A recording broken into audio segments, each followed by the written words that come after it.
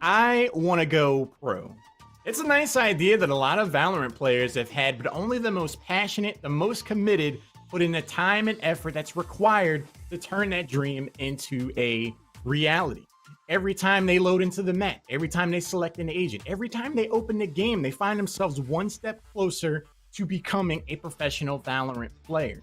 At the end of this tournament, 6 lives are going to be changed as they will get the opportunity to finally become a pro.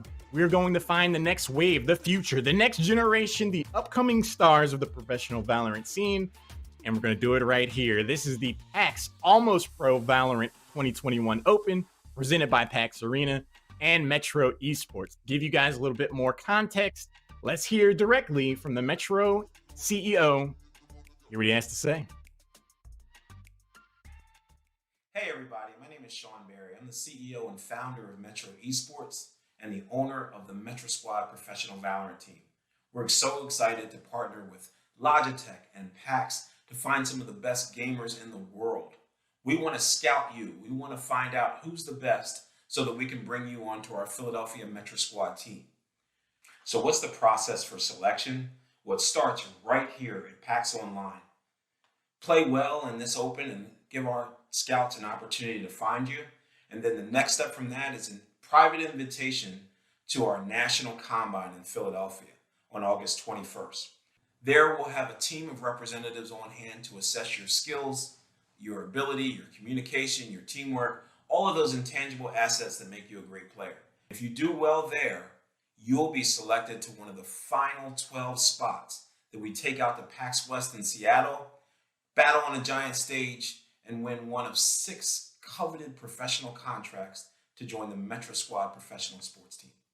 Once selected to that team, you'll be relocated to the great city of Philadelphia, where you'll begin to train for hours on end and compete on the world's biggest stages. The best coaches, the best analysts, and the best brand, Metro Squad, wants you to join us.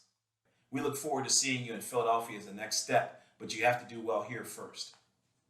So I bet you're wondering how to get selected for the Metro Squad, where there's some key areas that we look at, like gaming potential, mental toughness, communication ability, in-game awareness, teamwork. All of those things are important criteria to help us select and find the very best pros in the nation. You're going to have a chance to train and compete with the very best in peripherals with Logitech. We're so excited about that partnership, and we want to find those few that can represent that Logitech G on their back. Join our Discord. Go onto our website at metro-squad.com and give yourself a chance to be great. If you want to compete on the best events and the biggest stages in the world, we encourage you to join this team of super duper professionals. We're excited again to meet you and hope to see you again soon. From hundreds to 12 to only 6. I hope by now you guys have realized that this is not just your standard tournament. Metro Esports is scouting. They're going to find 12 finalists to bring out to their facility over in Philadelphia for a combine. You hear about this stuff in traditional sports and in some esports, and now they're bringing it here to Valorant. They're going to be testing out different aspects and capabilities of the players. And at PAX West, 6 players will be selected to not only live out their dream, but to actually act on it. They're going to move to the facility. They're going to have the support of Metro Esports. It's going to be an incredible experience. I can't wait to jump into it. I'm so excited. My name is Albert Halorian Haley III. It is my pleasure to be your host, but I will not be doing this alone. To help call the action, we're going to have Bala TW, Kura Haneko. Guys, I am so excited about what we are going to see. I feel like this is the cutting edge. Kura, you have a ton of casting experience in Valorant, and you see these tournaments, and sometimes they last for a day or maybe 2. There's a prize pool on the line. In this case, there's $10,000. But how much more special is it to think that at the end of this road, 6 players are going to be picked up, become professionals, and move out to a training facility? I mean, I feel like this is an absolutely insane opportunity, and I really commend every team who's participated in this tournament for taking that next step. Bala, I know you are as excited as I am about this. What are some of the aspects you want to see out of the players at an individual level to really shine and get one of those top spots? Yeah, I think to me, persistency, consistency, all these types of words that you could ascribe to performances or something that, over the entire tournament, I know Metro Esports is going to have the stats guys looking at stuff, these types of things where they are always on the beat in terms of their sight holes, in terms of their executes and stuff like that, I think is really crucial to, start picking up a Valorant team. So I'll be looking out for that too. One of the things that I think is really cool about this tournament overall is that it's not just about how well you are at the game. While that is incredibly important, that is just one pillar of talent things that they're looking for in this overall tournament. Gaming talent, obviously important, but competitive potential, the ability to communicate, mental toughness, which is one of my favorite aspects because there are so many times where a team in a best of 5 is down 2. They're in the final round. They have to show up and perform. Being able to bend but not break is so incredibly important. Cora, how forward thinking do you think it is to have a tournament like this that actually looks for those different aspects? Yeah, I feel like, communication is just going to come up to looking at how they're playing on the map, right? If you're like, all right, I'm right here, we're going to need to trade. So I think trade is going to actually be really important. I know in my games, that's not something I really see in ranked. So I think that's definitely a good indicator for this tournament. No, you don't sit out there. Well, this is not the very beginning of the tournament. This has been going on for a number of days. We're jumping into phase number 3. Let's take a look at the bracket. And the first match of the day will be Zero Marksman taking on the Mozzie members. Now, I'm really excited to see this team. Kura, I had a chance to speak with you a little bit. Could you tell me about some of the players that you're keeping an eye on in this upcoming match? Yeah, definitely. So for Zero Marksman, I'm going to be looking out for Okeanis, playing either the Jet or the Raze. Seems like he does top frag quite a bit. Another member I'm looking out for is Unshaken as well, because they have been pulling out the KO. And I know I haven't really been seeing that too much, but I think that could be really critical because I think he is more of like that information gathering agent, and he can be that initiator, kind of a breach per se, just by shutting down everyone's abilities by going in. I'm really glad that KO is going to be showing up here in the tournament. Bala, a question that I have for you is, do you think KO is going to affect the meta of what we see over the course of the tournament for the rest of the Almost Pro Open?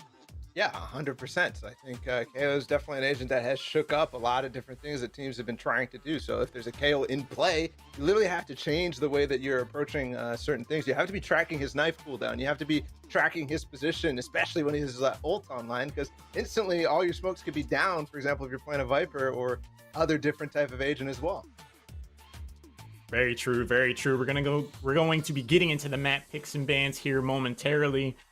Cora, a question that I have for you. If you were one of the talent scouts, would you want to see someone maybe innovate in terms of taking an agent that doesn't show up necessarily all the time, maybe a strategy that is somewhat new, or would you want to see, just very sharp execution of what's been tried and true in the current meta?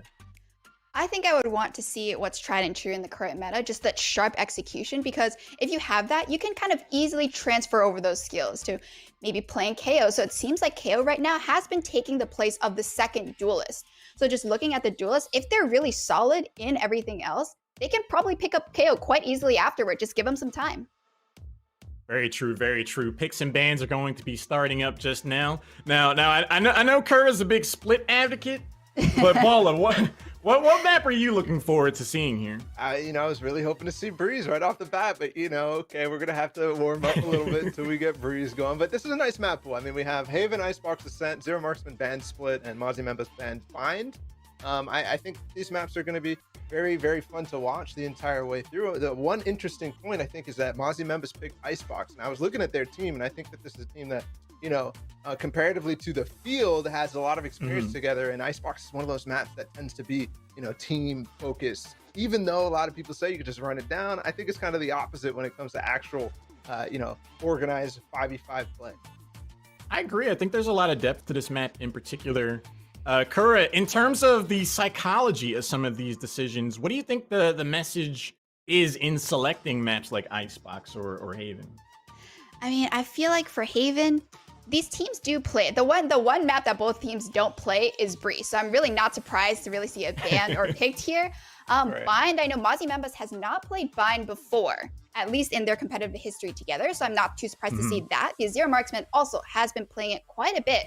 But for Haven, Icebox, and Ascent, I feel like that's going to be more of a Zero Marksman map. They have put a lot of time into it. So maybe Mozzie Members don't want this to go to a map 3.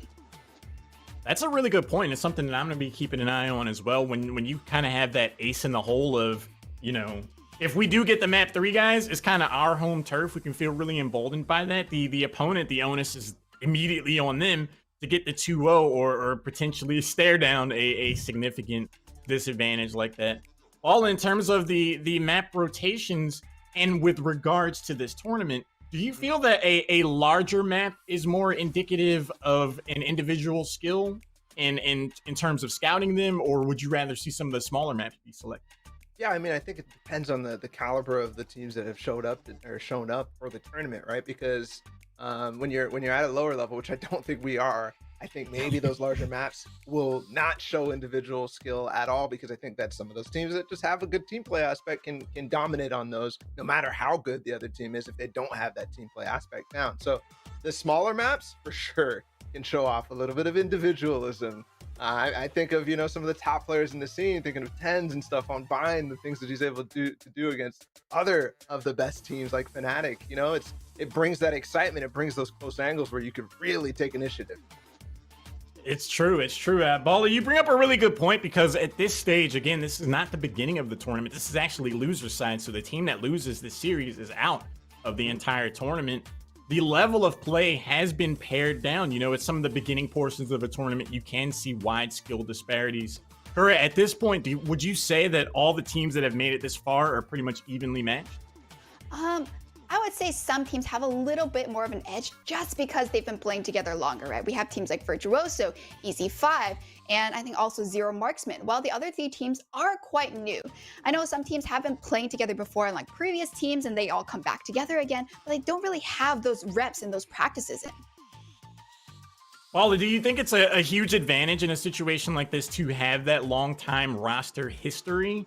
In an instance where, at the end of the day, this is going to be selected at an individual level in terms of scouting here for Metro Esports, just in terms of making it further into the tournament. Do you feel that that's a big advantage? Yeah, that could be a deep question. We could talk about that for hours. You know what I'm talking I know. About? That's why I asked. I think there's obviously there's benefits to being together as a team for longer, and also benefits to showing off your individual skill. If there's an individual scouting aspect to the tournament, then yes, being a team that plays together will allow people to be put in positions that'll be quite nice. On top of that, it shows off the ability to work in a team environment, to work in a structured, execute style or team style and whatnot, and work under an IGL. All that stuff is super important to the individualism. And so yeah, I think for sure, I think the answer will boil down the line to yes, being a team for longer will help in that aspect. Okay. Now, Kura, in terms of thinking of the future, my personal hope is that the team that does show up here for Metro Esports goes on to do amazing things, because I would love for this to kind of be the blueprint in how some of our future protagonists in the scene come together. Do you feel like there's a really good chance for that when you look at the pro scene and what's on the horizon for the team that we do find out of this? I mean, I really think there is, right? We have those tournaments like, I don't know, the NSG weeklies where people have been actually showing up. I think, was it EZ5 that just won the last one? And so they've been showing up. I know Virtuoso has really been showing up as well. I saw on Twitter today, they were like, we just cracked the top 20 on thespike.gg. And I'm like, ooh, you know, they're definitely a team to keep an eye on. Okay. In terms of top talent for Valorant, obviously, you know, we have the upper echelons, we have the tier 1, we have the pro level. But in terms of finding, you know, those hidden gems, that unearthed talent, Paula, do you think in this tournament we're going to find someone that hasn't really been on anyone's radar, but this is their opportunity to really break out and establish themselves in the scene? Oh, absolutely. I mean, maybe you say it hasn't been on anyone's radar, but in the Valorant scene, it's kind of a lot of these guys that I'm looking at, you know, teams like Virtuoso, people on teams like EZ5, there's a lot of people who are on the radar, but underneath that, definitely, I think there's an opportunity to do that because they're going up against slightly established talent and they have a chance to not only be scouted, so they're working as hard as possible, but also take a piece of the $10,000 up for grabs as well at the end of the day. $10,000. The first place is going to come away with $3,000. That is not a bad haul for a couple days of Valorant. One of the things that I really like about the scene overall is that the ranked mode is kind of a scrim in and of itself because so many top players run into each other in the ranked mode, and they've done such a good job of fostering and facilitating that kind of public level of play that feels competitive. Kura, how do you feel that's going to affect some of the strategies and rotations and just play styles that we're going to see over the course of the tournament? I mean, I feel like you don't want to like leak your strats during those comp games. You're like, all right, I'm just gonna try some new things, like maybe it works, and then I bring it into scrim, and because we don't know anything that happens in scrims, you know, it's very secretive, so we don't really find that stuff out. But definitely maybe some tendencies like, oh, this player like really likes playing aggressive during scrims or something like that could come up.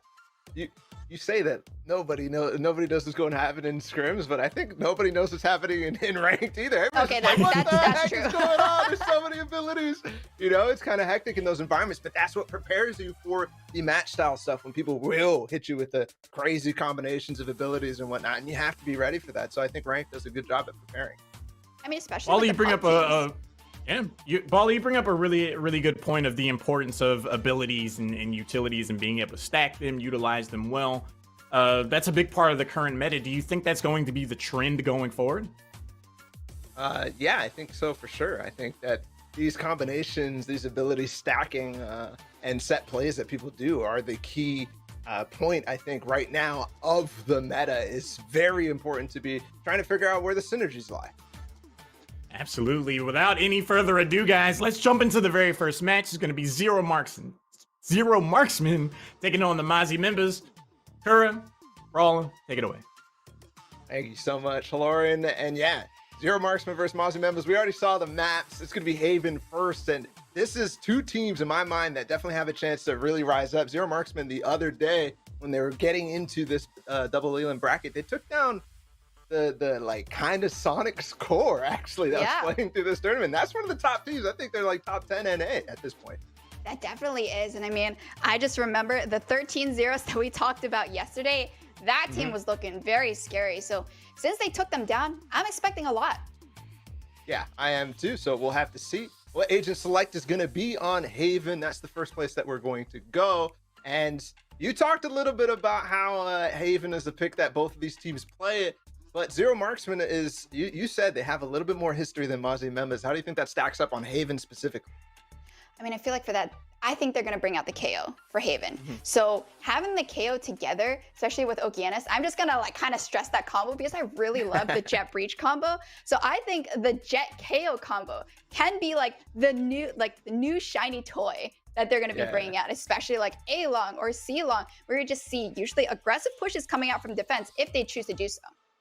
Yeah, that's definitely a possibility. That A lobby control is something that a lot of teams are focusing on these days. It's been a big part of the meta. The other thing is the controller meta, right? Astra versus Omen, and how the NA teams are kind of switching things up. We've seen Viper play on Haven as well, so that could be a possibility too, right? Yeah, I feel like I don't see too many Viper players from either of these teams. I don't think they're going to choose it on this map in particular. I know maybe Bind or Icebox is a little bit more likely, at least for Potato, because I believe they do play it on both of those maps.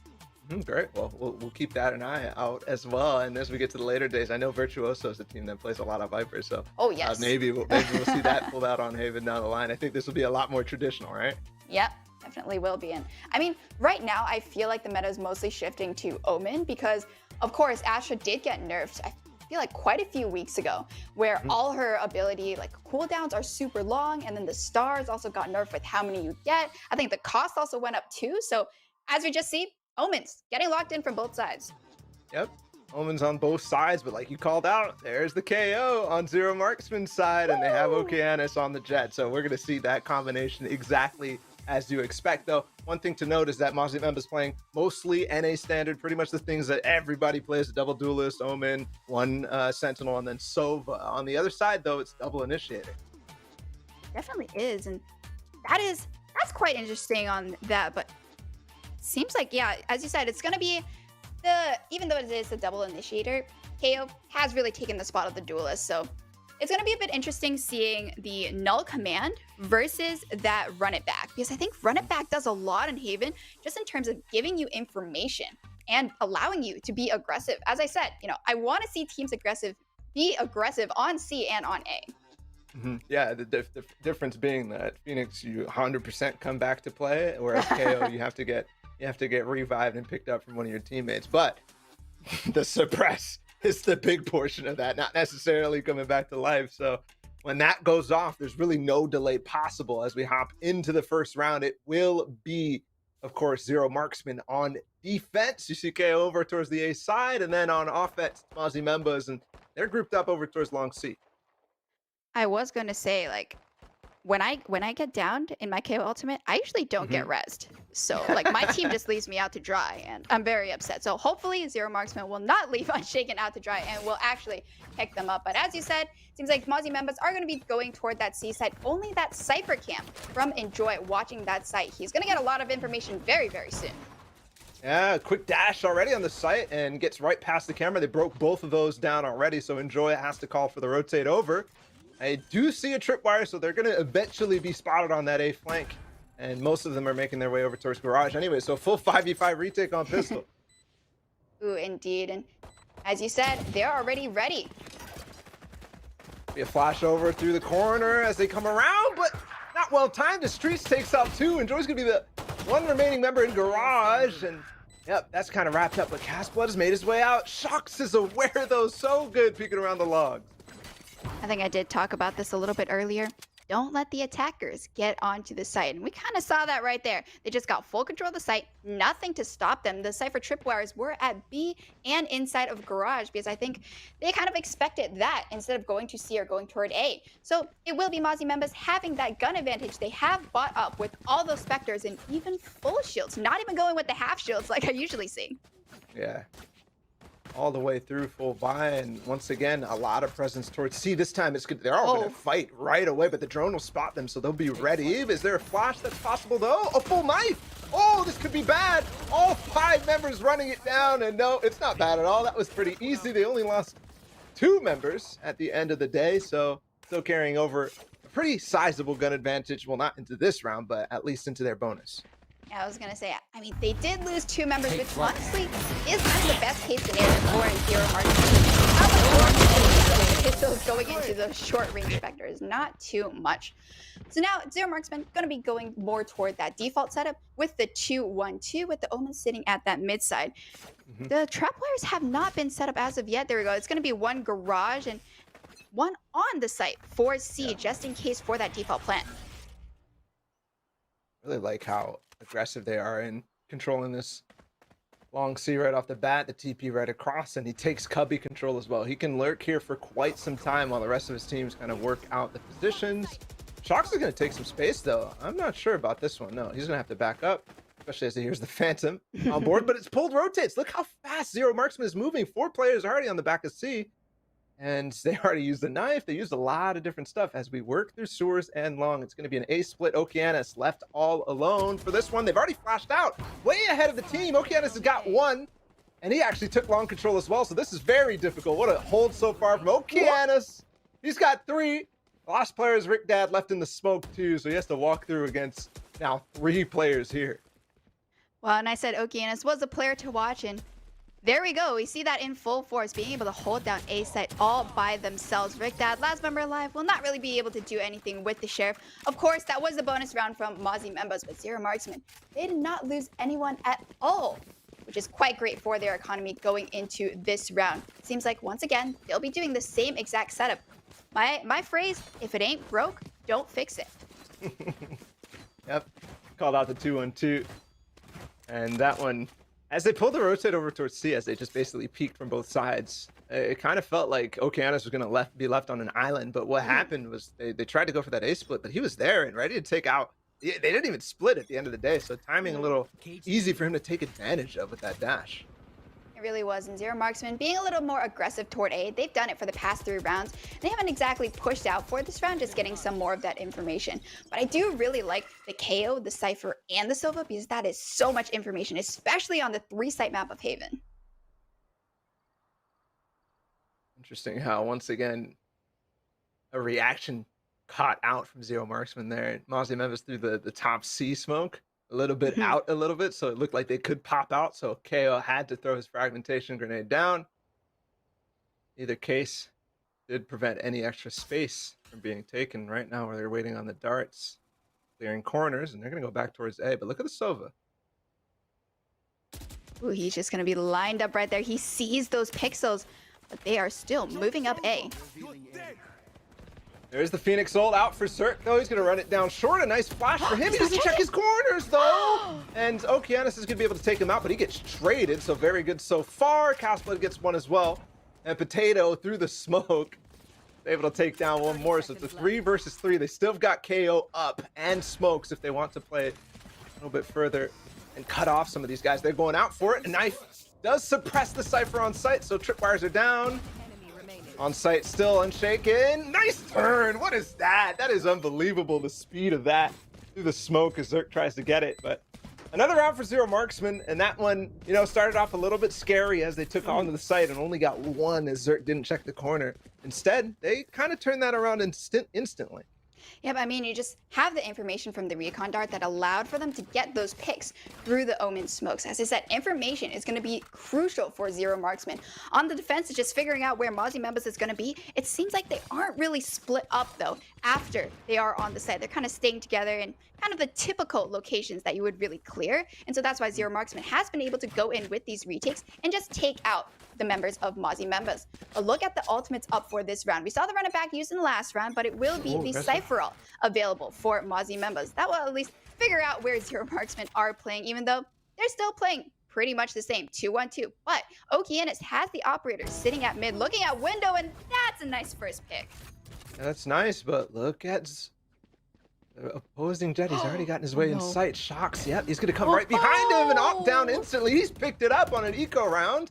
That has potentially just turned the tides, but the rest of his team still very low econ, so only pistols for most of them. They will get the spike down, though, at least. That drone will spot out all those members of Mozzie Members, and ooh, that Omen just got out. Just barely with the shrouded step. Shocks has still got a nice angle here. Can they flash him off or smoke him off? Yes, they do. But look at this. Already, Omen lurking through, and he's got spotted by the knife, so they know where he's at. The information gathering is so good. Still 3 members out on the backside of grass, but the smoke is here so strong, and I don't think they're going to be able to do anything. No, he's gone. No command kind of shut everything else down as well, so not able to spam any abilities. No molly able to be used from Zerk either, so another round for Zero Marksman. That one off the back of the no command. Almost look very good. Yeah, I was about to say, definitely the null command is that ability to look out for, because even though Mozzie Members was playing really far back, I guess they technically could spam quite a few other things, right? They could spam the shock darts if Sova was playing back enough, because they retreated all the way back into window, which might not have been the best idea because they were on those pistols. I think they do want to take those shorter range fights. Going to this, we have the operator now move toward the C site. Somebody is now watching garage proper. Okeanis does have to back off because of that recon ball. Sorry, the Sova drone. They did move the Cypher over towards that A side as well instead of playing towards C. So this is a different look. One thing before, as they set up, that is Mozzie Members over towards A, was that they only set up outside of A lobby, so they got plenty of time on the other side, on the defense side, to recognize when that hit was coming. This time, it's going to come a lot faster as map control has not been gained.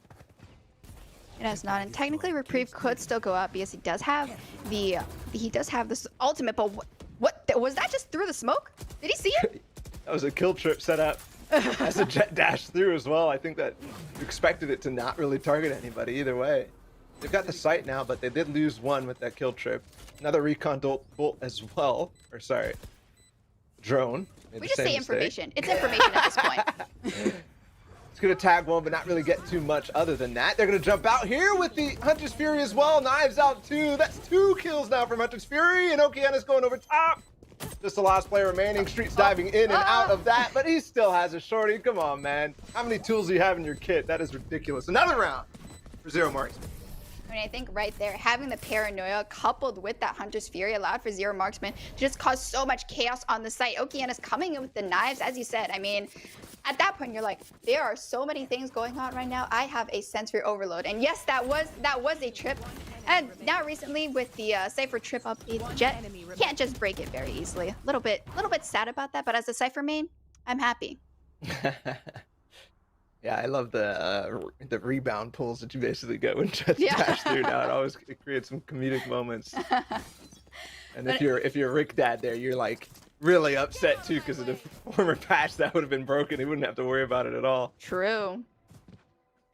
Unfortunate, but seems like Mozzie members, they have pulled out the knives themselves. Going up toward that B side, at least only Shox is. He's gonna break the tripwire, but Zero Marksman, they are staying quite firm in their sight holds. They're waiting for Mozzie members to come and just complete that retake, as for the last few rounds, it's worked so well. Kind of scary situation though here. Oh, this knife is going to be really nice. It finds 2 outside of A lobby, so he knows that there's potential for him to be in a bit of a pickle here, but his teammate is right behind him. Cast Blood, spotting the cross again, and Unshaken sets it up perfectly. Another flash as well, but he flashed himself. So that doesn't work out. Meanwhile, there's a fight going down in Garage while Unshaken does clean it up. Potato now left alone in Garage, but no, Okeanis is there on the other side. And so far, they've held off every little attempt at some map control that happened at the same time. The Reprieve less in a 1v4. Be very difficult for him, especially as Cast Blood walks around the corner with Unshaken though, and that's another round. It was a decent attempt at going through Garage with the knives, but really nothing gained on either side of the map. Yep, I feel like in that case, when you are on the save, just push together as a team and try to overwhelm one of these defending sides for Zero Marksman, because we know that they play more of that default. They are split up, so maybe if 5 members go through Garage, Potato can't kill you all, right? Like, they don't, unless it's like completely crazy flicks, which technically is possible. It's really difficult to stave off 5 members. So I would have liked to see that for Mozzie members. Hopefully, if they do need to save again, we'll see that. But they will have the rifles for this round. The operator still on Okeanis. I don't even think he's died since he's bought that. He's going to walk down C, though, and maybe get in a little bit of trouble. No. A tailwind instantly gets him out of dodge and jumping over top as well. Not finding much, but they're still kind of peeking him, so I'm kind of worried. The side of Mozzie members, yep, there's a leg shot. So a lot of pressure up towards C. I'm not sure if Unshaken and Cast Blood actually expect Zerk really close on this position, as they're very quick, but this drone will push him back. He's going to have to try to hide from that. No, it's the Jet that's spotted, so they know that they've kind of had 2 sides of the map to worry about since first attempt. And yep, it's gonna be a smoke out. Here comes fragmentation grenade as well. Just delays so much, and multiple flashes too. His teammates are gonna be here in due time. Ooh, we have Reprieve coming up for a little bit of a flank, but that's the first pick. Oh, I love that too. That is gorgeous. Using the knife right on your wall, right next to you. Nice TP though from Reprieve. He's gonna be able to get right on top of that tripwire, but I think he heard it. Enjoy is really on top of things, and now it's just left up to Streets and Zerk. Yeah, Mozzie members really like hitting that A site, but that time they were just way too slow, as that's gonna be another op shot coming out from Okeanis. hole. But Enjoy on the other side? Okay. He took out Zerk, and then Okeanis had the smoke down for him, and Streets was like, hold on, this could be useful for me. But little do you know, Shorty right in the smoke. Unfortunate. Always have a shorty in your pocket with the op. That's not necessarily the secondary weapon I see very often. I think usually we see like a sheriff or maybe a ghost if you don't have enough money, but a shorty, all right. Like, I mean, whatever works. And it seems like it's working for Okeanis as he is 8-4 right now, still top of the charts along with Unshaken. Zero Marksman have switched it up a little bit though. They only have Enjoy on that A site while the rest of the members are stacked more toward Garage and C side, because I think they expect Mozzie members to not try A again, and they're not. Nice shot though, but multiple people out of grass right now, even though suppressed. The sheriffs. Last time there was nobody behind this strip, so they might be trying to take advantage of it, but this time there's Enjoy. Trap fire already, and also, once again, Unshaken is so good with these nades. He gets them down at perfect positions every time. Enjoy doesn't find anything, and neither does Okeanis though. Oh, another shot from Zerk. It's a 2v2. And there's potential for them to back it up a little bit, although 1 HP on Reprieve. Zerk is going to refresh his HP with it. Oh, another one! He's stuck in a really, really difficult position. He's going to ult all the way back towards window, and Zerk knows! He gets it as he gets killed as well. What is that? Literally right before he goes back into his other form. What a round from Zerk. That's a 4K. Wow, and I mean, Unshaken got those first 2 picks, and then Zerk picked up a Guardian. I thought he was going to pick up the Phantom on the floor before he had gone back to his form. He was like, I'm just going to use the Guardian. I'm good at it. And he heard that from the shadows from Potato. Unfortunate there as Mozzie members do take an econ round for themselves. Now, Operator, still on Okeanis, still looking C long. They will put out the recon drone once again. And of course, that smoke does go down. I don't really think they want to peek him because last time they did, they got legged. And since they don't have a Sage or a Sky, nobody is getting any heals. Caspot also getting free reign on that A orb. He's already gotten it, and he's left A. They only have a camera and a trip. They don't even really know. Now they hear it a little bit as Empty's on the B site. But still, leaving it completely. I think it's completely fine though, because the A retake has been really good for Zero Marksman. But that is the smoker down. They're gonna have a little bit of a harder time cutting off that retake from Zero Marksman. And that's been a peak that Okeanis have been taking multiple times though. They don't know the camera's up. He's just watching them. And that's why the shock dart's coming out. It's being called at the same time. What's going on? So fortunately, Mozzie members does not quite know that the other side knows everything. It's going to be another Recon Bolt Hunter's Fury combination. Last time this got him 2 kills, but no knives available this time. Camera finally taken down, and Okeanis, what was that shot? He's going to jump out. Here comes the Hunter's Fury again. Zerk is hell. He just got 1. Enjoy's already swinging though on top of it. He's found himself a kill as well. Shock's left all alone, and he's knifed as well. So literally no chance to use a dash, use his smokes, use his updraft, nothing to get away from the situation that's unfolding in front of him. Yeah, with that null command going onto site, you just cannot be close because there's nothing you can do about it. If you're Cypher on the site, you can't even throw down your Cypher cage to get out of your corner. And I feel like that's just going to be really crucial because Mozzie members, the only thing they really have to hold the site is going to be Rikdad's Hunter's Fear if he has it up, or maybe his shock darts if he has lineups. We haven't really seen those lineup holds yet, so maybe they don't have that at their disposal.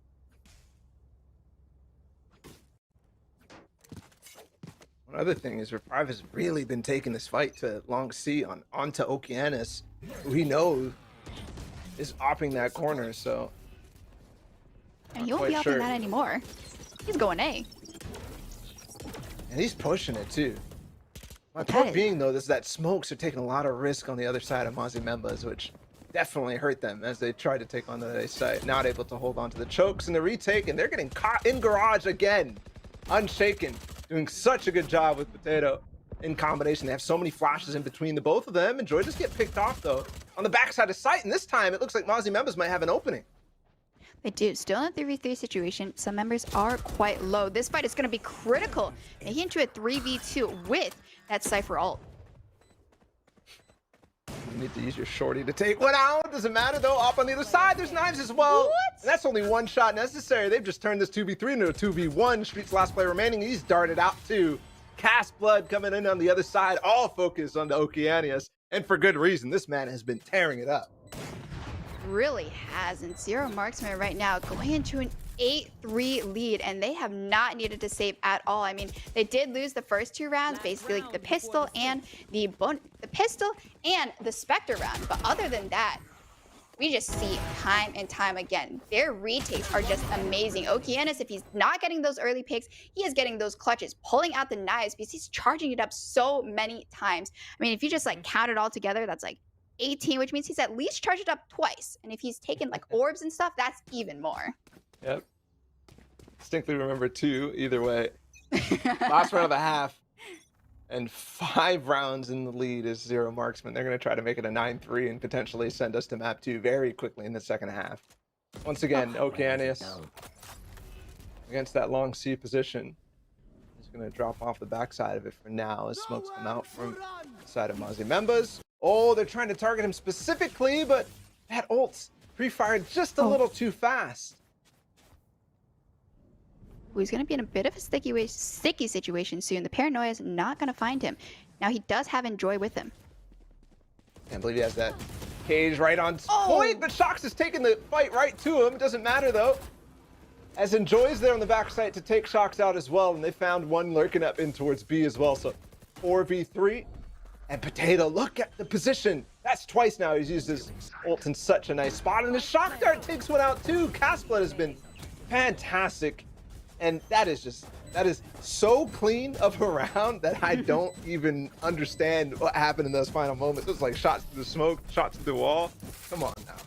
I mean, for Zero Marksman, they just been keeping Mozzie Members onto the site, and I think they're really good at doing that because we saw the flank coming out from Potato, making sure they can't retreat C long. We see someone coming in from Defender spawn. We see someone coming in from Garage, and they're just stuck. I mean, it happens on the A side as well, even though Mozzie Members, they're kind of putting themselves more in that situation on the A side because they're not really leaving the site per se. But C, you can definitely leave, and Zero Marksman is not allowing them to do so.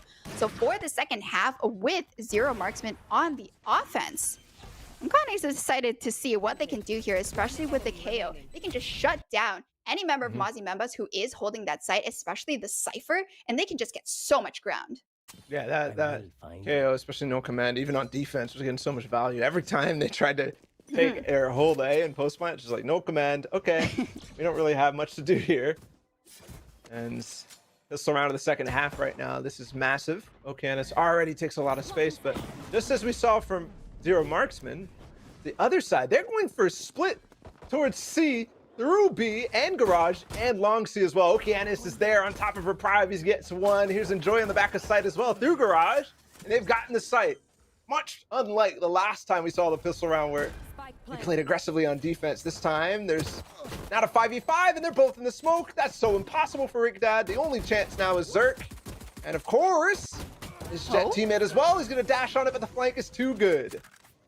I mean, it looks like Zero Marksmen are everywhere right now. They just sent 4 members to that C site just to pinch. They basically cut off Mozzie members into the 2 on C site and the 3 elsewhere. And then we had Unshaken on that B side waiting for those flanks from Mozzie members. And I mean, they didn't technically come from that way, but then he was able to come in through Garage and just take them out very quickly.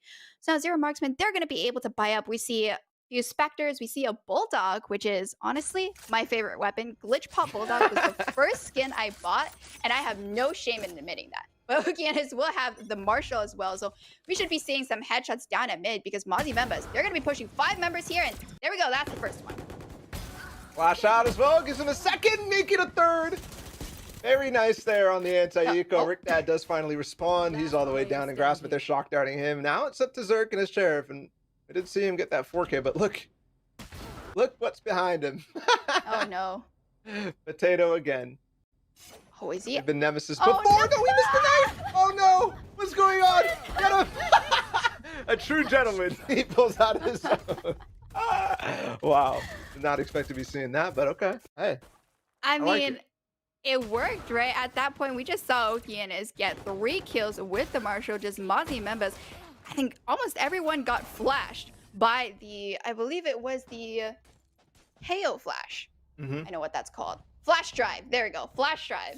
I've been spamming Just a lot think of of KO. any geeky, you know, Oh, true. play on words with the word flash. Like that's All right. Yep. That makes sense. I will definitely keep that in mind, so I will never forget it again. But for Mozzie members, they are finally going to have a full buy this time. They are pushing 2 out of A, but Zero Marksman, they're not like them. They're just going through Garage. oh, that didn't work at all. Reprive's gotten 2 already, but they are trying to work their way up along C. That doesn't work either. Quick aggressive TP for Potato 2. Reprive has gotten his way up to 3, but Casblood responds. 1 versus 3 now. Picks up a Vandal. 2 players going to be flanking him. He's going to push through the smoke. Oh, it fades right at the perfect time for him. That's actually great. And now he has to just shoulder peek this. If he did, he might have the opportunity to go somewhere else, but no, Shocks and Zerk are there to recover the round that started off very well for Mozzie members. I mean, but for this round, he's going to keep that Hunter's Fury up because it is charged. I was going to say maybe he could have gone to another site and then used that really long Hunter's Fury hold, which we still haven't seen yet, unfortunately. That is something I always love to see. But Mozzie members, at least they're switching it up for this round. They're going to put 3 toward that A site, and then 1 toward B, and then as we just have Streets lurking around inside of Garage at C, putting up those tripwires. But Unshaken with the KOs, going to be looking toward A, and I think they're trying to punish Mozzie members because they've been pushing up A so much. Ooh, nice little flash. You see Shocks pushed way up. And there's also a dart combination with this. This is that duelist KO that you're talking about. And once again, they do make it work down long A, and they take out Zerk, who has been the shining light on the side of Mozzie members. The Reprieve sneaking down. He does taking him out. Unshaken gone. No more knife for the execute. But they're all across the map anyway, so does it really matter? Potato, if you can get past the camera without being spotted, that might be very nice. I'm looking to see, yep, Streets looking to see if he's going to tap that camera. He's not a single time. And now he's in backside. You might not even spot him as the time comes. Yep, smokes are going to be gone. They'll know that this is here as they hear the smokes fall. There we go. The camera finally gets tapped. I think he's just waiting to see if Zero Marksmen are actually going to commit to that C site, which they finally have. And now they're backing off. It's the Sova hold. Yep. Sova ult, Hunter's Fury is online just like you said in the last one too. And he's got double Shocks to land directly on the spike. The one thing though is that there is an Omen on the other side. The smokes are going to be there and they're playing full spam. Potato's going to work his way up to get close and insurance. They already spotted the Shock Dart and Recon Bolt coming. There's a Shock, hello, okay. And the ult, they don't even get half at this point. They're not pushing either. Potato finds one through the smoke too, but that's 2 kills, and now it's all left to Cass. You already found one, but they don't have half at this point. You can play the time. And yep, easy round for Cass. Just doesn't even let him get half, and that's match points in the bag. Yeah, Mozzie members, I mean, they just got taken down so low by those Shock Darts and the Hunter's Fury, but that push at A, I think, is really good. I think Zero Marksman can actually look to push that and punish those 2 members of Mozzie members again and again because they only had that in a 2v2 situation, and then I think they kind of traded relatively evenly. But if you have a 5v2, then I think A side is completely open for your taking. Very fast-paced game. I mean, It really is. it feels like we've been here for 10 minutes and we're already at 12-4. Like, Yeah. this is crazy. So, I mean, what's crazy now is that Mozzie members have 3 of their ultimates, especially that run it back. But once again, they have given up that C site. They've put all their eggs onto A and B, and it has not worked out for them. So they're going to have to do this retake, which I don't think has been working out too well in their favor. yeah. I mean, we just saw it last round. Thankfully, there is no Hunter's Fury this time. Oh, they definitely He's saw gonna him. flash them off, but they're all down here right now. This is kind of scary. If they can get that smoke down, Reprieve can buy enough time, but no, they don't. Look at Okeanis. He's gonna play through the smoke as soon as there's any recon bolt or anything. Oh, the smoke fades. Perfect timing, and that might just be it. Okeanis knows exactly what's going on. He's already pre-spraying the floor. There it is. Last kill on Zerk as well. 13-4 in our first map, and that was very clinical for Zero Marksman.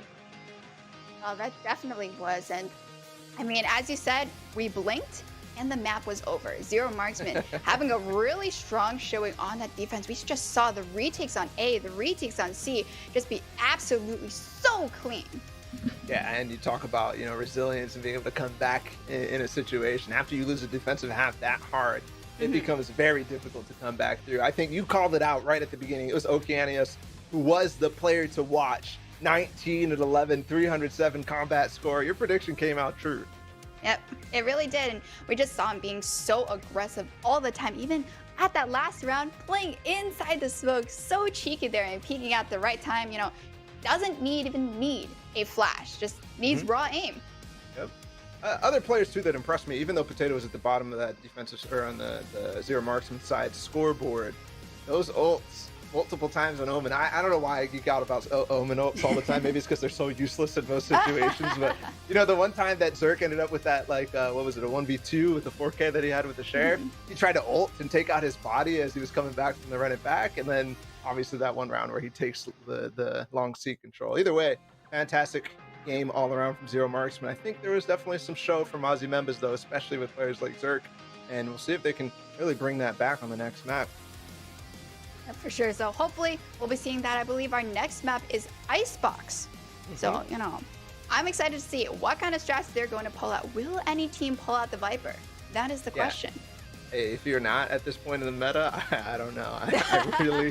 I really don't know. We'll find out, and we're going to be, you know, taking a quick break to find out what's going to happen on map 2. Is it going to be Zero Marksman taking a quick 2-0, or will actually Mozzie members clap back? We'll find out after the break.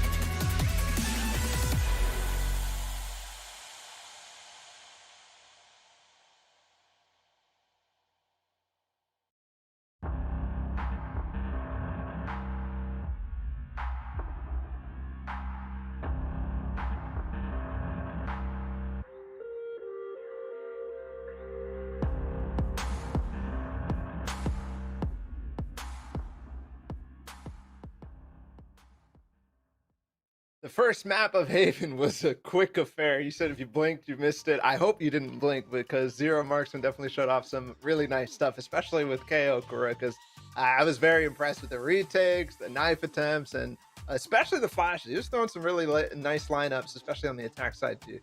Yep, and don't forget to mention the null command. I know we've just been harping on it during the game, and after the game, I'm just gonna throw it out again because that is basically like a killjoy detain, but like kind of better because you can't really use the skills for so long. Interesting way to look at it, but let's take a look at the highlights from the last game as well. Zero Marksman against Mozzie Members. The really nice stuff was exactly what you're talking about. These retakes with no command, with knots. I mean, the amount of Hunter's Fury combos that they had, and Unshaken his entire time, how he was getting those fragments out. Just over and over delaying the attacks for Mozzie Members, and then there was Okeanius, who was the star the entire time. Yep, and with that operator on C, on A, even just pushing with the knives, and especially this Marshall 3K right there. I think I called that he was going to get some headshots right before, and he did get 3. So I'm going to say that's a win in my books. There was definitely some glimpses of hope for Mozzie Members. I mean, we were talking about the Zerk 4K, the one where you had to run it back into B, and then there was the pistol round, and a bunch of different things actually worked out for them that round. Clearly not too hot because it was a 13-4 at the end of the day, but Icebox coming up. This is Mozzie Members' map pick. So we might be expecting a little bit more from them this time around, or are we really expecting Zero Marksman to kind of roll with it?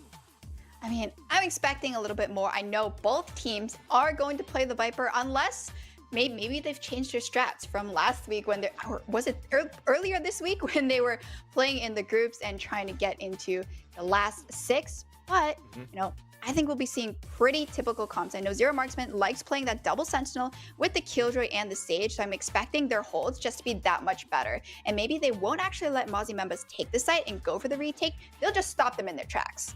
Yeah, well, let's take a look at exactly what is going to come out. It will be Viper versus Viper, very meta at this point. Still no Sage picked on the other side for Zero Marksman. You called it out that we expect that, but that's definitely a meta pick as well that almost every team is playing. And then the other thing to note is whether or not they play double controller. I mean, at this point, you expect Unshaken to pick over towards that Sage for sure, but he could also go for Omen. That's something that, 100 Thieves has been messing with, a couple of EU teams as well, and throughout the past as well has been something to note. Either way, note the Reyna for Zerk, no Reyna on the other side, and no double Sentinel for Mozzie Members. Definitely not. So I'm going to be looking at them to be a little bit more aggressive on the attack, especially with that double duelist and then the Viper. I mean, I think they have a healthy mix of the attack and the hold with the Sage and the Viper, but it would be really up to just seeing more of that playset on the attack. Well, we'll see. It is the Sage locked in, so definitely going to be a little bit of a bomb carrier for Shocks and Unshaken, but we've always seen some different things go out as well. I'm very, very curious to see if there will be any innovative walls or anything like that, and which team will be the one who's kind of using that middle area as the side to really aggress into and take advantage of the fact that it's there, or are both teams just going to ignore it, as we've seen for months and months on Ice? But okay, so for that last map of Haven though, Zero Marksman was really able to pin Mozzie Members onto the site every single time. So I'm expecting them to have a bit more mid control than we've seen usually. Yeah, that's a little harder to do, I guess, on Icebox, especially given how hard it is to push over towards the A site. But at the other side too, if you're not really playing with full control over there, in some cases it's easier to get those quick flanks and contain. So we'll see what's going to come down. It is going to be, once again, a defensive sided start for Zero Marksman because this was the pick of the other side. So right off the bats, they're playing the same position that they did so well on in the previous game. We've got a couple ghost spot in this, and yeah, we're hopping into this. Immediately the Viper wall plays over towards B. That kind of signals that that's going to be the one Viper wall that they use this entire attacking half for Mozzie Members. Yeah, but Mozzie Members, I mean, they've been known to split and go elsewhere, so this could not necessarily be the site they go, but it actually is this time. They're just going to be straight up charging up B long, and they have not gotten the plant down as of yet because look at that poison cloud. They can't go in there. That is gorgeous. instantly recognizes that there's going to be a quick attack towards B, retrieves his poison orb that was set up as a one-way, and puts it on this spot that they're going to try to plant on. There's also a nanoswarm too, so this is going to be impossible. And look at it, Okeanos is already containing. He still has his tailwind up as well, so really, really difficult for them to do much. They're going to have to force their way on this site. They really will have to. I think they're going to actually try to get out, though, and kill Okeanos. Oh, finding him too. That's actually very nice for them. 50 seconds on the round still, so they have time to do more. They're walking now, though, but information already is known for Zero Marksman that they're not crossing on this onto the A site at all. So sticking their way back over here, but Zerk takes out Caspel, and he's got the overheal as well. So gonna lurk through the smoke. The poison orb is still there. So difficult. The nanoswarm too. It's gonna be very difficult. Still now, no more delay because it's only Sage and Killjoy. Try to get the spike down. Unshaken does take out Zerk. They're gonna force their way over and maybe plant inside the tube. They're just gonna push it. Spike planting at this point. He's gonna get the one kill. He almost goes for it. No. Enjoy. Oh Stuck my. between both at this point, and a hectic round, but it ends up working through. They end up beating all the delay that Zero Marksman have in another first round in the books for Mozzie members. Wow, so that was the Sage Wall used there. Also the Poison Cloud. And I think, what else was in there? A Shock Dart as well, I think that we saw in that replay. And as you said, it did stop Mozzie members, but they still just kept at it. They're like, all right, we have time. I mean, they had like 15 seconds at the end, but they still technically had time just to wait for Zero Marksman because they have to throw out that utility. Especially since Viper did end up going down. You don't have that Poison Orb to come up again and again. So same Viper Wall going up for Mozzie members, and they're still moving toward this B site. Silva Dart not going to spot anybody else as Zero Marksman have all stacked on A. They are hinging on this, and they're going to lose the bet. Free site for them, and I think they noticed it, so they're going to get a much more advantageous plant and also push up into the site as well. So a lot of space here. Rick Dad's already up in the kitchen hallway, but they actually have to back up now, and now that plant is kind of awkward, though they do wall off Snowman at the same time. So that's Aiko going very, very well for them. Yeah, Shock Dart kill. And oh no. He thought the spike was there. He's gonna run through in anyways. Oh! Wait, oh! Okeanos! He's gotten two all of a sudden, but the spike is still ticking away, so very difficult for him. He's gonna try to make this as expensive as possible, but as that barrier is still up, toxic wall, it'd be very difficult to find himself some extra shots, but that was still nice. Not going to be able to do so, and this is just reminiscent of the previous game where Mozzie members took that first pistol and were able to capitalize and take that second round. But it's going to be up to the third round now. We saw that Zero Marksman had won this round in the previous map because they have all those rifles available. No operator as of yet. Okeanos is not going to be saving up for that for now. We'll probably see it a little bit later because I think an operator on Icebox is quite nice, which is all the lineups on A. You can just hold mid by yourself, or you can hold B along with the Viper and just cut off all of that vision. They're playing pretty separately now. Again, pretty default 2-1-2. They're not pushing out too much, except for Okeanos at that B side. They definitely have gotten that orb, but they should know Mozzie members is going to be pushing A. Viper wall sitting at the front of the site, and we have Sage here as well. That's going to be an off-angle wall. He's so high. Look at Okeanos on this flank as well. That's going to come very soon, but that's kind of what lost in the pistol round. But Unshaken can look over into that cage area if he so desires, if he wants to peek a little bit more. The shock darts are good, though, from Rick Dad on the cast blood, so a little revenge there from the previous round.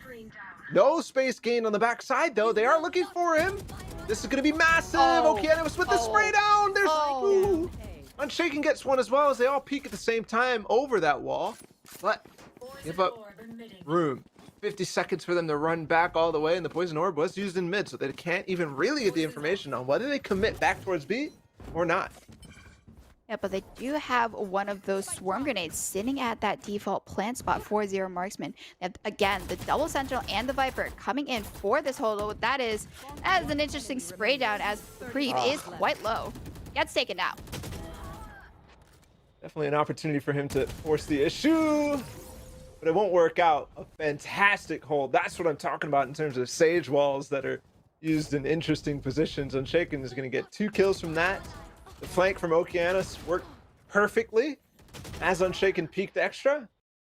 And then even though they didn't get the info down mid that they're crossing back towards B, you called it out. They had the Nano Swarm, and unfortunately Reprieve going a little too aggro down that mid lane.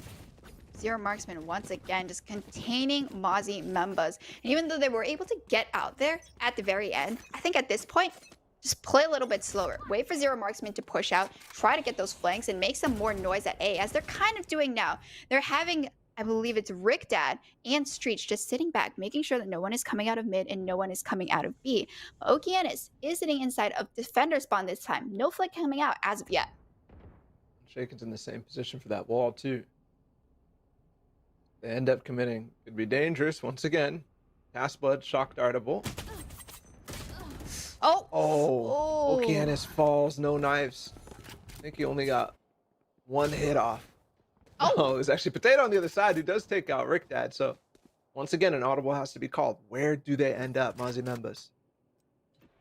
I think it really is fine for Okeanis to be taking those aggressive peaks, because what's really important from Zero Marksman is keeping the Double Sentinel and Viper alive, because they're the ones that will slow you down. Not the Jet, because you can just run through the Jet smokes, and what is Tailwind going to do to you, right? Body block you?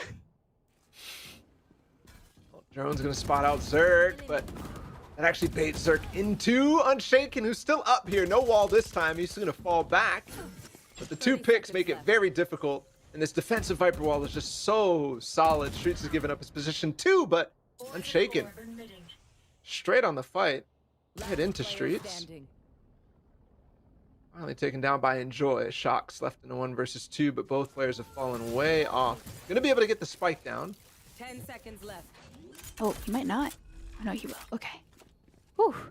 Yeah, They're both coming in, though. Holding my breath for a second. Any snake bite or something that barely misses. I think that might give them the cue that that space is clear, so could be dangerous. Oh, they lined up for him too. But it doesn't matter. Enjoy is gonna be able to lock it up and get the defuse right down. 2-2, very reminiscent. You keep bringing it back to Haven, and this is literally what happened on that map.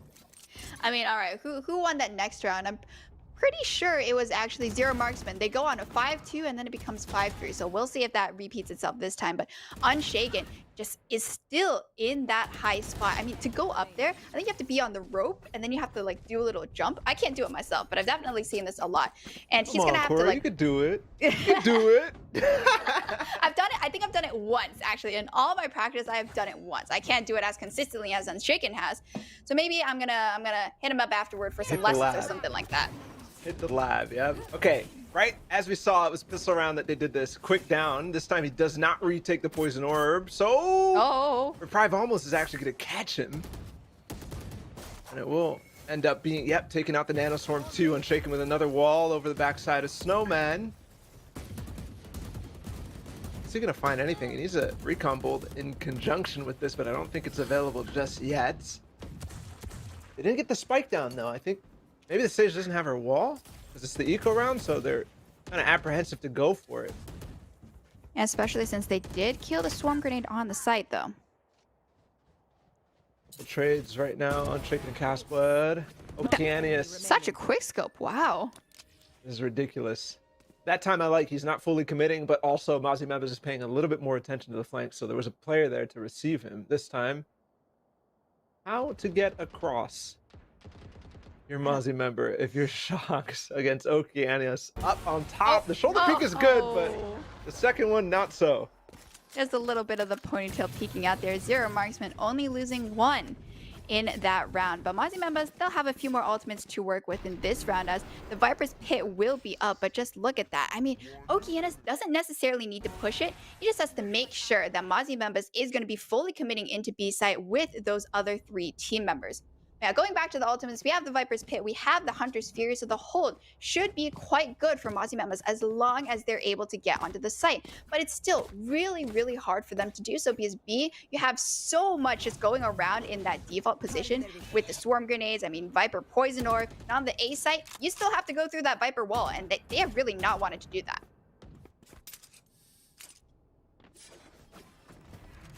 Almost a shot there from Okeanis.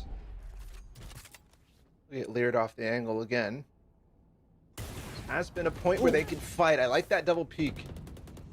They do get a little damage on him, but end up getting taken down by Castblood, who's once again on top of screen. That position is just destroying Aussie members.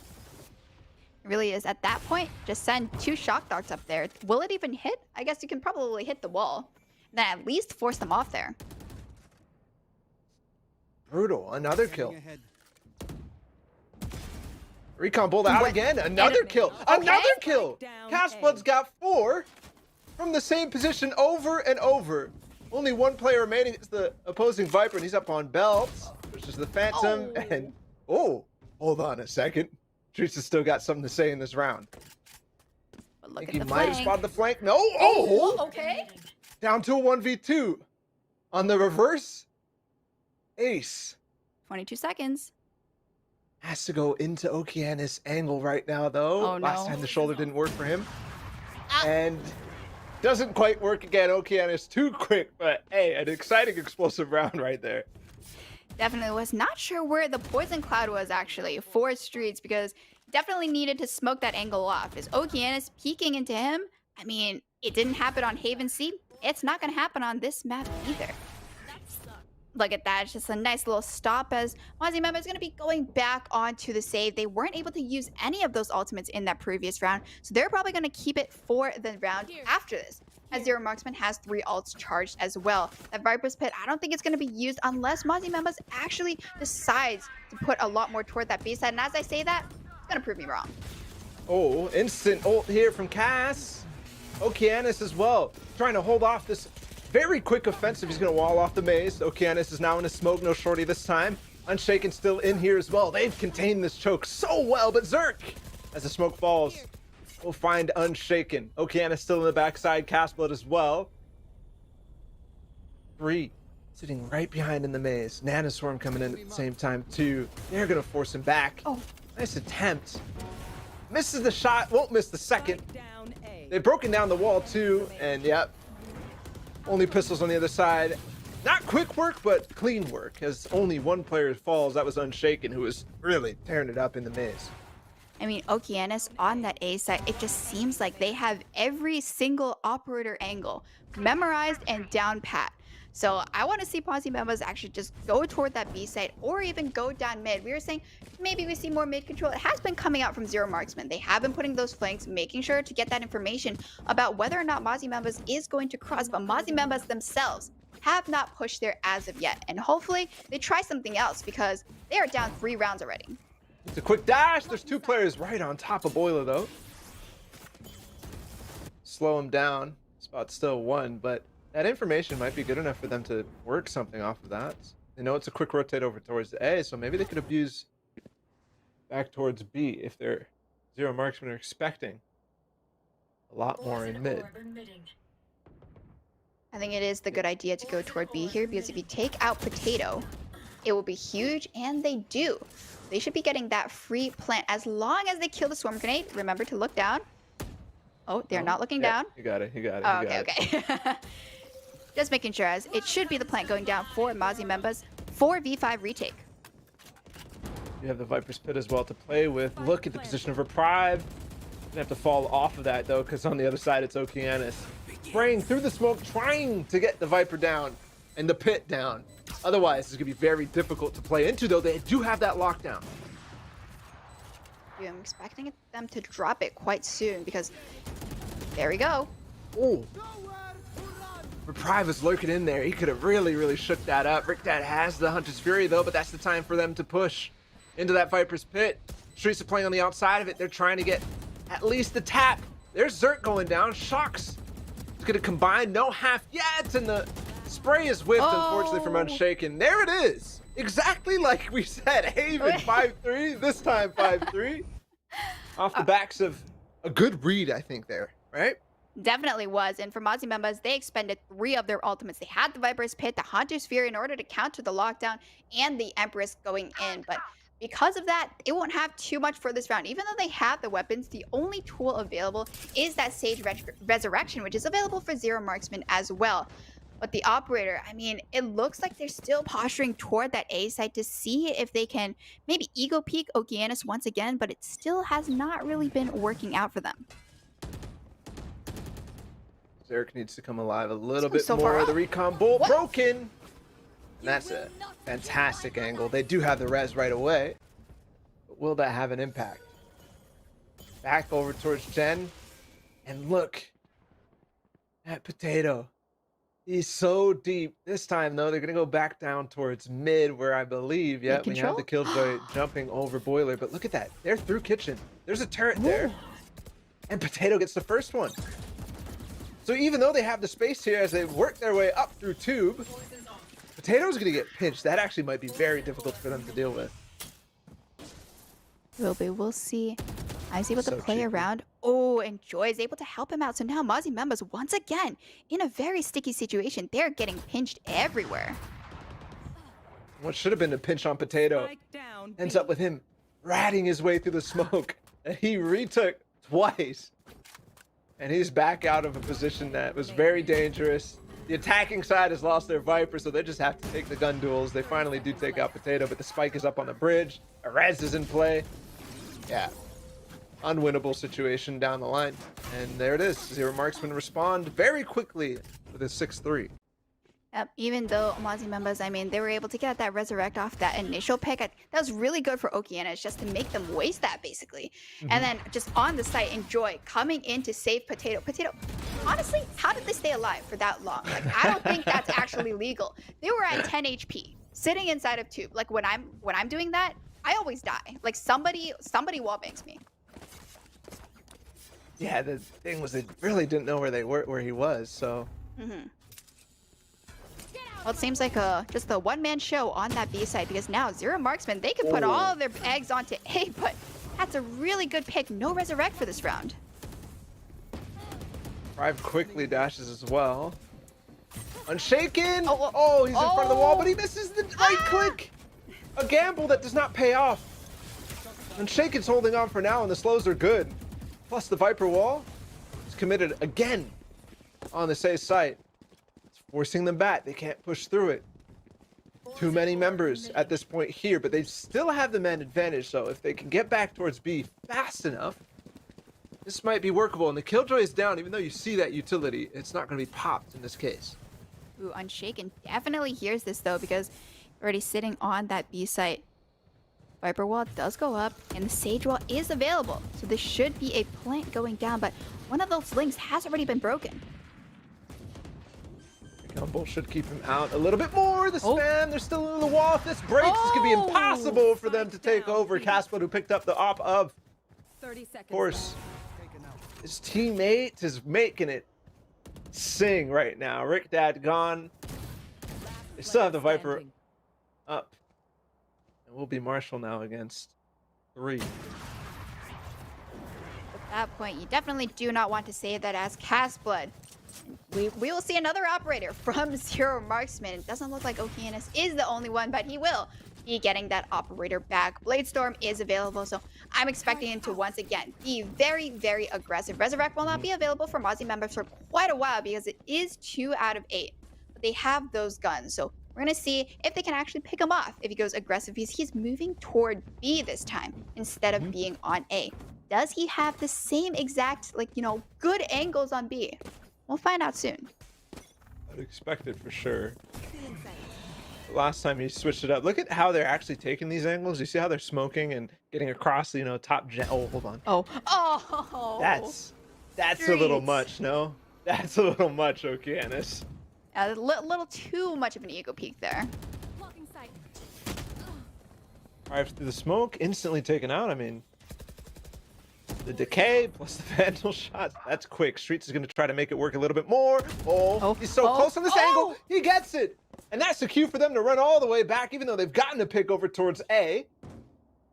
No res available here either, although maybe with the orb. We don't know quite the orb count. They're working their way back through here, so if he pauses, no. Yes, he's pausing. It's quite okay, far. 3 away. Yeah, 3 away from that one. So kill all 3 of these members? And then res, even though the round's over, right? Yeah. I mean, Zero Marksman's econ is like pretty good right now, so I don't expect them to use a econ res or anything like that. But both members of Zero Marksman are moving in from that defender side, playing together. 2 snake bites available, as well as that slow orb. With that poison orb and the wall. Oh. This is scary. Oh. Already got half, but the wall didn't block both sides, or either side, so they could just hit him on both. And the Molly was coming in at the same time, though. So, finally, after what felt like an eternity, Mozzie Members does get a 4th. No, it was only 2 rounds, actually. I blinked and I missed it, just like last game. Yeah, I mean, for that last round, Streets was definitely the MVP, taking out Okeanos and taking out Enjoy. And I feel like those 2 members have been pretty critical, even though Enjoy is sitting near the bottom. It's just the threat of the Killjoy utility, the threat of the swarm grenades on that B side, which has been really annoying for Mozzie members. But they're going to go toward A once again. The Viper's Pit will be popped very quickly from Potato, so they're not going to let them move in that quickly as Cast Blood. That spot is not going to work out. They definitely know they have to check it. Viper ult as well, used over towards A. Fighting through this ill-advised, though there is the opportunity for them to go over the rope. Okeanos again, but this time he's got backup in the form of his Sage. This one way is really nice, but not working out quite yet. An unshaken fall, so no much backup anymore. And Streets behind him. What? Somehow, some way. Enjoy. Oh, he falls too. So this might be another one, but Potato left all again by himself. And they're going to fight back at him. He gets 2, but falls eventually. So Mozzie Members gets a 5th. Much different this time. And at least they figured out something and they've shut down what feels like Okeanos' monster game on Haven. This time, you know, it felt like he was getting in that direction, but eventually it ends up that they grab a couple. I think Mozzie Members definitely has adapted a little bit to the playstyle of Zero Marksman. Knowing that they are going to come to pinch them onto site, they've just decided to back off and take that flank fight first. And it's been working out for them as they're now 7-5 instead of, I believe it was a 9-3 half for Haven. So they're definitely at a much better start on the defense now. It's going to be a little bit difficult, I think, for them because they don't have that double sentinel. They do have the Viper and the Sage, but I'm expecting them to be more aggressive with the Reyna, with the Jet, because they have tools that allow them to leave once they get that initial pick. This is a share for Okeanos on the pistol round, so no utility for him as the Jet. That's fine. Jet doesn't need anything, right? You have Tailwind. That's enough. Yeah, the signature ability, the best in the game. So, droning over the top of pipes. Spots 1, but only 1. You have to deal with the frenzy. Oh, same spot. Reprieve. Nice from Zerk. But here's the frenzy, and they deal with it. Zerk gets another one, though, potentially a second. No, and he's overhealed at this point, so this gets a little dangerous. Sheriff brings it down a lot, and he's already back down to 40, so they'll back up and play retake. Still no spike plan for Zero Marksman either. I think they're waiting. Have the Sage Wall available and has gone down, so the spike will finally get planted, but moving in. Oh, Zerk with the 4th, he's got the ace!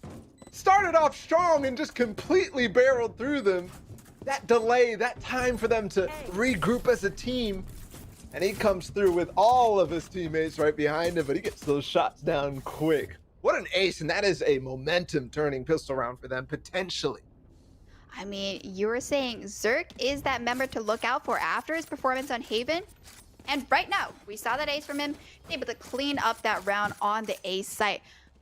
The duelist hold, he was using the little bit of the sneaky spot that Zero Marksman had used on the defense and was able to turn it around for themselves. Viper Wall going to go up on that B site for Mozzie members. And Zero Marksman, they have not put up their own Viper Wall yet. They are waiting a little bit to see what exactly is going to happen as they move up. Oh, Prive is up top as well, so they might not know, but there's the bolts. And he's in a really tough position. Okeanos finally will wipe him down, and no help from his Viper player, though. They got in another position. Shox is already behind Yellow, and I don't think they expected that at all. In front of their own Viper wall. Very well done recovery from Mozzie members. And they only lose the one. They only lose Reprieve after all is said and done. Up, and Okeanos actually bought the Marshal there. So for this round, it's not really going to be a full buy coming out from Zero Marksman, as Shox is just going to be able to take everybody out at B long. Buy the Bulldog. I'm just going to say this now. Buy the Bulldog. It is 2,050 credits. It was reduced 50 credits, and it's absolutely amazing, as we just saw. You sound like a stock analyst on like MSNBC right now. Buy the Bulldog. I mean, Buy the patch. maybe that is my true calling. Like, you're going to see me on the show one day, and you're going to be like, wait a second, that's her voice. But in any case, Zero Marksman, they're once again looking to push a little bit toward that A side. Spike has been dropped all the way back. But Mozzie members, they're not really going to give control that easily, except for on the B site, where Streets is playing quite far back. We see that Zero Marksman has put up the Viper wall first at this point on that B side, but they still have to go through the other Viper wall just to get onto it. Oh, right here. Be faster. Ooh, If Jet and Okeanis makes it work. They've also lurked all the way up towards yellow. they're not pushing B though. Spike's going don't back think to A. Yeah. I don't think that Mozzie members even knows that they've gotten this space, so this could get very dangerous. Yep, there's a kill over towards that B site. The Viper wall is down now, and look at the space that Potato's getting. Yep, they're going to go all the way back to that B side. He's going to be able to catch out these members, but he gets taken down himself. That's the Viper down for 30 Zero Marksman, seconds but they left. still have that Sage Wall, which allows for that safe plant. Killjoy Swarm Grenades on the Spike as well. So if Mozzie Members wants to have a successful retake, they need to kill both of them. This mid fight, very important as well. Okeanis wanted to cloudburst his way out to safety, but he falls, so that flank not available anymore. They have to get through the nanoswarm still, and potentially shock darts on the other side, but this will be a very much more straight up fight. Here comes out as well. They tap instantly. Nanoswarm not pop, so they might be able to start working on that half defuse, but no. They're peeking from all sides. And there you see the benefits of taking down the Viper. There was no smokes at all for them to make an approach, at all for them to get that half defuse. And then when you have those members of Zero Marksman that have been pointing out, the Viper, the Sage, the Killjoy, I'm going to just keep stressing that. You have so much utility in order to hold that Spike, and we just saw it rear its head because Mozzie members, they have to be like, all right, we can't take too long to retake. Because if we take too long, they're just going to pop everything and run away. We have to go forward and push them. And as you said, with the Viper down, they don't really have that utility to do so, especially since that recon dog didn't really catch anybody out. But Zero Marksman, they're going to be doing a bit of the same thing, except there's more members on B this time instead of A. They're going to be pushing up here with Killjoy on the lurk. But Mozzie members, they're slowly moving their members toward mid, toward B, because they're like, all right, let's do some of the regroup. Let's not let them get onto a site, because we know the retakes aren't going to be that easy. Really abusing the fact that this Viper wall is making the defense play so far back. They're just kind of walking up and taking that space. And at the same time, working back. Nice shot, though, from Reprieve. That will shut that down, and actually they'll regain that control. So what else can we do here? That wall's going to fall, and it's not a Killjoy turret, so he has to use his eyes to actually recover this space. Oh, Potato hears. Reprieve. Oh! Another shot. Another kill for Reprieve, and that is looking very good for Mozzie members right now. And unfortunately, Zero Marksman looks a little lost on what to do. They're going to run their way back over. Oh, wait, Unshaken's 30 here. seconds left. He's got the Viper wall down again. So this is now doable, because it's still two post-plant potential characters here. And Unshaken going for the fight as well. He's being aggressive on this. They're going to get the plant down. Reprieve is still here. Might be able to find a pair of Sage. Planted. He does it for shot missile around. As they jump around as well, they're going to be able to do that. Yep, enjoy again. The flank is not working. 2 versus 4. Shock's very close. They'll find Unshaken. Nice shot to start, but that's so much more for him to do. Reprieve will finally cover that. And they get another one.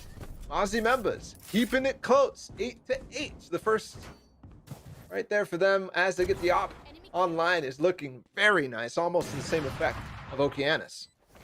It really is, and I think the mid fights right now are still quite critical. Zerk has won 2 of those at this point, just shutting down Zero Marksman, just being that encroaching team that we've seen in that previous map. So now 8-8, ults on both sides. Let's see, you know, that Viper glitch really needs to be fixed because I'm like not sure if she has it or not, but she is a 5 out of 7.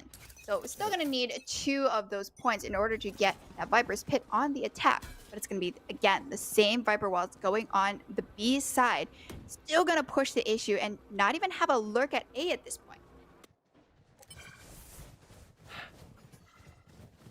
Still basically abusing the fact that they're not playing that front side as well at all. Zero Marksman is just going for it round after round. This time they're gonna push through the wall with a wall of their own. Barrier orb, yep, that's gonna let them push all the way in the back of Snowman. They could get the plant down.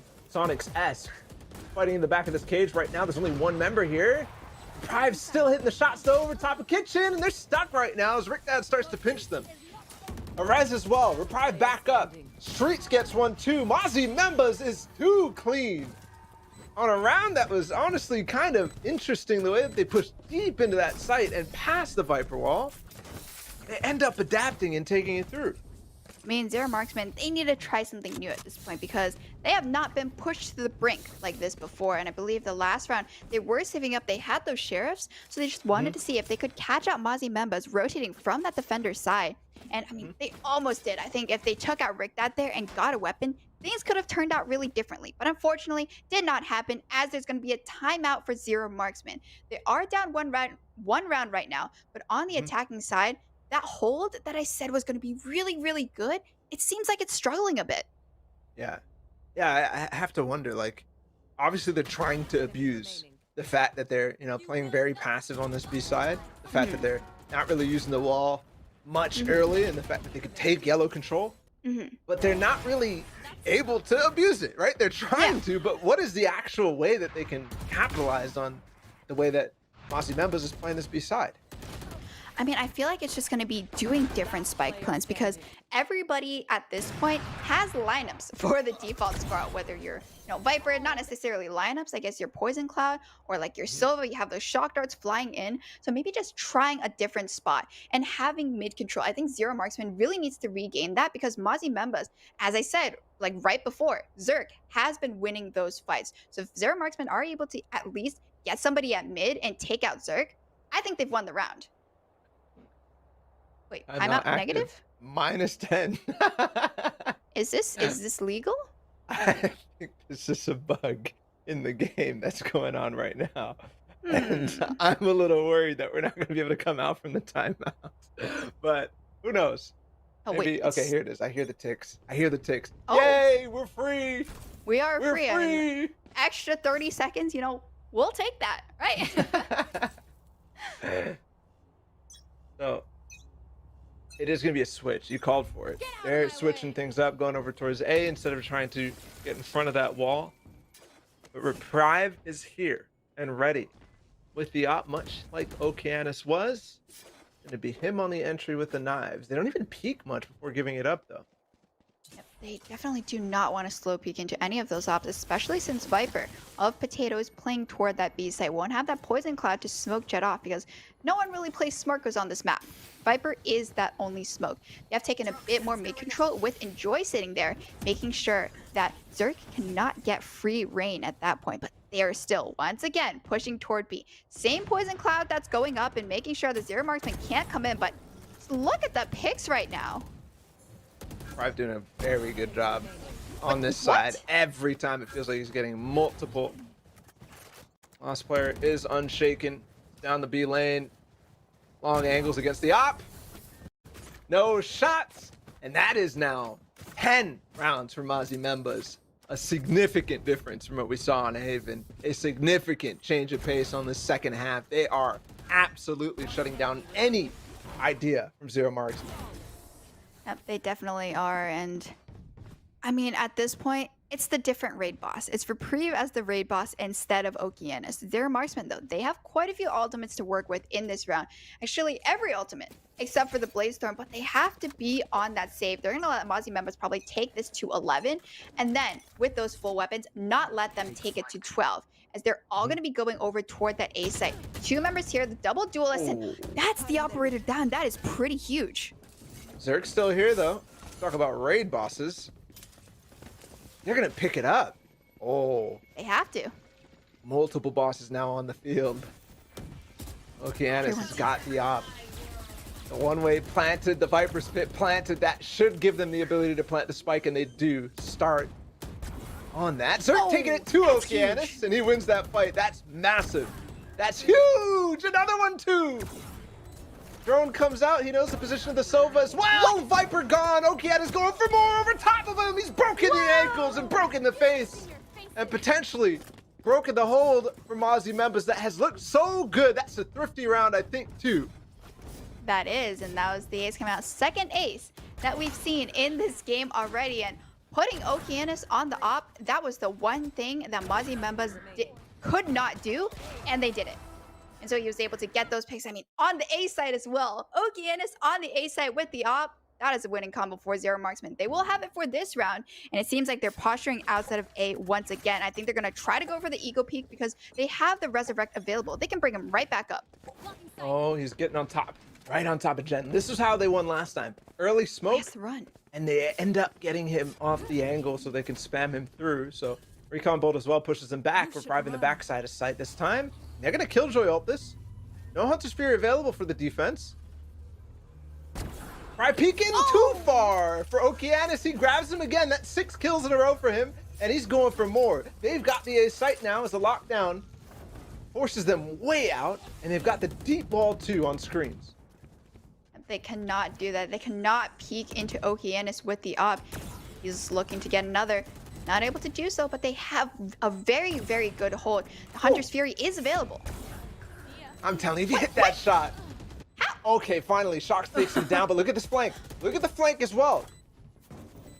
This is coming in quick from Kitchen, and they might not be ready for this. Unshaken still playing on the site inside of the Poison Orb. Ricktad behind him. No, that was the Sage behind him. Here it comes, Potato. 2 players left to find. He's already gotten one, and there's also Oh, they don't know. 2 players in front too. Yeah, they don't know. That's 1 down and time ticking. There it goes.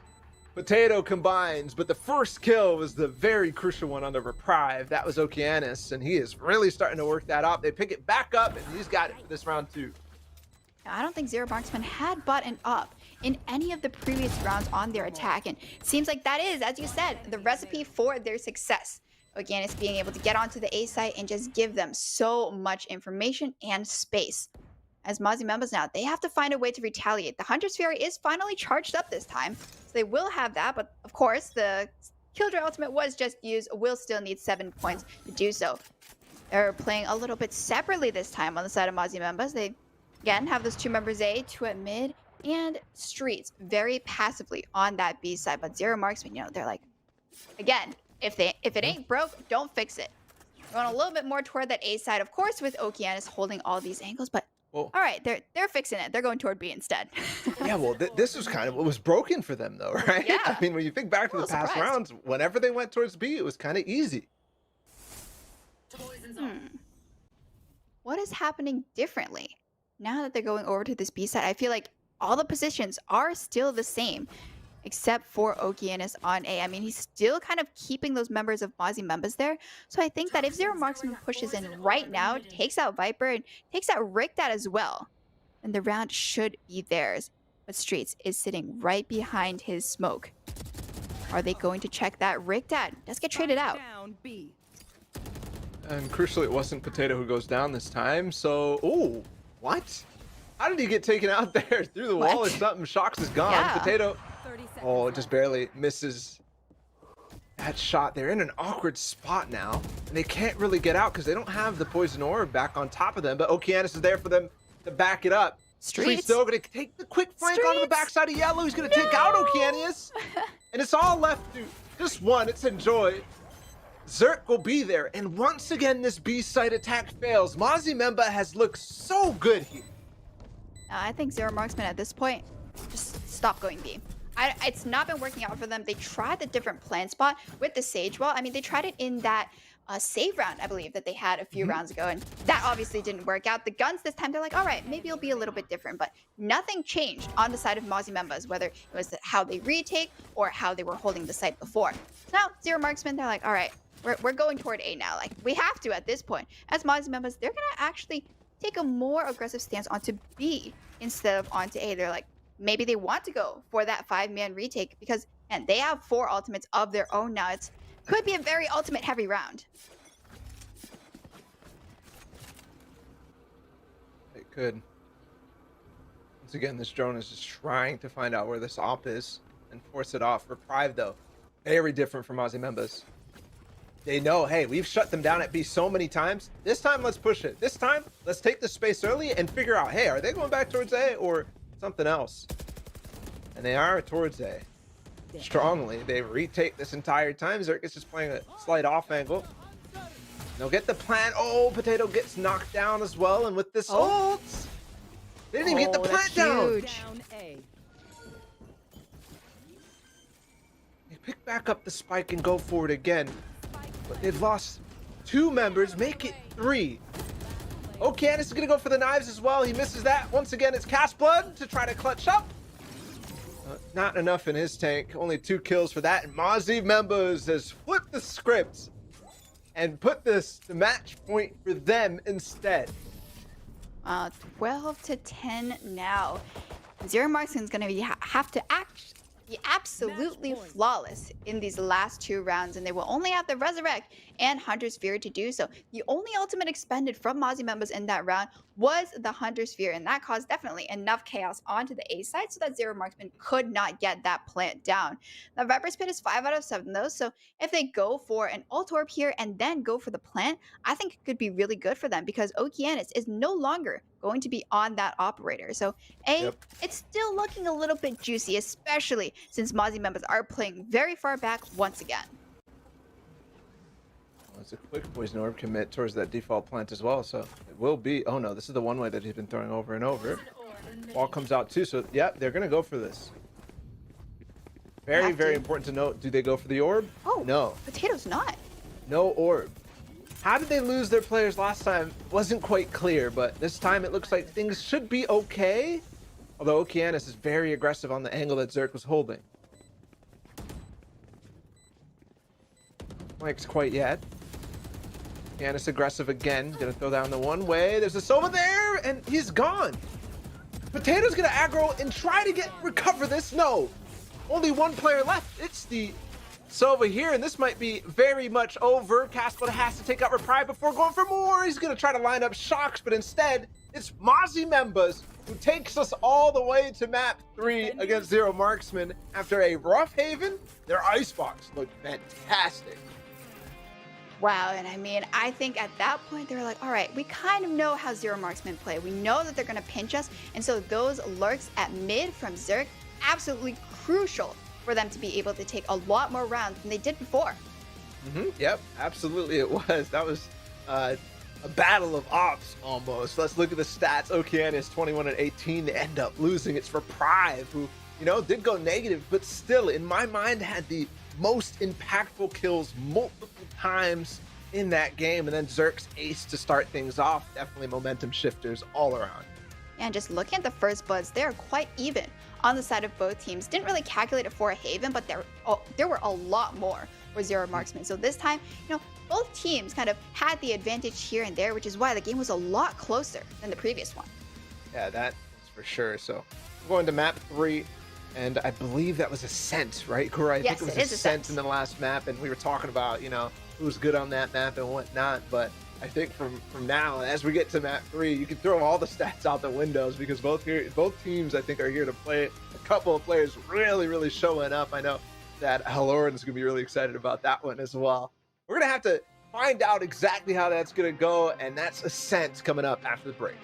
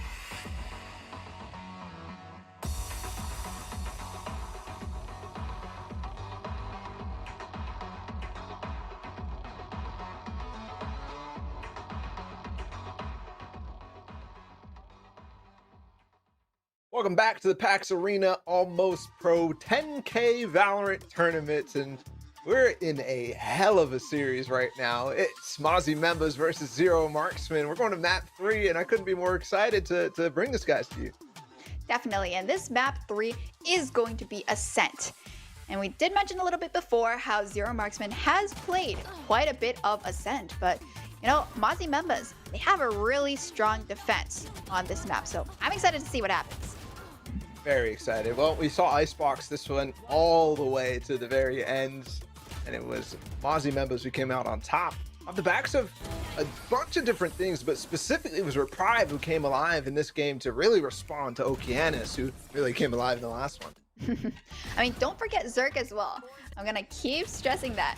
Mid control is absolutely massive. So for Ascent, I mean, I've definitely seen a lot of teams kind of give that up quite easily, but I don't want teams to give that up. I want them to fight for it. Yeah, for sure. And I think one thing was that they had such a stellar B hold that by the time the Zero Marksman was able to recognize that these holds were, or these hits were not going to be able to work, it was a little too late. And Mozzie Members was really working to condition them to do certain things on that site. And then after that, the A holds were still a work in progress, or the A attacks were still a work in progress. We're mentioning Ascent. That's the map that's coming up next. I know we've definitely talked a little bit about some surprises coming out as we move into Agent Select. What are the types of things that we should be paying attention here? Well, for the side of Zero Marksman, we are probably going to see a KO again from Unshaken, because KO, I feel like on Haven, what we said was so impactful with the null commands being able to just retake that entire site. And I compare it to the radius of the Killjoy ult, and I think that's pretty accurate for when they're going to be retaking on that A side. I think it's going to come through tree and then go through that garage door. And I mean, for another pick that could be interesting is Astra. So I know Potato has been playing Astra post nerf. So if we see that, I mean, I've railed on Astra a little bit after nerf. I've been like, all right, the reason that Astra is getting picked is because of that flexible defense. Like, you have the stars, you can move them everywhere, and then the ability cooldowns are quite low. I believe they were at 8 seconds for the Nova Pulse and the Gravity Well, but now they've been bumped up to, I believe, 15 seconds, and then the star recall time and reuse time is a lot longer as well. So I know, Bala, you said that you think it is underpicked. Please refute my points. Yeah, I think it is underpicked a little bit. I think people are overreacting a little bit to the changes. For sure, it is a little bit of a slower character, but that just makes it so that you have to be a little bit more proactive with when you're taking things back and when you're placing things, because you don't want to be over placing your stars. I think it just takes a playstyle adjustment, whereas you know, the Gravity Well is still good, you know, the Nova Pulse is still good. All of that is very good. And then on top of that, you get the Cosmic Divide, which in my mind is very underrated as an ult. Either way, you know, it is going to be that Astra, so Potato is going to be playing it. We don't have to worry about, well, we might be able to, you know, fight about it when it comes to Reprieve playing the Omen instead of the Jet from the last map. But yeah, synergies in this comp is not something that I think there are too many of, though, which is what I think makes Astra really great.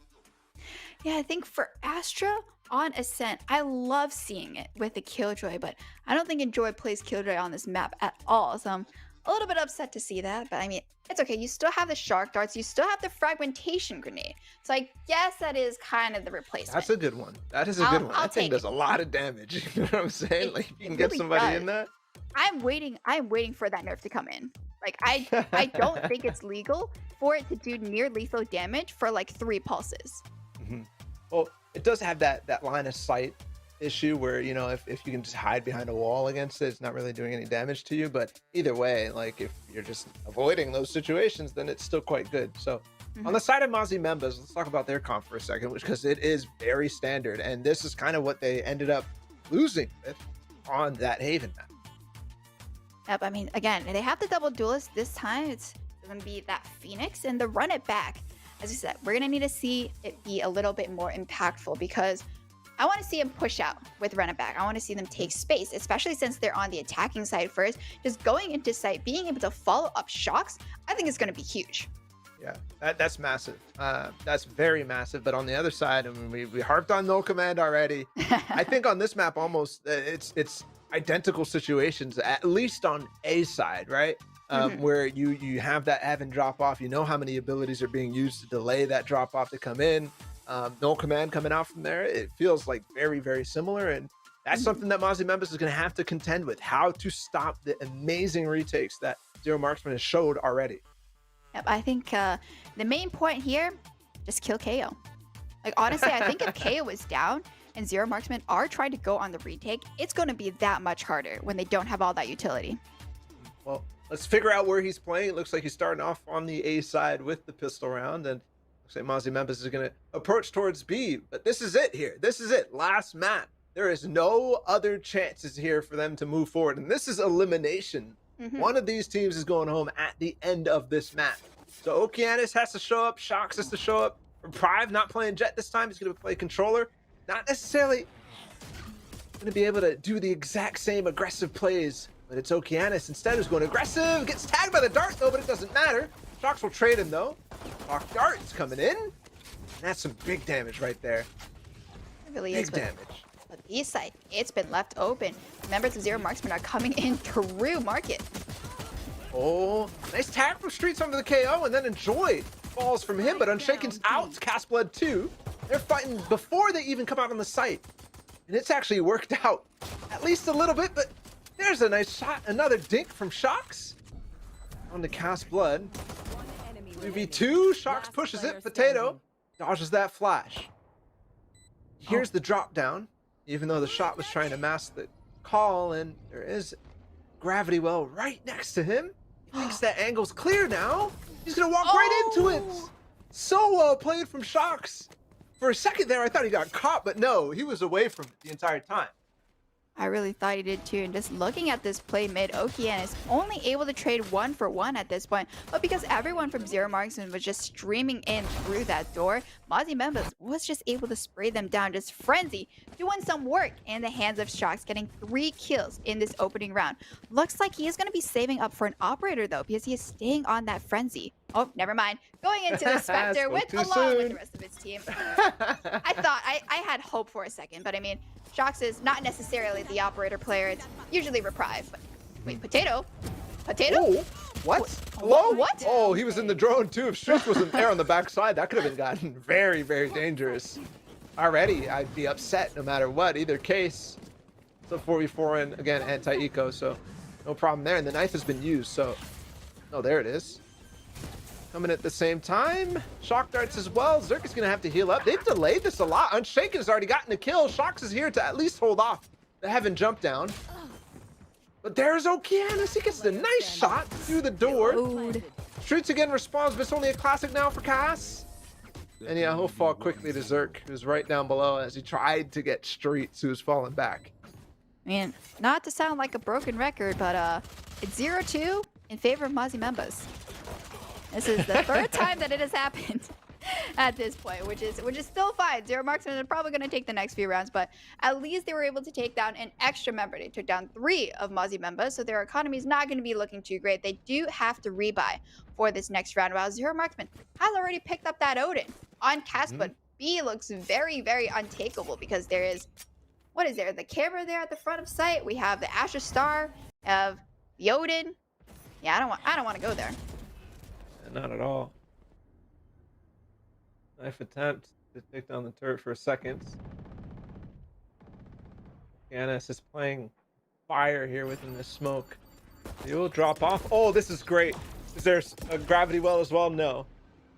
It would have caught him off guard, but he went out with a TP. Okeanis still playing aggressive. Nice. He was already ready to dash on that one. And enjoys here. Okeanis with another tap. Looking as crisp as ever. I did say mid control was going to be good for either team to take. And Zero Marksman right now with Okeanis being so aggressive, you know, he's been popping off for the last 2 games. Has a little bit of an ego now, and it is working out in his favor because Mozzie Members, they are just really not ready for this, as once again, it will probably be Zero Marksman taking this round.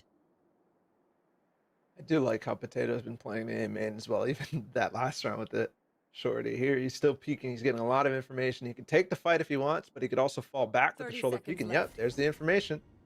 Puts the smoke down, and now him and Unshaken are going to get in there and play with it. Oh, what a flick actually there. I thought for a second Potato was giving up on the angle, and he did. Unshaken. If he didn't hit that flick, that could have been dangerous. That could have been really, really bad. Definitely, but just look at mid with Okeanis. He just has all the angles, and Enjoy again being his backup and able to take down those members of Mozzie Members. Now, both sides will be able to buy. Mozzie Members have not tried B yet since the Odin was purchased, but they will try B now, and they will find out quite soon that it's not going to be the best case scenario, as it is an Odin spray that is getting ready to come in. I got some damage on the Zork right off the bat. Bolt taken down, and I mean, this is so difficult to take after a certain point, especially now with Okeanis getting a little bit of space as well. He's so far up. So careful to stay out of the spray, and they are doing just that. Okeanis gone, no knives used at all. Recon or shock dart as well to the delay, and it will be double shark to try to take down. No, he already spent the other one. So this Killjoy ult is gonna go off without a snag, and Shox is already in the back of sight, trying to get in towards Cast Blood. The Odin though, oh no, this is where it can do some work. Not enough though, and they've got the sights, and 2 players already down. Even though that Killjoy lockdown was not able to take down Cast Blood, does not get anything off that as Unshaken. Coming in from behind. Now a 3v4 retake, and everyone's trapped on site. Yeah, they are, but Prime gets a very crucial kill onto Unshaken, who had, I don't think, any more utility, but either way, that would have been a 3v3 instead of now a 2 versus 4. I think they've already decided, yeah, they want to back off and keep everybody in the site. So success now hinges on them forcing these players to stay up and within. They're going to push the lane side, though, so they're coming for it. Gravity well. They're going to be lining up. Oh, they're all vulnerable too? Oh! That's every single member gone. And no, they didn't get away with their guns. Both of them fall. No. That is hurts not a little. Good. I mean, but hey, at least they got the guns off the Mozzie members. It's a better case scenario would have been if they were able to get out, but just look at the buys from the both sides. Zero Marksman pretty much still able to buy for everybody except for Cast Blood, who will be going on the Ares. On the other side, it will be a Guardian from Erecta. A little bit of a weird buy since there's a Bulldog there as well, and those half shields. They're just going to be playing together as a team. And now it's 3-1. It is no longer similar to any of the rounds, any of the maps we saw before. Ooh. Very close in these tags, so this ult is going to be in response to that. They're going to go straight into it. Enjoy takes out the Phoenix ult. And the second, that shocks down. And the double cages plus neural theft make this so easy for him to reposition. Ooh. That is so good for Zero Marksman because now they have 3 members on that A site, 2 members already taking mid control. Again, it is Okeanis. That from the shadows from Reprieve going into their spawn. They're coming. They don't expect it at all, and that's going to be a nice pick. Oh, but now he has to deal with the top mid player and the player coming from spawn. And Shake is just going to go with a flash. Okay, okay. But stuck. Playing a little bit of DM there in spawn. But because they have to fall out to deal with that, they give up the site, give up the door, and Zerk. No command. There's one right through the cracks. Here it comes. No command on. No utility available. The retake starts. One more flash available for them too. Okeanis on the flank too. Okay. Okay. They're stuck. This is... Oh. They jumped out on it. Potato gets it. That was scary for a second, but Okeanis is there as well. And Zerk has too many angles to look at. Yep, and that's what we talked about, right? We have no command for the retake. And of course, the signature Zero Marksman move, we're going to flank. So definitely Mozzie Members was taken off guard there and Enjoy just holding down the A site for such a long time. Even though I had a bit of a snag with Reprieve sitting inside of their defender spawn, in the end, they just used the same exact tools that we've seen on Haven and just completed that retake to perfection. So now going into this round, Zero Marksman will have that Cosmic Divide available. Astra is going to be playing on that A site. Double stars placed in front of that A site, while one again is placed in front of B. But B smoke could be a gravity well, and of course the Ares from Cast Blood, just to spray them down if they choose to go in. Could be a bloodbath. That's the case. Nice. They wait for the knife. Anybody. And a single person spotted. They can pop through the smoke if they want. That flash doesn't get info, but hey, it actually forces them to shoot. So not only do they know their eco, they know that there's a couple mid. Gonna be quick on to this tree area.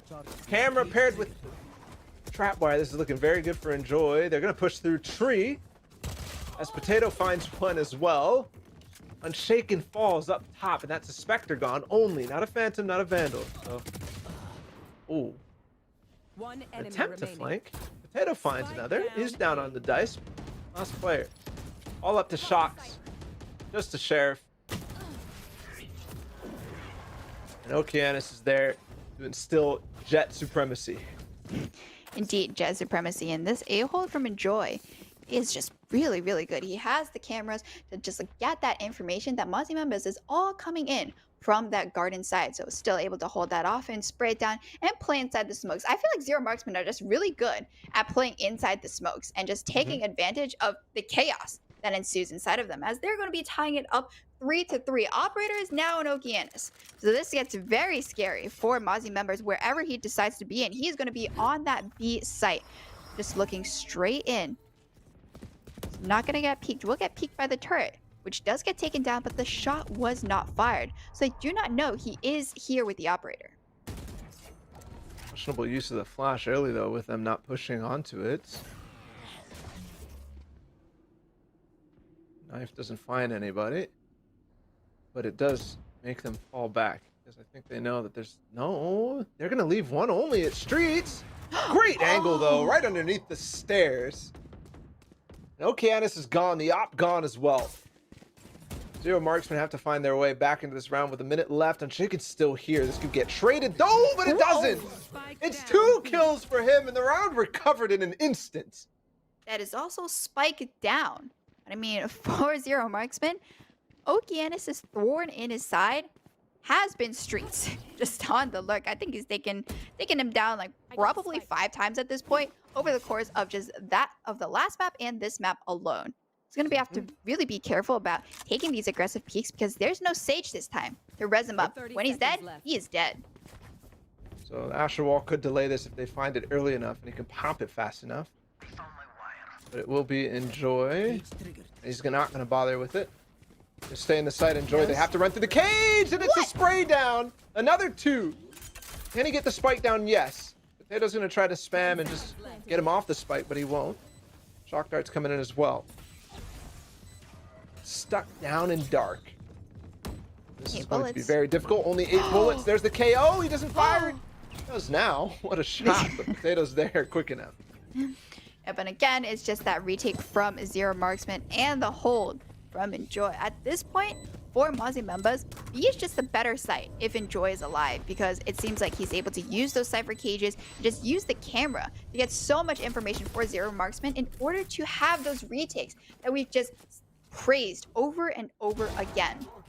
But just this lineup here, as you said, that was definitely the turning point for this round for Zero Marksman. And don't forget that double kill from Enjoy that stopped the spike plant completely. For Mozzie members, they're going to have to go on that save. 2 Spectres have been bought up for Streets and Reprieve. Don't want Okeanis to just push out aggressively again and get taken down, because he has invested in another operator. I guess it was probably picked up in that last round, but it's still quite a big investment. 4,700 instead of 5,000 this time, but you know, you don't want to lose that investment. Quick push. Flash is already out. Shocks is over the roof. Oh, The right click Oh. misses. Oh. Once. Oh. Oh, What? what am I? Enjoy's still alive. How's he alive? Okay, I he's don't dead. know. Finally. They've got the sights. Shocks should have fallen there. I think he could have gotten even more, but once again, they're all stuck inside of the site. Lockdown going to be used to delay as much as possible. Should run. Hunter's Fury was already popped. So it gets very dicey. They're using this drone to actually check if anybody's sitting inside of B-Main, but they are not. That's a nice first pick. Asher Wall can let them in. How's it placed? It's all the way on the back site. Shock darts come in at the same time with a gravity well too. That was just absolutely clinical. Shock darts with a gravity well and also the Astral Wall combining. That is just fantastic synergy, and they just completely destroy them. That was, and they knew that there was nobody on that site, or not on that site, on in A main, and everybody was on that site because of that wonderful Sova drone. And I mean, I think Zero Marksman at this point, they can kind of expect that from Mozzie Members. Again, they still are not pushing out of the site, have not left anybody behind, and they know that Zero Marksman like doing these flanks, like doing these lurks, and catching them off guard. So they're going to need to start doing that a little bit more if they want more success in the attacking round, because they are down 5-3 at this point. They do not want this lead to extend as Null Command is back online. That's sitting at the B side. No Giannis this time will not get that initial pick at the up-down mid. And else combining there.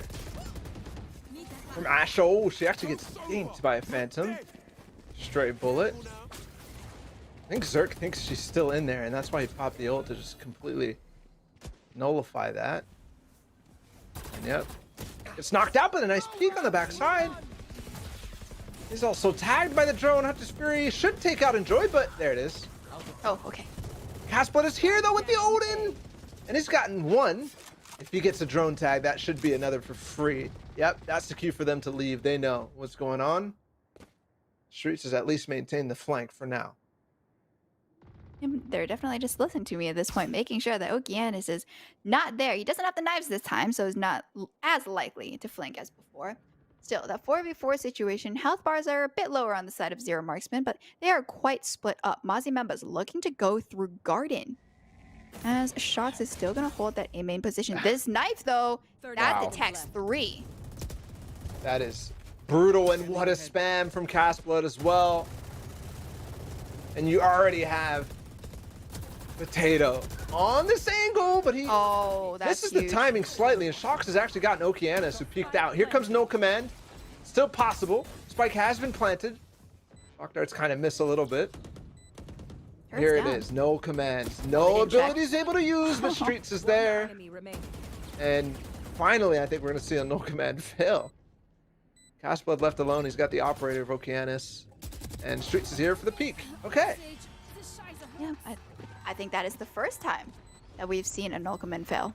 Right? Yep. Well, that's very unfortunate there, but taking out Enjoy, I think, on the site was pretty big for Mozzie Members, because there was none of that side for utility, and of course, not checking your angles is not going to do you any good going for that retake. So Zero Marksman, they expended a few of their ults. They'll be having the Blade Storm quite soon, as it's still going to be that operator investment for them, looking down mid. And Mozzie Members have not been really taking that market control and going on to B. They're just going through A main and going through B main proper be and making sure to smoke them out. Yes, as you said, they're coming. Odin spray. Not finding anything, though, just a little bit. And then the Omen ult in the back side forces Castblood to go all the way back. He gets canceled. But they're already through. Once again, Shox is in. And Joey has Burning. to find another, but he's sitting in the molly. He fully burns to a crisp. It's all left to the rest of them. 2 players on the flank. And Okeanis inside a market, walled off. Oh, 2 players in logs, though. They might find one, but do they check for the second? Reprieve is here! Just destroys them. I thought that was going to be awful, as there was 2 players stacked on top of each other, but it actually baited them into thinking that logs was clear. Reprieve takes huge advantage of that misstep from Zero Marksman, and they tie it all up.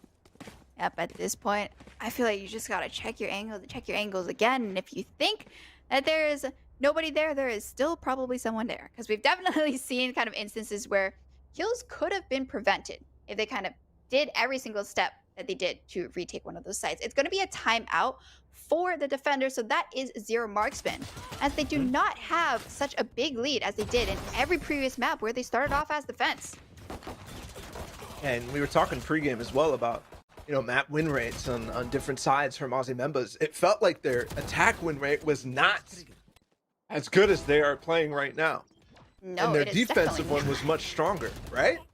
It was just looking at the stats a little bit. Their attack round win rate was about 33% over 30 rounds, and their defense win rate is 71%. So out of the 31 rounds, they've won 22 of them. So if I were Zero Marksman, I'd be very, very scared to give them 5 rounds in this first half. Well, the difficulty here for Zero Marksman, though, is, I don't know, it feels like they're always in these positions that are very strong. I mean, you remember the round previous to this one where they had forced them to go up cat. They got the knife off. They knew exactly what was coming. They had the setup with the Odin, but then it just didn't get the value that you would expect I mean, I feel like the Odin is not giving them too much value at this point. Like, it's not getting those initial spray down. Sure, it does do some damage, but it's not really finding any kills or kind of like it does force Mozzie members back. But on the other sides of the map, just like that, I mean, that's the initial pick that Mozzie members needs. They're relying on this drone to push Shocks all the way into such good positions. He's going through it again. And, yep. This might be the time where Mozzie Members takes the lead in the first half for the first time in the series. It's Okeanis and Unshaken. Blade is out. Shocks already knows their position too. Zerx is here with a flash if he needs. But I don't even think they need that. No.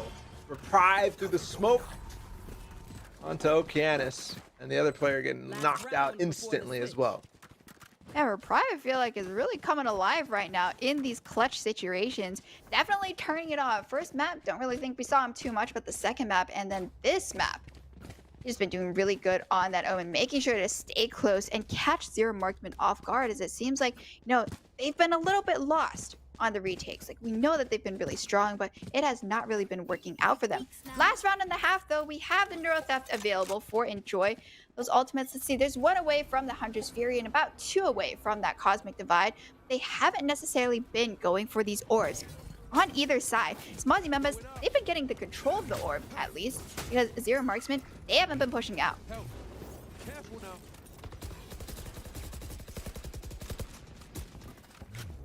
It's not a full commit. Oh.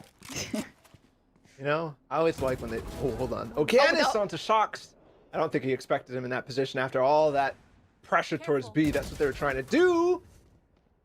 He's just not quite holding the angle as Reprieve sneaks around, and they will find themselves a kill to even it out. So initially trying to fake over towards B and take extra space on A, but... That's a knife. Only spots Reprieve, though. And as a Sova player who's already used their drone, it's not necessarily indicative that they're going to hit this site. I don't think Zero Marksman is buying into it either. Look at the position on that B side. Asher in the back side and Cypher still here. With the cam as well. So, I mean, especially since Reprieve has the From the Shadows, Mozzie members could technically just all be going over to B, and then he'll catch up to them, or he'll be here and then just teleport over to B once they've gotten the lurks. Yeah, it's definitely A. It has to be A. yeah, you're right though. He could TP eventually, and there's the knife. You can't TP anymore. The ult is not able to be used. So it doesn't matter, they have to get on the site. The plant is coming through. The Hunter's Fury is going to keep him off, and that's the round over and done with. A little too slow on the uptick. Zero Marksman will tie it back up as we go into the last round. Even though I didn't even realize Streets took out both on the B side. Yep, Streets did, and I mean, I think they were going to do exactly what you said, right? Streets was going to take both of them out, and then we were going to have Reprieve use that From the Shadows to go into B and get that plant, but that knife, hey-oh, just such an amazing agent. That is why I'm spamming him right now in my games. But it is going to be a tied half. For the first time, it is just getting closer and closer. So now, with Zero Marksman on the attack and Mozzie members on that defense, I think it's still going to be an uphill battle for Zero Marksman, because for Mozzie members, they have that Killjoy, which I think the B hold is going to be really strong. I think, or I hope that Zerx is going to be aggressive with that run it back. I mean, he is starting to be a little bit more aggressive and taking space on that A site, as we saw it twice, I believe, in that previous half. Yep. Zerk is only 5 and 10 right now too, and so it's like he's 5 and 10 and they're 6 and 6. You have to expect he's going to return to the average of the series. At this point, things are looking very scary. I like this. This is a nice pistol round. They smoked on into spawn so they can cross all the way up into A, and Catspud has already gotten himself a nice kill on the Cat, so A is open, even though they went for this massive split. It's actually almost identical to the pistol round they ran on Haven. Obviously different sites, but... And definitely with all that Killjoy utility down, I think Streets going down first was... It's going to be a massive... Oh. Nice. Oh. The combination with the peek from Okeanis. They are setting him up very nicely. And the knife is perfect to suppress both Phoenix and Omen, so no smoke's able to be thrown on A main either. at least for another couple seconds, he's gonna have to take the time to do it. Yep, there it is. But just that delay is so much time. There's the jump up, but Shox is there actually on the door. Cass is on the flank. Enjoy through the smoke. And with the recon bolt, can he chase him down? Yes! This is good for Enjoy though. It's all left up to the Omen, Reprieve. Smoke phase, not half. And he already told him that he's not defusing. No time left. He could just play this perfectly. Boom. There it is. Zero marksman with the second half pistol round. And taking back the lead after losing it for so long. They are in just this push right now from Okeanis. I mean, he was able to get some more information for his team, and then just coming back, Reprieve, not Reprieve, Enjoy, playing that time and killing Reprieve in the very end there. That's going to allow for Zero Marksman to be able to buy up. And on the attack side, I think that's a lot better than being able to buy up on the defense, because if you storm a site, Mozzie members, they can't really stop you as long as you choose a site that doesn't have the Killjoy on it. But I mean, Killjoy hasn't even bought her swarm grenades. They're just going to be playing to try to get some kills at this point as Okeanis takes out that first one. I love this spot. I absolutely love this spot. The whole DA main pushes. It just makes everybody so mad. But look at this. Streets is past the angle that Okeanis thinks is clear. He's going to walk past him. This is a free kill? Oh. No, the dash is good enough. That's done. Oh! But not able to recover the Marshal. He has to fall off of this. And he will. So, able to get a gun. Drone through short. This might signal that they're pushing A, but in reality, look at this, Cora. They're hitting back over towards B. They are, but Mozzie members is still ready. 2 members on the site. They need to check this. And they do. Shox gone, Cass still in mid. The flank hold is very good. Has an option to lurk if he wants, but no. Only just Zerk remaining inside of spawn, and nice. Switching off the spike. Force that no command to come out a little bit earlier. It looks like pretty clinical take for Zero Marksman, only losing 1 member in the process, and Zerk all alone at this point. A little bit, I feel like this is reminiscent of the previous half, where you're like, all right, we're just gonna wait for some of these people to come out of sight and hopefully take some weapons off of them. Last time, though, it was 2 weapons in B main. True. This time it's just a sheriff trying to do the work of multiple, and they have main control. So yeah, don't expect anything from Zerk. I mean, no flashes. I mean, if there was flashes, maybe hot hands, that would have been a little bit differently. Could have at least gotten one of those weapons off. But Mozzie members will be able to buy for this round, and they are doing the same thing as Zero Marksman. Odin going on Direct Dad, and the Operator on Shox.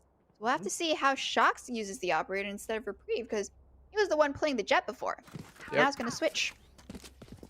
Interesting too that they switch on Icebox Yeah. comparatively. So look at this, Unshaken 6 out of 7, and they're gonna fight for this orb, both sides. With the op this time, it'd be very, very bad for Zero Marksman if they fully commit to it.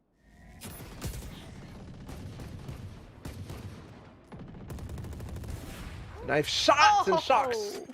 Gets the toes of Potato. Very important that they actually had somebody with them, especially if they, ended up overwhelming the Jet and he was knifed. That would have been crucial. And they would have known that he was pushing in the first place. So. I was going to say, technically it can't be the toes because feet shots are only 120. That's a fragmentation grenade thrown on to Cat, making sure the Mozzie members can't peek that angle. As they're going back toward this B side, Recon Dart has been taken out. Mozzie members, again, they haven't really moved from their positions. The tag, here's no command. There's not going to be a recon bolt or anything. Shox will find the kill, though. And Okeanis is not even in sight at this point. Oh. 30 seconds left. Like Dad. Oh! Yeah, that's the worst enemy of that position. Just a running Spectre. And the man advantage here is just so good right now for Mozzie members. They are running onto the site, and it's all left to Okeanis with just one Sheriff. He gets shot in the back by Streets. Yep, Mozzie members again. Now this time they're really the ones containing Zero Marksman onto the site. They basically went on with everybody at that point, but then just got taken down by Mozzie members coming in from all of those different angles. They have retrieved all 3 of their guns, so Operator and one of those rifles along with the Odin will come back into play. But just these 2 Operator kills from Shocks really allowed them to, again, contain them onto the site, as that's really the name of the game for both of these teams at the moment. But the run it back is available for Mozzie Members. That's going to be playing near mid, so it could either go mid or even go through B main, should they hear any of that noise. But now they've actually placed one of the alarm bots at mid to make sure that Zero Marksman cannot get that for free again. Wait, Rick Dad is already almost dead? Yep. Odin spam back from Cast Blood. Good eye on that one. The thing is, I'm not sure if they... Okay, they're going to go quick, actually, for this split. Look at the spike, though. It's all the way towards A. I wonder if they want to really pressure Rick Dad a little bit more. Try to get him down if they know that they got the tags. They actually smoked market, too, so they're giving up so much space. Free real estate. Shocks, though, on the op. Oh! Cat has just fallen. And Shocks has to fall off the angle, too. Okeanis is lurking in here, and Rick Dad's gone. Zerk has left the fight as well. He has that run it back. Probably wants to wait for his team to actually go for this. Mozzie Members now, they actually moved. That was the first time I think they had moved early, and then they got punished for that because Rick Dad was not ready for any member of Zero Marksman to be already sitting, looking at Defender's side. So at this point, Mozzie Members, they're looking like they're going to save. Uh-huh. Yeah, that's a quick call, actually. That's a very early Zerk, call. he mollied it off and just went for it. I think that they didn't realize how late the spike was, given the space that they don't have in mid and A main, or in B main, sorry. So they group up, and it's a save. We're going to go to 8-8. And it looks like we will be hunting on the side of Zero Marksman. Looking for these guns. Potato's already working on it, but he's only at 8 HP. And the rest of them are just staying around B main. Trying to save as much of their weaponry as they can. No exits are going to be given. I was going to say, technically it is 9-7 instead of 8-8 because Mozzie Members, right, they're chilling. And again, I'm a little bit interested that they aren't going to use that run it back just to at least get some weapons off. And as you said, I think they didn't really expect for the spike to be delayed for that long. Mozzie Members, though, they're going to... I think they lost the Odin there, but they will keep the Operator at least, and they have switched it over to Reprieve. It is no longer on Shocks. Opping Omen coming into full force, looking like they're just playing around in spawn. We'll wait to see where they go. They're going to be moving toward that A side, potentially looking down into screens as... All right, I'm going to stop speaking because he's had a change of heart. They're going to be stacking that B side. 4 members. Yeah, he's got the knives, so that's why he trades off the op. He's going to force the issue onto Enjoy. And there you go. Wow. That's important. Mozzie Members claps back. Don't forget they have the 3 guns that they saved from the last round. But with all the space taken at B, that gives a lot of freedom for them to take up into tree all the way. But they are rotating hard. So this could get dicey here if they actually commit. And Zerk is with the run it back all the way through tree. And he takes out Okeanis, who was still lurking in that position. But the trades are crazy, and it's all up to Potato. All of a sudden, a 1v4. He's down in dark. I think they don't know. Oh, no. They don't know. Trigger discipline. They're looking at the spike. They think he's somewhere in A main. They think he could be coming up cat. That's where the marks are going. So he's going to try to get information. Try to lurk next to them. There's 1, 2. All of a sudden, we're in a 1v2, and he goes up into astral form at the worst possible time. And Streets is walking around the corner. Wow, absolutely amazing trigger discipline there. Being able to take out the op as well. I mean, even though they will pick it up again, I think that initial pick from Shock just to take out the Cypher and the run it back was expended as well. I think those were the 2 huge picks that Mozzie Members really needed in order to try to pull this back, as once again, very, very close. This round, that was important for both of those teams. Just looking at the economy, whoever loses this one is not going to be able to buy in the next, especially since that Operator, definitely costs a lot of money. It is looking to peak toward mid, though, as Zero Marksman, they're pushing in through that A side. Silverdrone going to spot out the 2 members of Mozzie Members, so they do have to back off, and this A main orb is all theirs.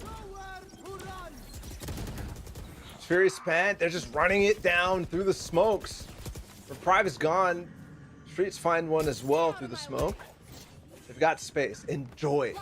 Big opportunity for him on the lurk. Okeanis barely escapes the spray down. Knives of his own. They're looking for this though from Enjoy. And there is a lockdown. Astral Wall will keep him out from some time, and the kill is actually missed, so that lockdown is staying up. With 2 as well as they try to push it. Oh, he's stuck. Oh, if they don't check this. He's checking. Everything is fine. Yeah. Everything is fine. And Mozzie Members ties it up again. It feels like Icebox. This game is so close. Mozzie Members playing from slightly behind, but it feels like they're in control. They definitely learned from before in making sure to check all those angles since they have been caught out before. But of course, that was the typical Killjoy lockdown that we see on that A site. And if you can't push that, you are a little bit screwed since a lot of teams do like playing on site proper and just having some members, you know, like Sova, having the lineups near toward A main. For this round, of course, the Hunter's Fury is available for Mozzie Members, but not for Zero Marksman. It is 2 out of 8 since it was used in that previous round. And again, as I said, they're going to be going on to that save. Hero Rifle is on Unshaken instead of Okeanis, though, as he will have that Spectre pickup, but they're moving pretty quickly through B, and B is left basically undefended. Yeah, not even any utility here. They're playing for Market with Shocks. The Hero Rifle does come into play. Rickdad is gone. He's the one player who's usually playing and anchoring in the site. This time, no. Look at Okeanis' position. 2 players are going to be coming through. They've got to check this angle. On the other side, there it is. And wow, Shocks actually hits him as the Killjoy is speaking. So not quite sure how that works up. No tag either into that smoke. Unshaken with the Vandal. So close right now. And he gets mollied out. He's in a really rough position. Shocks is up top too. So they're clearing things out clinically. 1 in B main, 1 in sight now. Cass gets 1. Oh. And now all up to Potato, who's only on a Sheriff. Both coming from lane though, and might be able to fight this. Nope. Is that falling? Is he just shooting his Phantom while falling? Yeah, If so, I have think some so. words. I mean, hey, we know that the running gun has been nerfed. You know, the walking gun has been nerfed, but the falling gun, you know, that's something that hasn't been talked about. And I guess we just saw that there, even though they did have that retake. I mean, they just made it so expensive for them. They do have to buy up. I think it is okay. Timeout active. This is going to be the second one, I believe, for Zero Marksman because they are behind. They have the null command and they really need to use it effectively this time because the last time they did it, I think it just went down. Last player standing. Yeah, that's definitely Spike down A. a worrisome situation as we look at the couple highlights from the previous rounds. Thinking about the current game as it stands though, I feel like Zero Marksman are really actually having the right ideas on these pushes. You know, that site that time was empty as they pushed in, but it just was a little bit too aggro here from Okeanis, and they didn't have the Hero Rifle in a position to stay alive. So how do they really make these changes for the players who are really making a big impact in terms of kills up on the front line? I mean, I feel like in this case, as you said, they did have the right idea. They had someone sitting in B main. They had someone sitting in logs. But did they get flushed out by that Killjoy utility? So I think at that point, that player just needed to choose one place to go and just try to fight those other 2 members, or maybe even making sure they have kind of a little bit of a buddy system. Because in that kind of fight, we saw a lot of 1v1s, or rather 2v1s in favor of Mozzie Memba. So they always had someone back to trade, but Zero Marksman did not, especially with the member who was playing B main and then the member who was playing inside of the little cubby. They did have it on the B side, but at that point, it's a little bit too late when everybody's dead. But look at Mozzie Membas. They have 3 members going up mid, and they have full control. They have split up Zero Marksman. Oh, early no command actually. Even though the smoke was already down, that gives space, of course, for Okeanis to take the site. But look at this, 2 on the flank. Casplit is not going to be aware for this, but I don't think they're aware that Enjoy is going to be behind them either. Here's 2 kills easy for Zerk. Unshake is going to get a plant down and hide, but there's the ult on the other side. And yeah, Enjoy's a little too late for this one right now, and I think they should know what's coming. Yep, the wall's already up. Zerk knows. And that's easy pickup for him. And Mozzie members are really using Zero Marksman's tools against them, using the lurk themselves and the flank to come in. And of course, the Hunter's Fury on that A side, that is the second time that it's been used in the exact same situation. Even though the spike plant did go down this time, it did provide some kills and provided a lot of chaos on that side as we see that double flirt. You see the pairs coming out from Mozzie members. I'm going to stress it again. Zero marksmen need to be in pairs to fight these battles. That was such an important round, Kira. Like, no commands, they're eco. They used everything pretty much, and now Mozzie Members is gonna have a, they're about to go on to match point. So something needs to happen last round and this round. Last round it didn't work out. I think they used that no command a little early because the smoke had already went down, and at that point it's like, what other utility is really going to be being used on that other side? But now Zero Marksman, they haven't really bought up for this round, so they're going to really need to try to take out Reprieve because he is a little bit alone sitting inside of Market. If they don't win this round, they're going to let Mozzie members go to 12.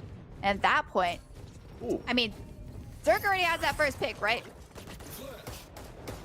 Oh, miss flash. Streets is gonna be able to pop both his mollies, and that delays a little bit. He's gonna go for the the double swing as well from Reprieve. Have to give it up to them. That is fantastic team play. And unfortunately, Zero Marksman is not finding anything with this brute force. Nothing at all. Match point now from a series where Mozzie members lost the first game. What was it? Was it 13-5? 13-4.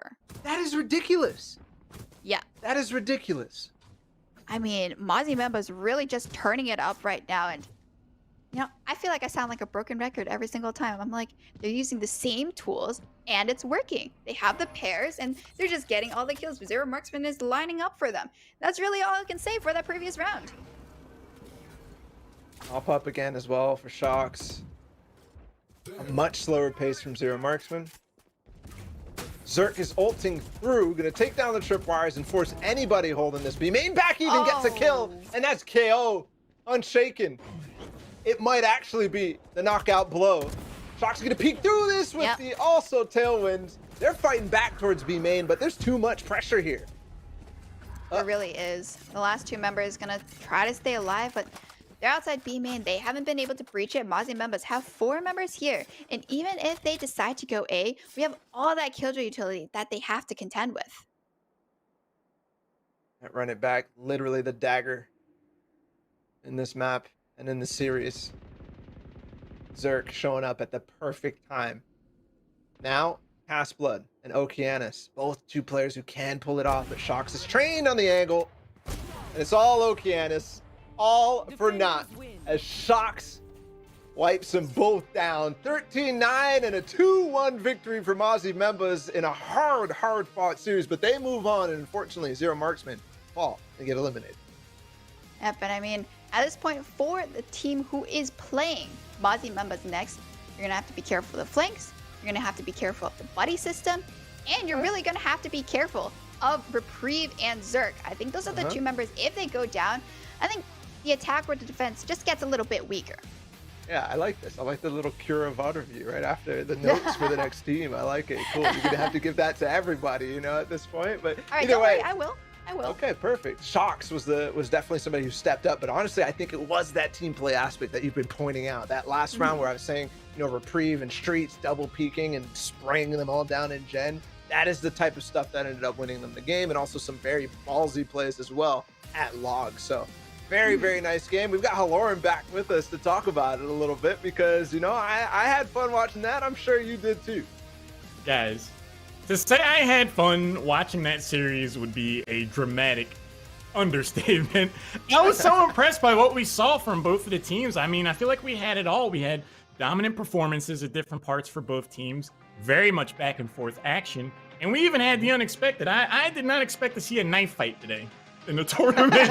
In game 1, I was like, okay, we're really getting the whole range, the whole gamut. But it was really cool to see both of the teams kind of show what their strengths were and what they were capable of. I feel like the Mozzie members did a really good job of starting out strong. I feel like they had the upper hand in a lot of the pistol rounds throughout the course of the entire series, but I really enjoyed seeing Zero Marksman make adaptations. I think overall, the theme of the match for me, and Kerr, I'll ask you first. I feel like the theme of the match overall was retakes. especially in that third game. In the second half, after the spike went down, the amount of people left on the side of Mozzie members more often than not was the hugest factor in from what I saw. You agree that retakes were really important there in the match? I definitely do agree. I mean, what you said, it was important every single time. Zero Marksman, their dominant retakes on Haven is something that all teams really do have to look out for. But for Mozzie members, they kind of adapted to that, right? They know that the reason it is so strong is because Zero Marksman have those flanks, make sure to encroach onto the site, and they were able to turn that around on Icebox and on Ascent. So I think adaptation is another big thing that we have to look at. Great point, Balla. You know, I think the third game in particular was really cool in that the first half of the overall match felt to me like, you know, Zerk was definitely running things, and Okeanis on the other side for Zero Marksmans were at the top in terms of overall kills. But that third game, there was a point where Zerk was at the low end of the overall KDA. So it was just really cool to see both teams overall step up in that final game. But is there a player overall that stuck out to you? Yeah, you know, I really, really liked Streets and the way that he was playing the Sentinel role. And I think, you know, on Icebox, the way that he was playing that site as well was very, very good. He was a reason why it was so hard for Zero Marksman to push in that B site on that second map. But coming to the last map, you're right. It felt like a team effort. It felt like everybody was involved. You talked about Zerk. He was 5 and 10 at the half. I think he ended 18 and something, you know? So never count these guys out. That's something that you always have to notice is like, oh, hold on. This is tie game, and one of the best players on the team, at least from what we've seen in the past maps, is still down there. That speaks volumes about what the rest of the team is doing. Absolutely, because I felt like they looked their overall strongest. I was very surprised to see Zerk's stats going into the first half, but he definitely picked things up by the end of the game, for sure. In terms of kind of unsung heroes, this doesn't exist, but I'm gonna have to go ahead and give the Sheesh Award to Potato for game number 3, because he would have been dead. The moment I saw that person open, I would have just shot them immediately. Like, I felt like I was watching the Sherlock Holmes, Robert Downey Jr. movies where he's like solving things ahead of time and looking into the future. He's like, all right, I see this guy, I see the guy up there, and just like the 2-tap, the quick turn, I was so impressed. I would have been dead immediately there. I like it, the Shisha word. You know, if I was to give my own Shisha word, you know, thinking about Zero Marksman on the other side, because they played fantastic too, I'd give it to maybe Okeanis. Like, this guy was nasty the entire time, and that Icebox ace was just beautiful. It was gorgeous. Kura, now, this is a thing now. Who do you have for a Shisha word? All right, my Shisha word is going to be for Enjoy, for his holds on the A site for Ascent, because that was what allowed for Zero Marksman to at least stay competitive in that defensive side. Awesome. Thank you guys so much. I believe we're going to take a short break. Afterwards, it's going to be Dominance taking on the Goodfellas. More action ahead. I hope we have the continuing trend from what we've seen so far. Don't go anywhere. We'll be back soon.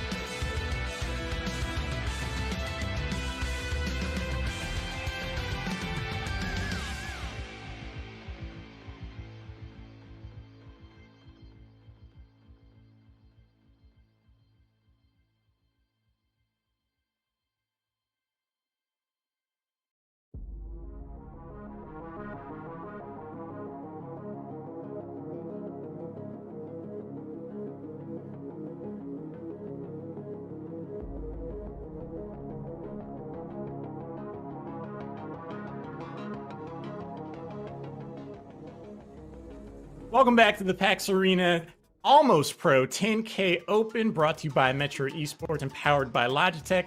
One match is in the record books, and at the beginning, it definitely looked like Zero Marksman came out ready to play. But as we saw, Mozzie members also were not to be denied, turning things around at the back end of game number 2 and finishing strong in a hotly contested series. Again, to keep things in mind, not only are these players playing for a $10,000 prize pool, but they also, 12 players out of this tournament will be selected to go to Philadelphia to a combine hosted by Metro Esports. And then they'll go to PAX West live and in person. They'll have 6 players selected to join the Metro squad. They will become professional Valorant players, move over to the facility there in Philadelphia, and really live out the dream of becoming a professional player. So there's a lot on the line here, and what we're seeing are the loser side matches. So unfortunately, Zero Marksmen are now out of the tournament. But we have another match coming up ahead that I'm really excited to see, and excited to have casted by none other than Julius James and A Evil Cat. Guys, JJ, I'll ask you first, man. What do you feel about the level of play we've seen so far in that first match? Hey, look, honestly, I have one thing to say, and everyone is probably going to hate me for it, but okay, Anos, more like, okay, Anos, my goodness, right? All game, these guys on the side of Zero Marksman were amazing. The gameplay overall as a team from both sides, really, Mozzie members and Zero Marksman, really, really stellar. But their teamwork, their cohesion was even higher than that. So I'm excited to see going forward what else we've got in store for us. Oh, man, I mean, it was just a good showing from both teams. I think it might be a bit of a disappointing finish from ZMM because their team that's been playing together for a while. I know they've won some of like the GLG smaller, like $500 tournaments. They've never really made a run at most of these bigger events, so it's not a terrible run for them. All things considered, but the Mozzies, definitely a team that I had low expectations of going in, and they were really looking out to impress. It was a fantastic showing from them, especially being able to go down, have such a rough start, a map that really might have hurt their mental, and then just being able to reset, come right back into things so strong and take that 2-1 victory. I'm really looking forward to see what they can do in this lower bracket going forward. I am too. I mean, another thing that I was really impressed about is the third selection was Zero Marksman's home turf, so to be able to fight back from a 13-4 to take the overall series was incredible.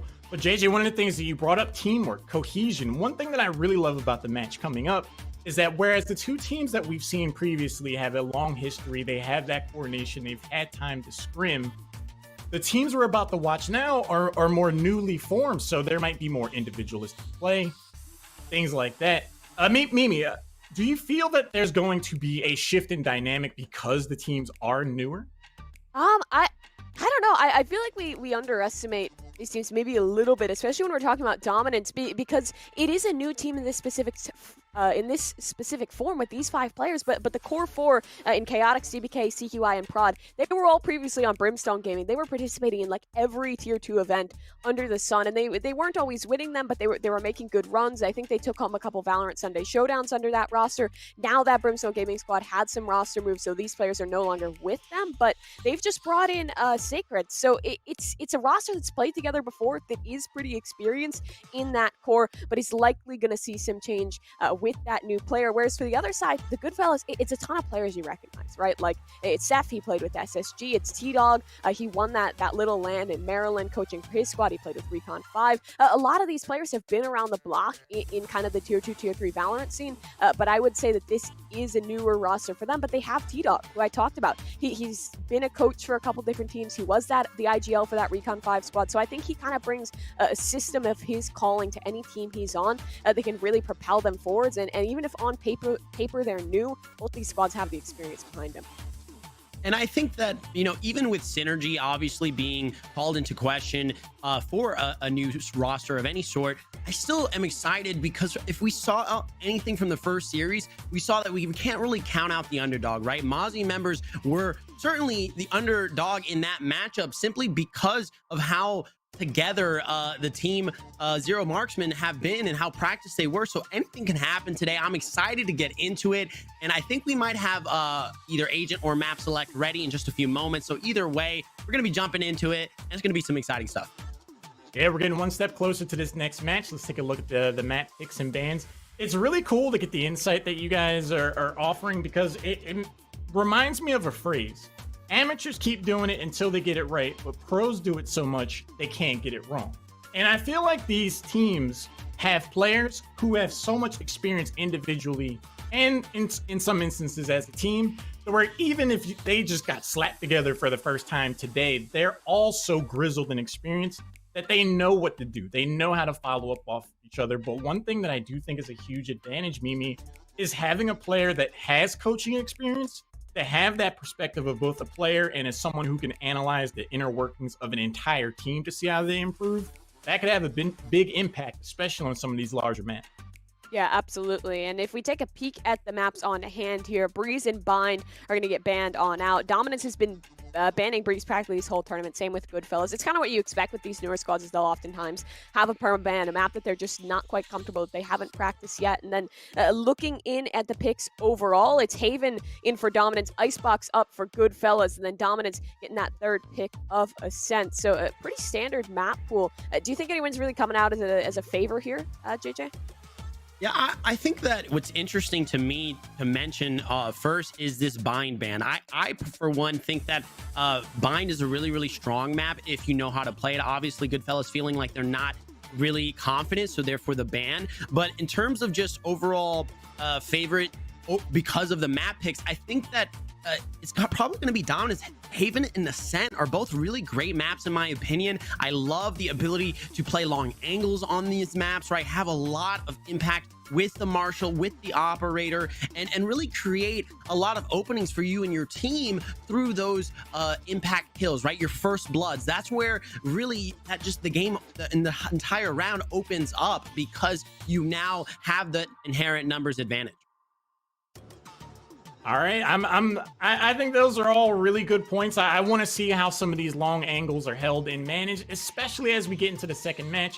JJ, Mimi, I pass it off to you guys. Take it away. It's going to be Dominance taking on Goodfellas. One team goes on, one goes home. Have fun. Well, thank you, Halloran, for a great introduction. Of course, being a fantastic host. But here we are into our next series, Mimi, and I'm excited because these two teams, while they may be, not as synergistic today because they're still working on that from being a newly formed roster, I'm still excited to see some individual talent come through, right? Some individual play, and see really who's going to kind of try to take over the series. Yeah, absolutely. I think that this is one that's hard to read, because obviously Dominance, I've seen them before when they were Brimstone, but now they're bringing in this new player, and it's hard to know what to expect them. They've had a good run thus far. They've stayed alive in this upper bracket. They took a 2-0 over ZMM, and it was on the maps of Haven and Icebox. So this pool looking pretty good for them, but with the players behind Goodfellas, we'd always expect them to put up a really good fight. And if we take a look at these agent picks right now, what I'm noticing straight away is the KO pick for Goodfellas, double initiator out for this defensive squad. You love to see it. Yeah, I agree. I love to see it, but what I don't know about is whether or not Dominance is going to pick up that Sova, right? I think Sova this is one of his strongest maps if played correctly, and I really like that Goodfellas immediately locking that in. Obviously, like you said, the double controller is very aggressive with the extra KO there on top, but there we have it. Chaotic going to be picking up that Sova for Dominance. And so now we're going to have to see who's going to round out the rest of their team. But so far, these comps looking pretty strong, and it might be the Cypher. Yeah, I'd expect the Cypher. This is one of Cypher's strongest maps. Seth, like we mentioned, when he was with SSG, that's practically all he played, and Sacred as well has been a consistent Cypher player, so that's not super surprising. I think the head-to-head that I'm most excited for in this match is Fiend up against DBK, both of which are just like jet ops who do really great work on that character, who can be a bit of a glue eater and just frag out when necessary for a squad, and I think that they're a huge X factor for either team, especially on a map like Haven, like you were mentioning that has so many long angles, so many opportunities to find that opener with an Operator. Yeah, and of course, not to look too far into the future, map 2 is going to be Icebox, right? So I think that it's really important to come out to a good start here, right? Because Icebox, we can all agree, somewhat of an equalizer of a map, very, very even across both sides if played correctly. And so I think that coming out to a strong start here on Haven, especially for Dominance, because they're starting on attacking side is going to be extremely important. I'm looking for DBK to get these dashes on the site with the help of Prod to really just take control and get an early lead on this attacking side, because that's what you need really to win a map like Haven.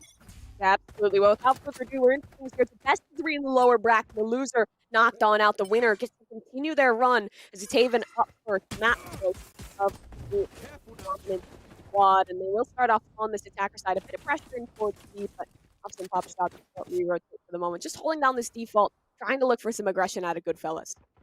And already rotations coming through. Fiend gonna pick up the first frag of the round here at a long, as they're trying to continue to push it anyways. This may be precarious as Goodfellas already on the rotation. That they are. Venture still holding in the back lines. You see that knife come out. No one we directly suppress right away besides CKY. He's already up on site, but he just doesn't check on Fiend. Fiend can get so much done from this position, especially with cheat code and support. Yeah, very, very great positioning here by Fiend, recognizing that, hey, I got that opening frag. I got to reposition, get to an even safer angle now that I've taken some damage, but still be effective. And that he is, as now Goodfellas holding down this A site with relative ease. They have the spike in their control as well. So right now, Dominant's really looking worse for wears. Yeah, and they're not giving anything away here. This 5v2 is being played perfectly. Crossfire's already established. This should be a preconceived notion. Trades come out. DBK doing a little impact, but 1v3, his position noted with the time left on the clock feels impossible. Yeah, I agreed with your previous point there, Mimi. Just the crossfires and the overall awareness by Goodfellas to just hold it down. Don't go aggressive. Don't look to push out and take these 1v1s that are unnecessary. And, well, Fiend going to pick up the 3K to start the game. Very strong stuff here early on for Goodfellas. Yeah, I mean, we expect this out of Fiend. He's so strong on that jet, and I love the aggression, right? Like, after Aster fell out of the meta, I feel like we see less teams working for that A lobby fight, but it gives you so much control. When you're just that jet pushing up, you can get your entry, dash right back. Not only do you have that man advantage, but you also have the information, and once they had that info, Goodfellas capitalized perfectly. It was 5 postured on that site. Nothing Dominance could really get done. It's now into the second. There's a small investment out of Dominance. Couple sheriffs on the board to try and dish out some damage, but it's Goodfellas looking likely with their superior arms. Well, it looks like it's going to be a fast B here. Into the site they go, but it's Fiend rather with the Spectre in hand, holding down this site. Gets 2 to open, and now going to force DBK to rotate out. Just 26 HP. Going to try to sit outside these garage doors to make something happen. Meanwhile, cheat code snuffing out the C-long push with 2 more for himself, and Goodfellas right now off to a phenomenal start here on D. Yeah, they really are. That spike getting planted was the main goal here for Dominance. Try and get that extra 300 credits injected into your bank account, but it's not going to happen. Well controlled by cheat code, and now Fiend is on the scene to clean up. Another 3K for the man, and you love to see that for your jet player, because now those knives just a bit more expensive. And in this bonus round, if they fight for that orb control towards A long, he can those blades online, and he can make this round a lot riskier than it might already be. But of course, it's going to be a bit of an uphill battle. Dominance have the weapons. This is their opportunity to turn this ship around. Yeah, and I'm curious to see what DBK is going to buy this round, as he has yet to do so.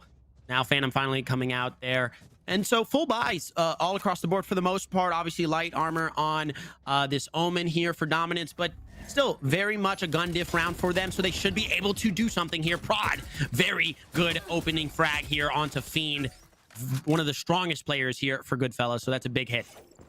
Yeah, this is a nice position as well by Sacred. He's holding down this push out of A. They know that on this bonus round, Goodfellas are likely to get aggressive. They read that out immediately. And now they're just going to take their time in the default. Not over-aggressing anything, not greeting for a push off that opening pick. And they should be taking their time because T-Dog tucked in towards Sewer's side. And I believe he does have a Judge in his hand, so could definitely get risky in the run it back forward. But it's taken care of. Judge at range will find the Phoenix. Huge start now for Goodfellas.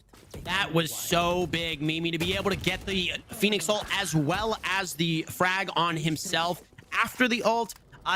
That's phenomenal with that Judge there. Potentially round saving, but we'll have to see, as Dominant still is in a 4v2 situation, has the man advantage.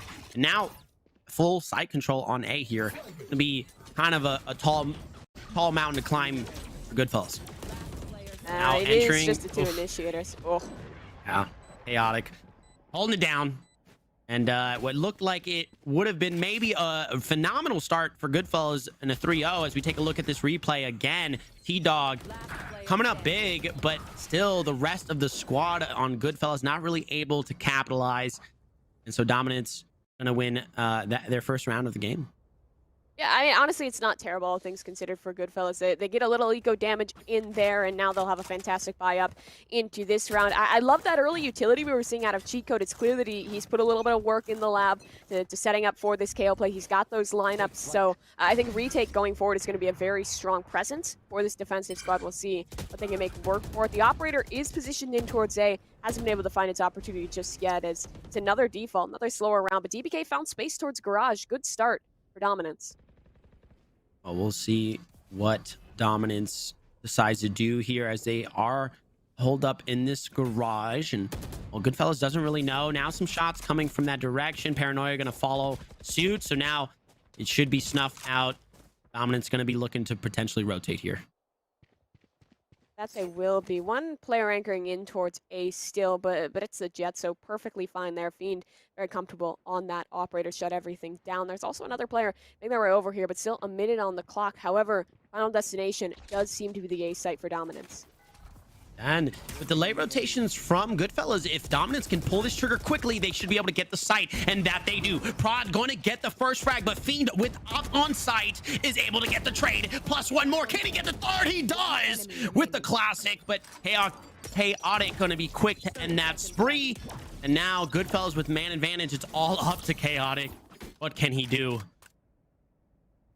That's a tough situation to be in here. 1 versus 3. They have the Cypher Cam as first contact. They should just be able to swing off of this, shut it down. Even the ping comes through. Nothing he can really do at this point of time. And if he stops for a moment, he's just going to get bullied. Still alive. They're not even letting him have the opportunity. Seth to shut that one down. But, I mean, to start off, man, we got to give that round to Fiend. A 3K on the round. And it was the Operator to start things off. I think crucial that he had the tailwind up at this point in time, because he was initially getting a little aggressive in towards short, but he never had to use that tailwind to get out, so he's able to find his shot, find his rotation, and pick up a little bit more. Goodfellas looking good off the rebound there. Oh, so good. And more specifically, Fiend 9-2 already so early in this game. And what an exciting start here for Goodfellas, simply because what a motivation booster it is when you start to see one of your players pop off like this. Fiend getting so many first bloods to start off this game. Now that he's got that op in hand, it's going to be really, really hard for Dominance to take side control.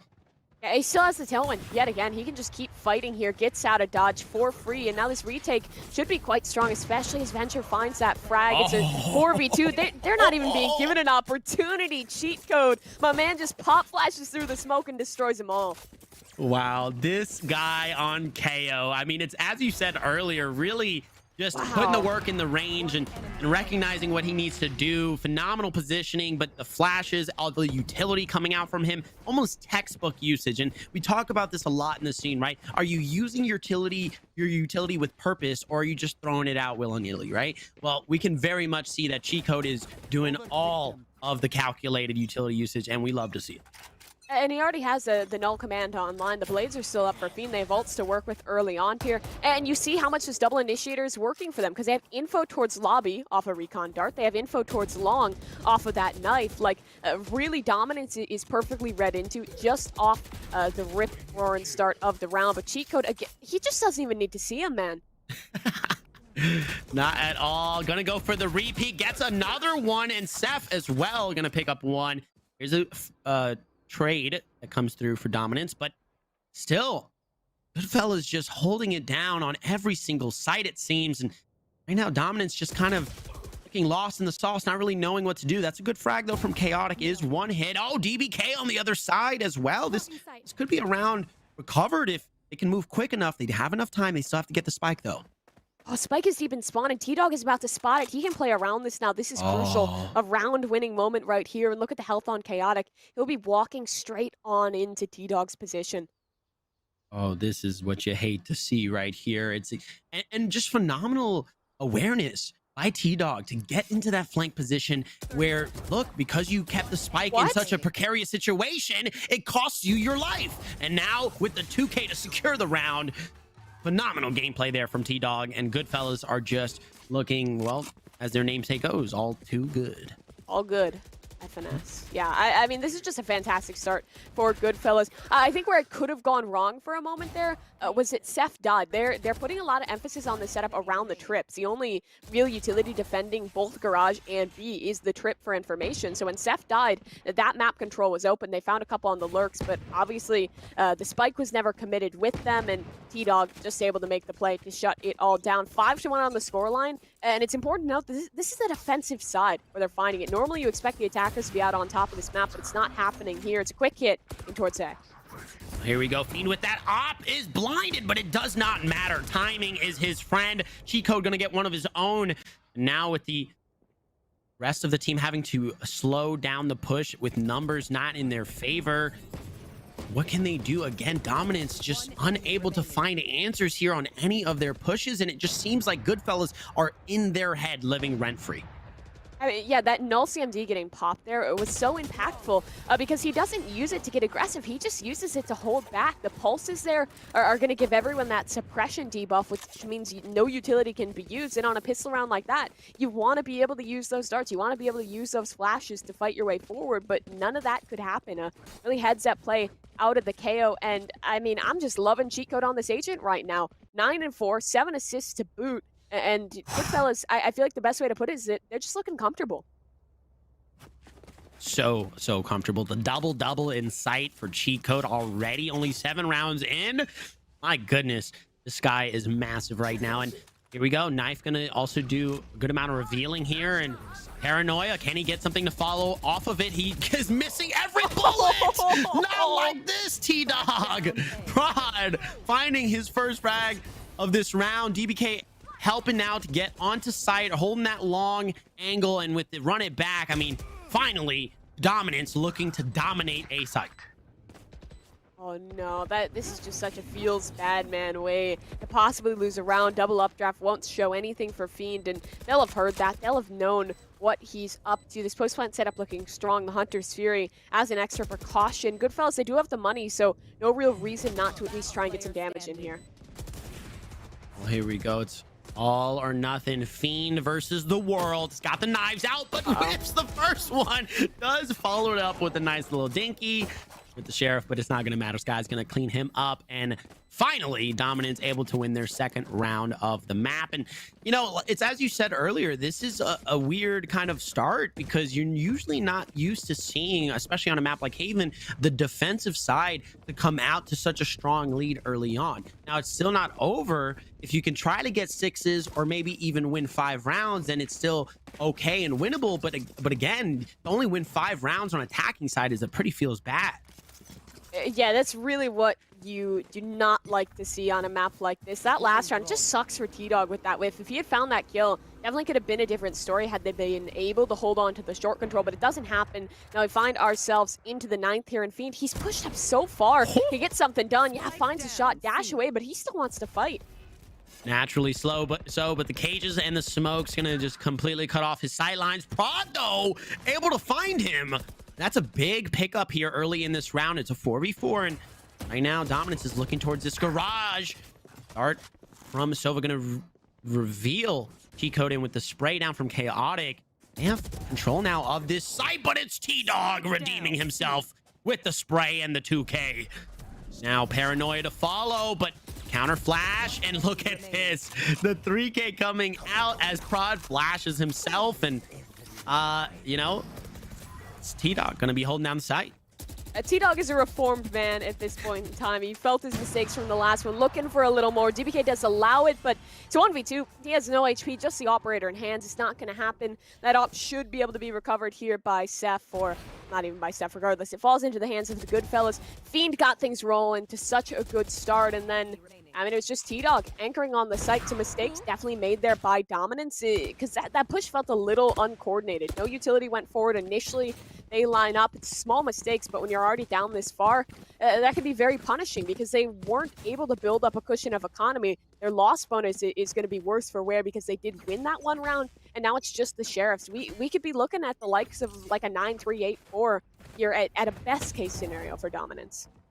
Oof, T-Dog getting the opening frag again. this round. And you know, I have to ask you, Mimi, like, I kind of agree with you at this point. It's really looking very precarious for Dominance, but what does Dominance have to do different? Like, how do they make sure that they can win these last few rounds here on attack side? Because they've just been kind of looking like they're lost and walking around taking 1v1s. Like, what is that, dry peak? I'm not so sure, but Fiend, again, just feed him some more, I suppose. Yeah, I mean, this round should be over. Just the pistols, the setup looking very strong. Cheat code. Ooh, it does fall. It's a rifle that could be recovered, but there's still 2 on the site. Great paranoia from T-Dog. I mean, I think that you might have doubted their coordination for a second, but these players have the experience, they have the system, and they're working really well at it. And in way of your question there, I think that they've been playing this default pretty consistently, but I feel like they're never really finding much pressure off of it. They're just sitting in their default and then just full execing a site, and it just doesn't look coordinated. I'd love to see them just maybe focus on a hard exec. This B site has never been held directly by Goodfellas. It's almost always just a tripwire anchoring down this position. Even if you can just get that spike down and try and fight for link control, there's something. But in this one, they will get the spike down. At least it's money, but the post fight can be very hard, especially as the lineups find CKY. Wow, CKY, that's a big feels bad. Never feels good to die to a shock dart. But now it's Dominance trying to hold it down, but Fiend, the discipline, the patience, gets Sacred, and with the DBK, the last man alive, gonna be Seth to finish him off from long. And you know, I have to say, like, it's still not over, but I agree the default style simply is just not working, and I think it has a lot to do with Goodfellas' discipline on D, right? They are not pushing out, they are not looking to try to over aggress, they are holding on to their guns, they're holding on to their positions and just working together. You can tell the comms are there, and they just are almost working in seamless cohesion and synergy, and you just love to see it. Yeah, you really do love to see it. And I think that part of this also for this Goodfellas squad is that it's not that they're just not getting aggressive, it's that they're giving Fiend the space to do Fiend things, right? Like they're not limiting him. They're not forcing him to play anywhere. The team will flex around this jet op. They'll let him get aggressive because he has the discipline himself to find one pick and tailwind away. And consistently, we've seen him open up these rounds. Dominance, the only flashes they have are on prod, so they've struggled to shut down this op play. It seems like they actually agree with me. B site will be taken. The question is of post plan. Well, finally executing on this B site, as it has been the weakest site for Goodfellas all game, but can they play the retake scenario?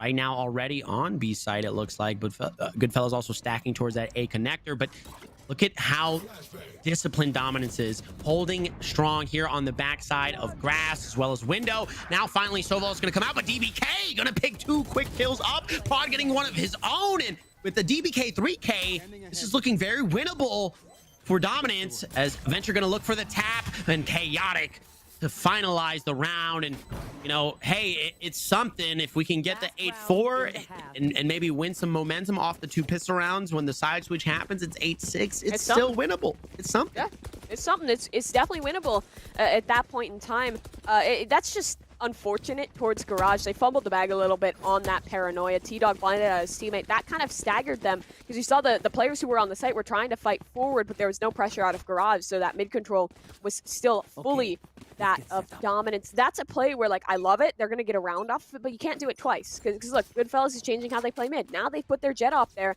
and he's aggressing down for an early fight. A lot of trust in the KO to hold that smoke as well. I just love the confidence, the trust that this team is showing early on, and honestly, Fiend not seeing someone here, it's almost even more useful because he knows that they can't be Garage, they can't be mid, and with that Cypher Cam towards A long, they're already aware that this has to be a C exec, and that means rotates will likely be quick.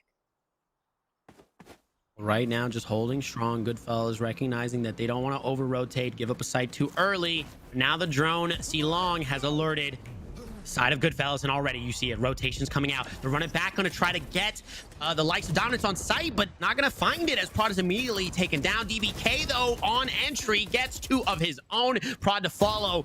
And now, look at this. Venture holding it down with a 3K of his own, and it's a 1v1 between Chaotic and Seth. And I don't know if Seth knows that he's here. He's not ready for it.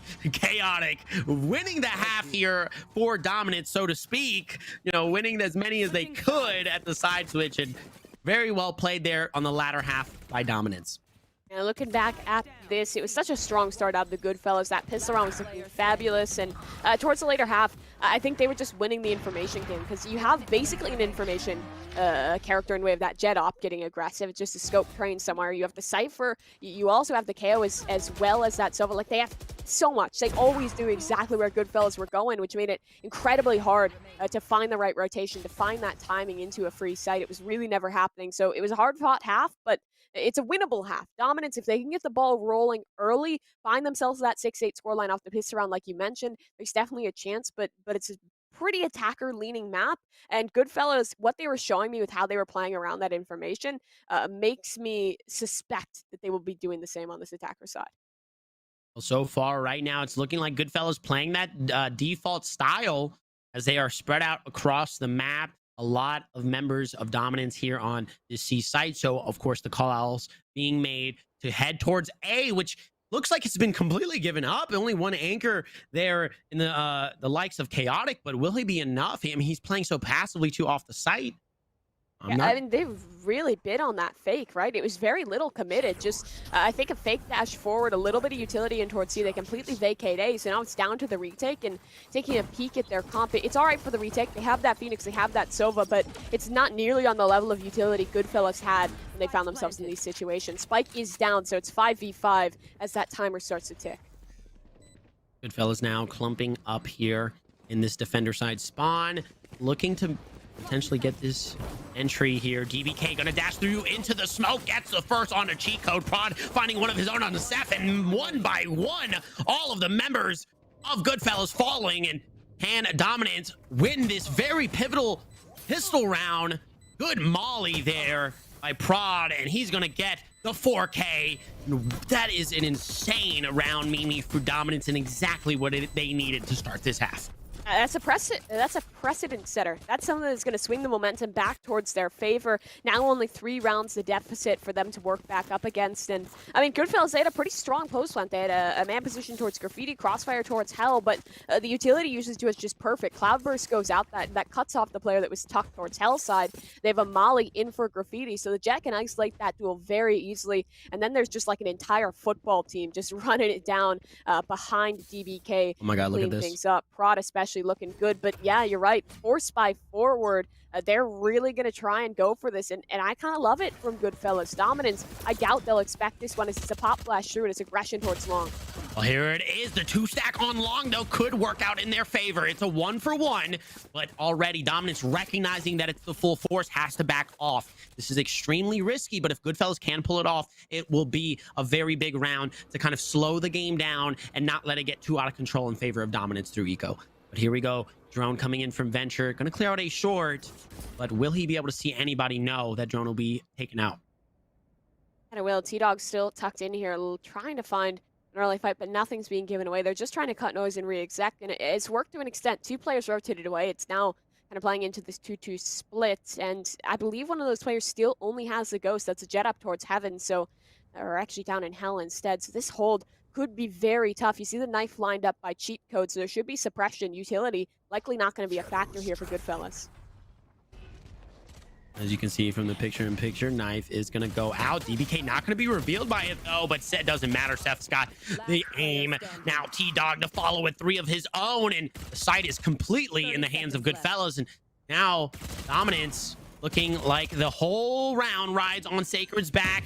Will he be able to get pre-aim pre-fire? No! Venture gonna find the final frag, and that right there was such, I don't know who made the call, but whoever did to force that round was huge, and that might just make or break this game for Goodfellas.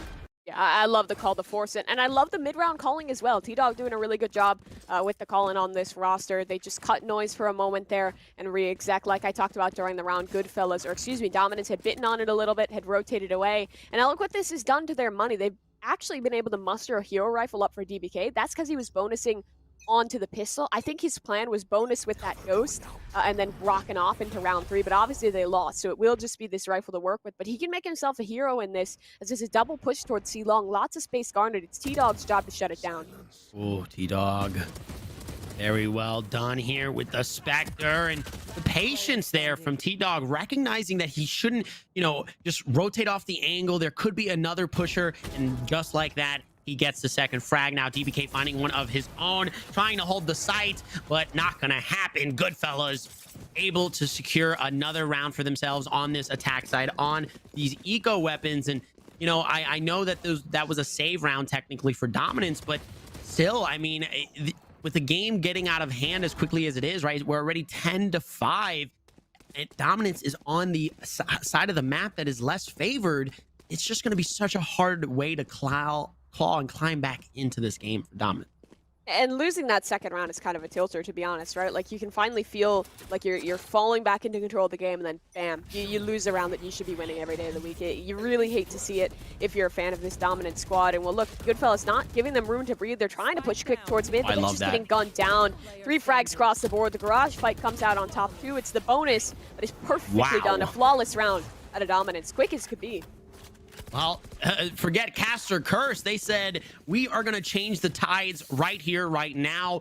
Beautiful double boost play there on the mid by the Omen and the Jet, right? I mean, the communication was there, and it's important that right now, while things are looking really bad for you, that you keep morale high, you keep communication high, and you continue to work through these plays together as a team. Love the coordination there, and it resulted in the win. Yeah, it really did. It was a fantastic round there. It was just a Spectre, so you don't expect to be writing home about that round if you're on this Goodfellas squad. They were really focused into this round right here, right now. Rifles up to work with an entry frag by T-Dog. There's still 2, make it 3, anchoring towards A, so this could get risky. The long fight actually looking good for Dominance, but they're still down a man as the rotations work their way towards C. Pressure on Seth here. And notice that the trap setup for Dominance is actually on B and Garage. So if we get a full exec here on C site from C long, Goodfellas can't, or Dominance rather, can't do anything about it really for the hold. I mean, the double cage is going to be kind of effective at stalling, but it's not really going to do anything else other than that. And they're going to have full site control here. Flash is coming out. Oh, but he gets the kill from Platt. He's good for 1. But now it's going to be a difficult retake situation. Never mind. DBK from long getting 2 quick head taps. And now Venture spraying into that smoke. Does get a few in markers now. The in and out of the smoke play is good for Dominance. And I don't know, Mimi, that was kind of a crazy round from Dominance.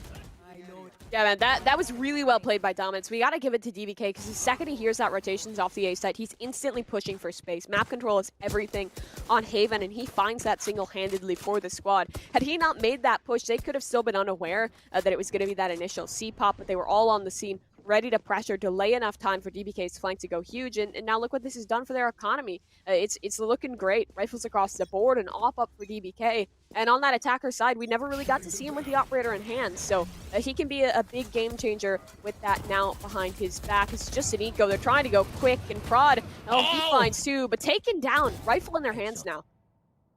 Now, quick additional frag from Sacred here in the Garage. Ooh, Venture! Sharpshooter with that Sheriff in hand. Has the spike and probably going to look to rotate here with T-Dog towards this A side, but op in, waits, does the right thing, and teleports across. Just the awareness from DBK, or I'm sorry, awareness from T-Dog to avoid DBK, and now might be able to get a cheeky kill on the DBK. No, the awareness from DBK. So well played. Close enough. Yeah, it's perfectly played. Here's that little teleportation across, able to shut it on down. Venture now alone with the Sheriff. Again, economy damage is the name of the game. They've gotten 2 weapons at least off the board, but that op is still in the hands. That's the big ticket item here for Venture to try and take care of, but I don't know. Not too much for him to do here. 30 seconds left. Needs to isolate a duel quickly, and they might have just given that away. Left. Sacred's alone towards Garage. See if this quick peek can land another head top for Venture. No, it'll be Sacred securing the round for Dominance, and we are just inching closer and closer to a tie. You know, Dominance finding some dominance here on the defensive side, Mimi, and talk to me through about what you've been seeing in terms of the changes from Dominance to start winning on this half. I feel like it's just them playing the map control in a lot of these rounds. I mean, we talked about that DBK push in, I believe that was the 4th round to find the information in the flank in towards Long. Now they have this operator, and they invest a lot of trust in him. It's actually an incredibly similar story to Fiend, that they play around him, let him do his thing. The dash is offline, so he has to be careful, but he'll stay alive. Op doesn't net anything. But what I was getting at is the flexibility of this squad. Notice how the Cypher setup is different practically every round. The Jet Op is in a new place practically every round. It keeps Goodfellas guessing, and it makes this team hard to read. Right now, Goodfellas looking to just hold angles, playing this default, right? You see Careful. T-Dog in that cubby, just kind of watching for the C-Long push out, but it's not coming. Now the drone, though, going to be pushing up this mid to try to get some information on this B site, but Dominance is playing very well. You can see them spread out properly, utility everywhere, camera to watch for that B push in, and right now it's just anyone's game. They could be. Cam is still up in towards B, and well, is not really taking too much space quite yet. I think they're just trying to maybe pull a rotation in towards A, leave their Jet in the way of Fiend anchoring down to catch something out. Maybe you can re-rotate off that, but looking at the time, 30 seconds left. They have to make a decision quickly, and with the teleport towards, I believe that's Heaven. Now A side has to be the choice, and it's Prod to hold it down towards Long. Do they know about the A Heaven TP? Oh, he's finally going to get peeked. T-Dog could have had a pick there, but no. It'll be Sacred plus Neural Theft to follow. So that's actually really big info to see the rotation, to see that they've all already gotten a C site, but it is a bit late. Now they'll have to play the retake.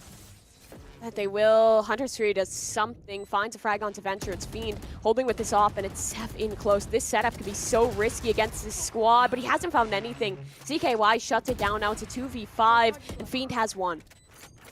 Well, Cheat Code has one of his own, so can he get more? Cheat Code with another, but the full flash onto Fiend. But the classic right clicks are too clean. Now, switching to that Phantom, can he get the round? He gets the clutch. Fiend is a madman.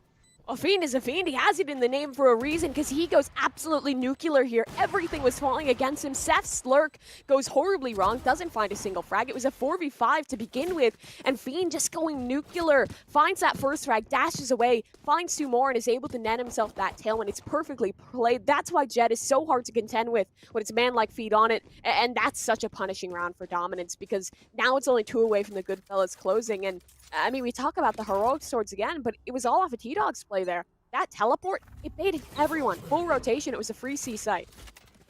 Extreme momentum shifter there. Can now Goodfellas ride that high till the end and close out here? We'll have to see. Dominance looking to get a little bit of damage there. Prod really doing a good job of getting these opening frags and these rounds and getting some good damage off. This time on to that Jet player, Fiend. So it's kind of big with no heals, no sustain from Goodfellas, right? It's going to be a little harder for Fiend to get onto site and help them entry. Out of charges.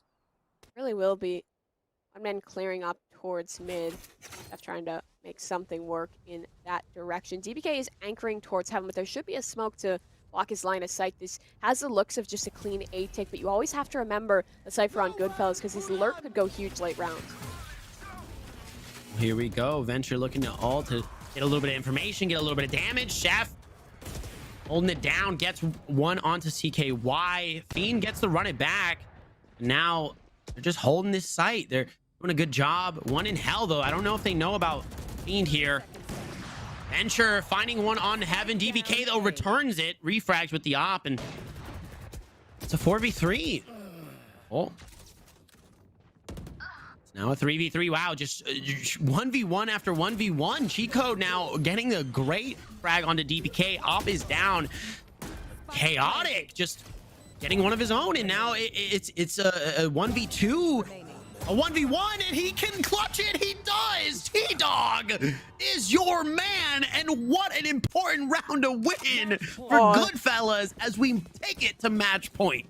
Wow, T-Dog just dragging his team over the line. They almost let that slip away from them for a moment, because Seth had that initial lurk, found a frag almost immediately, and they had to take the time to fight him back out. But what got risky is that the spike was still towards Long. He was the last man onto the site in way of that spike carrier. There was no smoke for Heaven, so that could have very easily gone the other way, but thankfully for Goodfellas, they have T-Dog, and T-Dog so strong in the clutch. It's 2 clutches to bring them to match point, but it's rounds nevertheless. Another quick hit, this time in towards A. It's Prod to hold.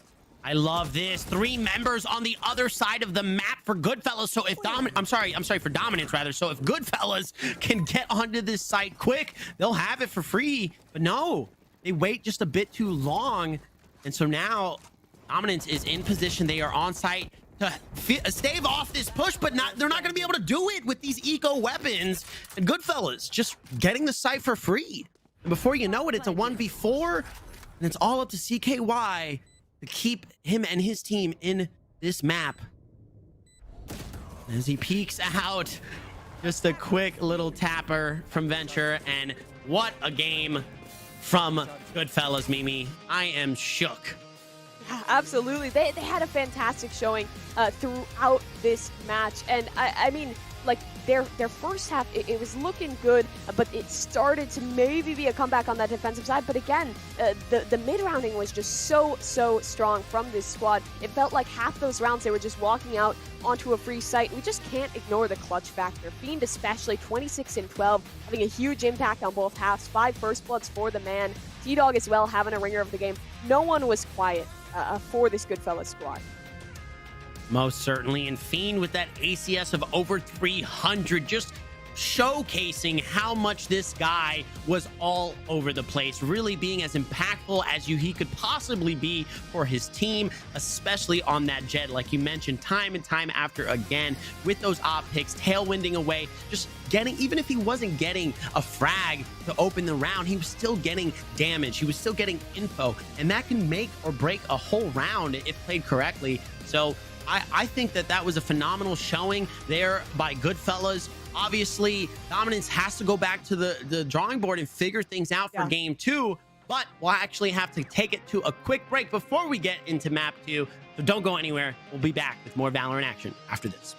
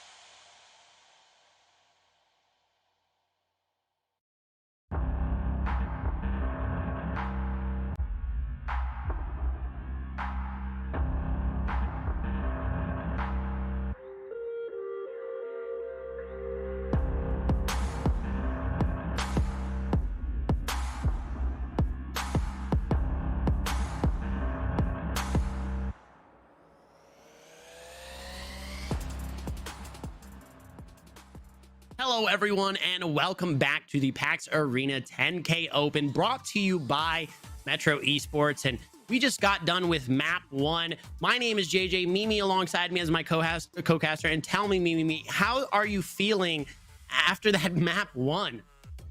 I'm feeling good, man. That was crazy. It was like so many wild moments, especially from Fiend on his jet. DBK as well, having a ringer of a game. The clutches were insane. It was just action back to back to back. But as we kind of take a look back at the replays, for me, it felt like Goodfellas were kind of just like mid-rounding diffing Dominance. Like if we think back to this first half when Dominance was on attack, I don't think I remember a single time where they got a site for free, right? There was always someone anchoring. There was always someone holding down who had the information. Whereas once we switched sides, Goodfellas was able to just read them like a book, pull these fakes, find these free sites, and just hold down the post plant strong. And even when things went awry, the clutch potential that this squad has is so high. And I mean, Goodfellas, well, it got maybe a little closer than it initially looked. It was still them in control of the game for the majority of that.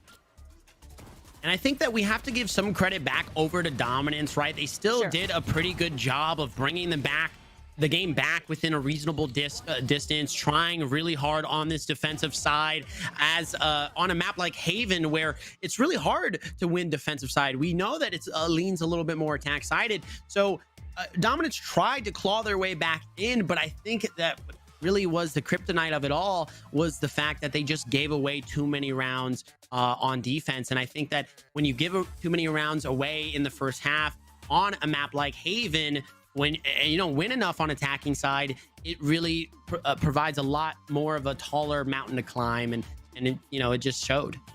Yeah, it really did. And I feel like what really hurt him in that second half especially was they won the pistol, and then there was a force buy win. And that's what kind of brought the Goodfellas back a bit better under control. And, well, what really hurts about that was that it was the map pick of this dominant squad. If we can take another little peek at the maps here, it was them heading next into Icebox, their choice, generally a stronghold for this Goodfellas team, and say we can get something crazy and have them come back. Well, then we end out on Ascent, which is another strong one for the Goodfellas. I mean, this is just such a good map pool for them, and they've just really come out swinging out of the gate and just look dominant there on Haven.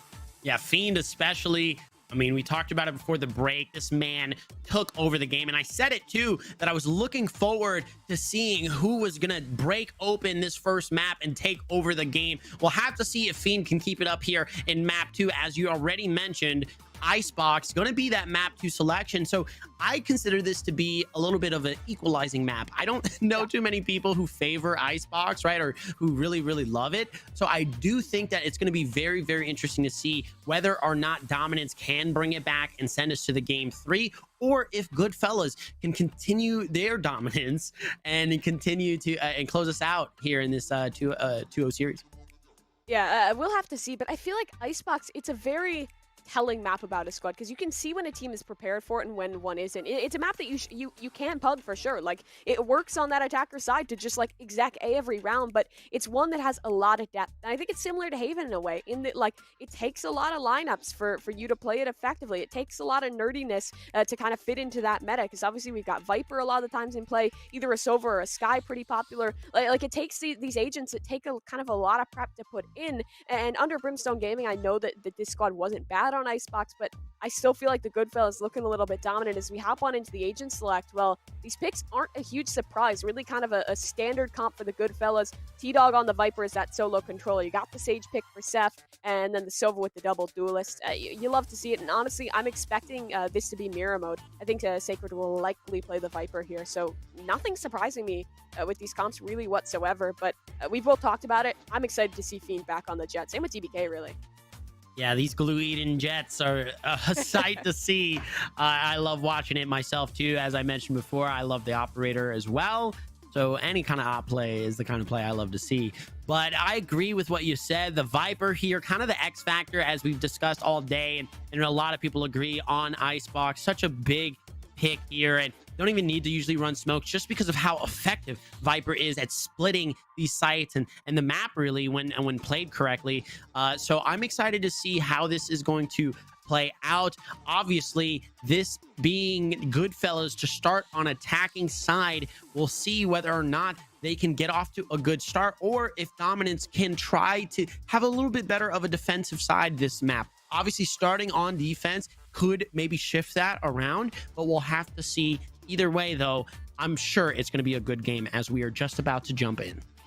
Yeah, I'm excited to see what we bring out here. I think something that I didn't note in the previous map is that Trainer is coaching for this Goodfellas squad. If you don't know him, he was previously the coach of LG for about a year, of Luminosity, and he was coaching during that kind of run-up where they won NSG Winter Champs, and then they were starting to make runs at the VCTs. I think he also had a stint coaching for BBG, so he has really a history as a coach, and I'm excited to see what he's bringing to the roster. Of course, in that last match, he didn't get too much say, at least during the game, because neither team used their tack pauses, which I thought was interesting, especially for Dominance, because there was a couple moments where they were just losing out on a big streak of momentum, and, well, they never had, or at least they never took that tack pause to try and slow it down. Yeah, it's actually interesting that you mentioned that too, because I agree. Like, at the end of the day, sometimes you need to take a breather and like recenter your team and reorganize and figure out the strategy, right? And talk to each other. And sometimes the buy phase is just not enough time to do that. So we'll see if that happens in this game, if any tack pauses come out, but we'll have to see, as now A side looks to be the first sight in the eyes of Goodfellas, as we have map 2 now fully underway, and Fiend leading the charge, rightfully so, coming from the belt, dropping down, getting the double dink here on DBK, and that's a big pick onto a big player from Goodfellas. Oh, poor Sacred. He's just stomping his way forward, completely unsuspecting. Cephal shut down. That's a sheriff that can be recovered. Now, B-side's completely open for business. They should be able to run right on into the site, and that they will. Full retake for Dominance. There's only 3 players left alive. Tough one for them to fight back into. And just the awareness of this Goodfellas squad to have Viper chilling in the lurk position, right? You see this Jet get into side A, get a pick. You think, okay, it's going to be a fast A, and it's like, no.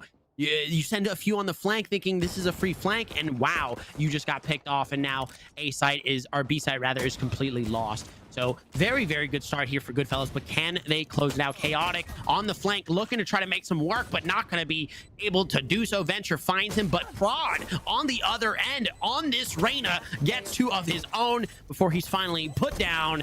Now all that remains is CKY, but only for a short amount of time, as Goodfellas going to be the first round, or be able to pick up the first round of the game. Yeah, I think that Sage well missed it. It could have been a big X factor for them in that round, but it went a little wide. They were able to shoot right on through it, so the fuse could not be stuck, unfortunately. And if we swing back early in the round, we just saw it in the replay, but the aggression from the Viper on Dominance to just kind of run it down out towards main without a care for what could be on the other side of his wall is just really unfortunate. Goodfellas were quick to capitalize, change the plan in the mid round, and take things in towards B. I think that's the strongest thing for this team that we saw in the last map. It's how they can adapt in the mid round, and they're keeping it up early on here on Icebox. It's a strong buy for the attackers, really just pistols to try and work something special for Dominance. Wow, B-side is completely just free. I mean, rotation's finally coming through, but I don't think this Viper's going to be able to hold it. And now wall goes down, spike to follow. Now Goodfellas can just fall back off site, get to yellow and green, and just play the spike. That they can. Fiend in a good position here. He has the tailwind, so he can just, again, try and get aggressive because they have the Viper utility to fall back on. Him having this Ghost really doesn't risk too much in way of money. So Goodfellas really playing this strong. And Dominance, this clock is already ticking away. I think they're waiting for this flank to come through before they commit. However, Venture, he sniffed it out. He's ready to hold. Maybe not. Fiend, a double with the Ghost. All right. Gets the double dink. This is what you love to see from Fiend. DBK gonna finally shut him down. Just going tit for tat here, but it doesn't look like Dominance is going to be able to get much. Looking for maybe some exits here.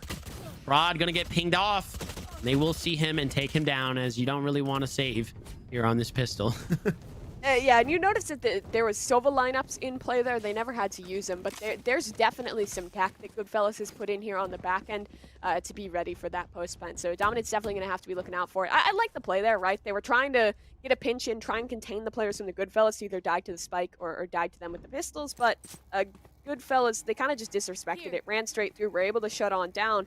And now with Fiend having saved in that previous round onto the pistol, he'll be able to buy up a hero rifle here. His team is fully armored with Spectres. This bonus is dangerous. Dangerous indeed. Fiend and company gonna get pinged out here a little. Now Seth with this Spectre in hand might look to push this belt, and ooh, CKY getting a good opening frag onto T-Dog. That's gonna be big now, as it should slow the Goodfellas push, and Chaotic getting one of his own. Venture looking for the trade, but with the one-man disadvantage, do they keep pushing in? I guess the call is yes. Seth finding one of his own to equalize things, but DBK with the Sheriff and the one tapper. Oh no, the failed tailwind, but it somehow is okay as Sacred bails him out and gets two of his own to close out the round.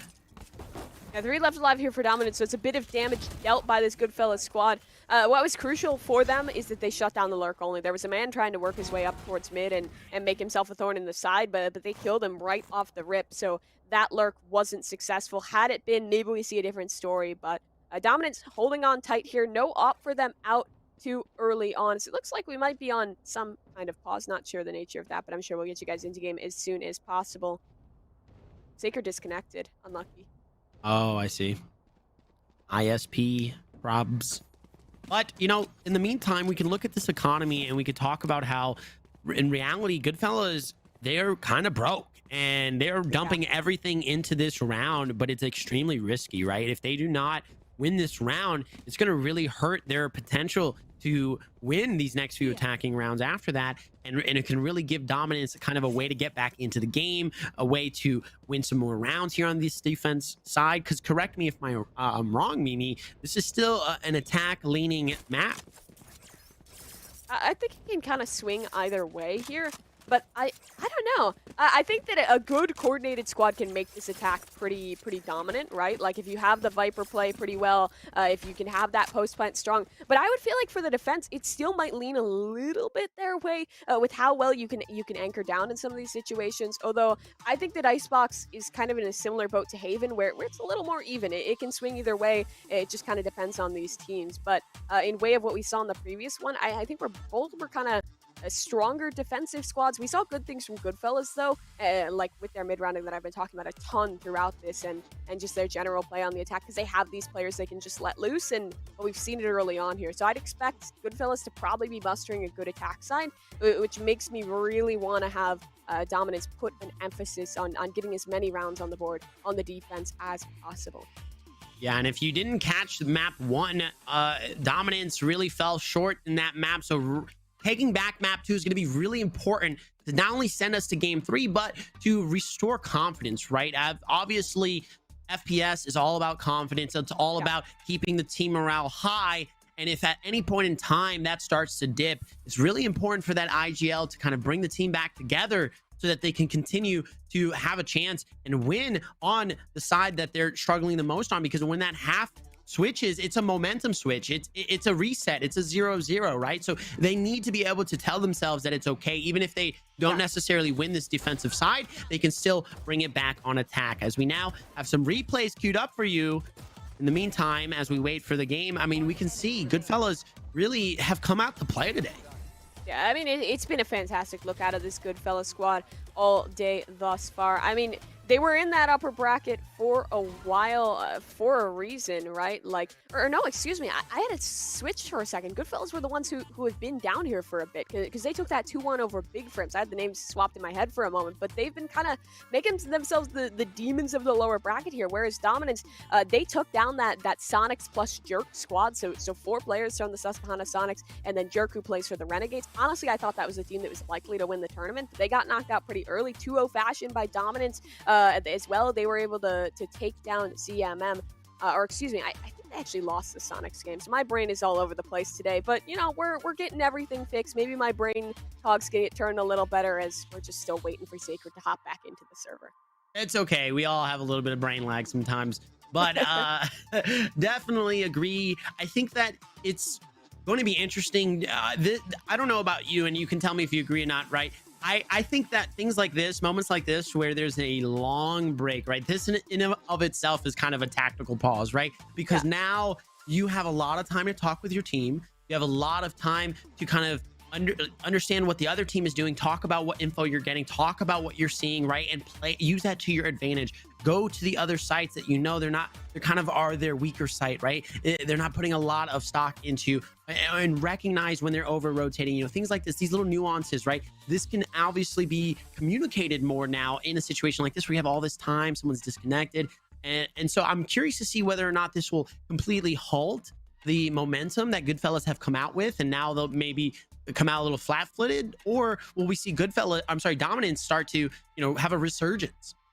Yeah, I don't know. It's going to be interesting to see. One thing to know about a tech pause is that it's not the same as attack. Your coach can't be in the conversation during this, so it is still just those 5 players. You're not bringing in that extra tactical advantage. But only one of these teams does have a coach in way of Goodfellas, so I don't know. I feel like it's a second for them to cool off, but I feel like they're still feeling good, right? Like, you come off a nice little map win, but I never really saw hubris from them, right? Like, it didn't look like they were overconfident. Like, they were confident enough to take these gunfights and win them out, but it was never like they were crazy over peaking and throwing away man advantage rounds. They weren't making those mistakes, which makes me think that this cool-off period probably won't do too much to them, but I think it's actually really good for Dominance because it started so rough for them, right?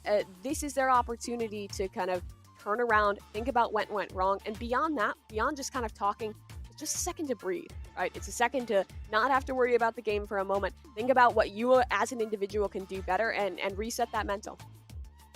Agreed. And I think too, you know, mental, we've already talked about it, and I sound like a broken record, but mental really is everything. I mean, I think personally, even as a player myself, I know that I'm not really playing at my peak if I'm frustrated about the situation, if I feel like this is a very winnable game and we're throwing, because let's be honest, on paper, these guys are all really good. These guys know what they're doing. You can tell that they're all individually talented and have that mechanical ability, but at the end of the day, it comes down to synergy. It comes down to how well you can execute, how well you can work as a team.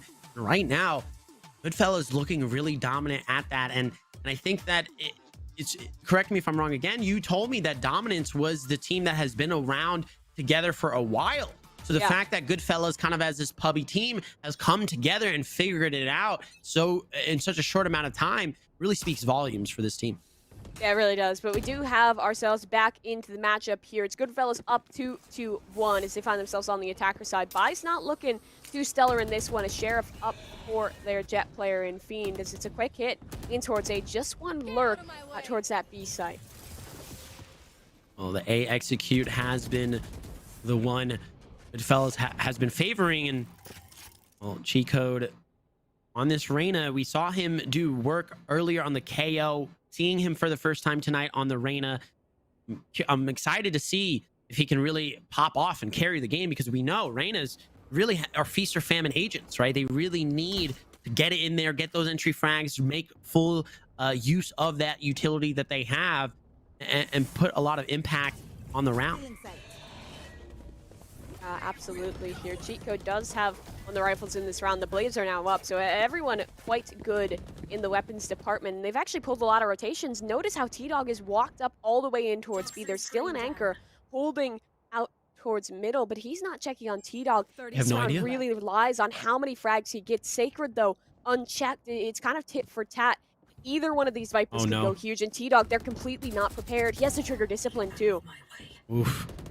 Does finally pick him up, but yes, T-Dog in the deep flank here, and do they even know about it? And Prod, DBK, many kills falling here for Dominance, and wow, just like that, it seemed like a really good plan for Goodfellas. You have someone in the back flank, you have them split off the Dominance, right? I'm sorry, yeah, Dominance, but it's weird to me that even though it looked so good positional-wise, Dominance came in and just held it down. They got the one taps, and that's really what you need at the end of the day. Even if you have a good side execute, if you don't win the gun game, if you don't know how to hold angles properly, you're gonna just die on sight. I mean, I feel like Sacred really won that round for them in such a huge way. He shut down that initial fight for the spike planter, and then that gave Prod time to rotate in, denied the second attempt at the spike plant. Then there was mollies on the floor. The time was already halfway gone, and T-Dog had been flushed out. There was no opportunity. It was a nice look off the lurk, but they didn't fully capitalize, and now it's just the eco. Chaotic eats a tag from the Marshall and Fiend, and they have good space towards mid, but DBK on the flank just able to gun down too. Nice and quick out of the man. There is a rifle on the floor, though, so would make things a bit riskier, especially as Venture finds that shot. This could turn tail. Well, it is 3v2. Dominance looking to play towards this mid side. You can see this Viper just again lurking around, but Sacred finds him. T-Dog really trying to make an impact. And oh, you droned at the wrong time, my friend. Chaotic gonna fall to Seth. Has the res in the pocket, but does he use it? I think he does. This round is very winnable now. There's guns on the floor, recovers the Marshall, and this is a walk-up. I don't think they're prepared because he got a really great timing up past the Sage. Now he can double back towards B. They're not ready. Gun is up. Sacred should be able to shut this down, but it's a headshot found. Seth can pull this off. Rez really now out of the question. Now, no, actually, T-Dog's still in towards main, and he has a wall to allow it. Oh, no, this has really gone awry for Dominance. It certainly has, and look at this. As predicted, the res comes through. It's a 2v1, and what was a round that was looking worse for wears for Goodfellas has now completely turned upside down on his head. And can CKY get the frag? Sees the one boosted, but takes way too much damage, continuing to try to wide swing.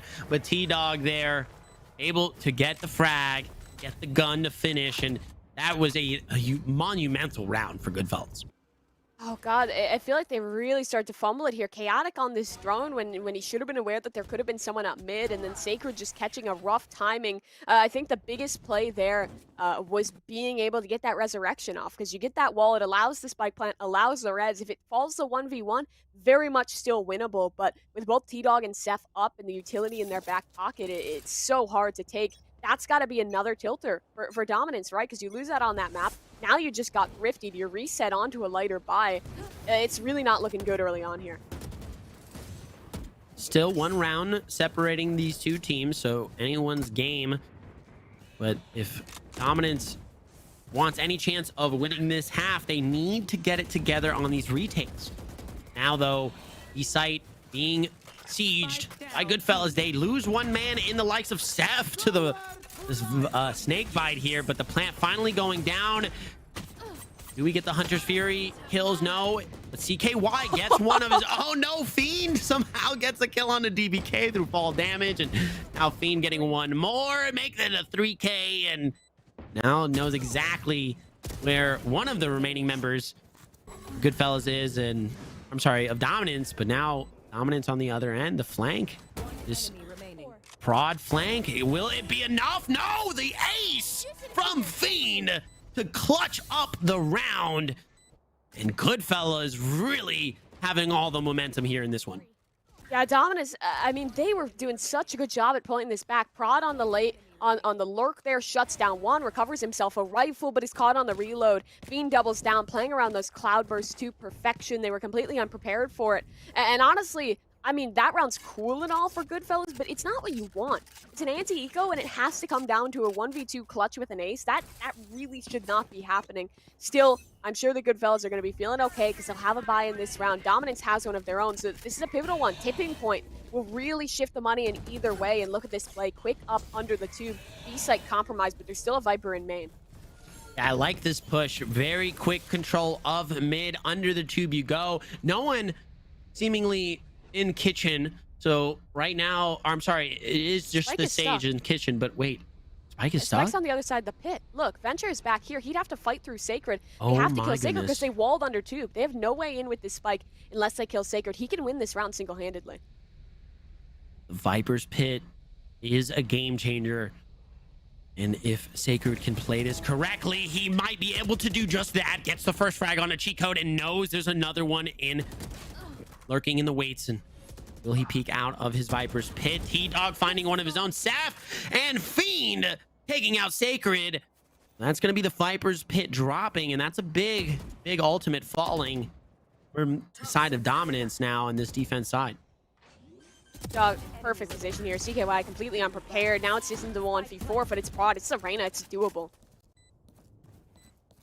The classic Reyna 1v3 clutch. Can we see it? Only one soul orb, though, available.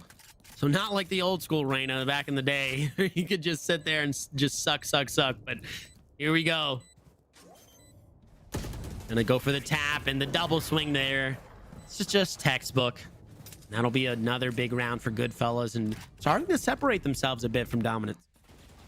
Yeah, they got a lot of kills there, but the most important here was from Fiend. If Sacred stays alive in this pit, it's likely a round 1 for dominance, because like I mentioned, Spike was never in a position to stay alive, but they're able to shut things down, and it almost helps them a little bit that they're delayed in the Spike plant, because it gives time for T-Dog to extend in towards mid a little bit, to have that kind of counter flank to shut down I believe it was DBK in towards the site. It was just a good look overall from Goodfellas. They realized what went wrong in the situation. They were quick to fix it. Now they have a 5-2 lead. And again, dominance, they're just stuck in towards these pistols, but I like the aggression. They're fighting the same main control, just a tad, so they have great information.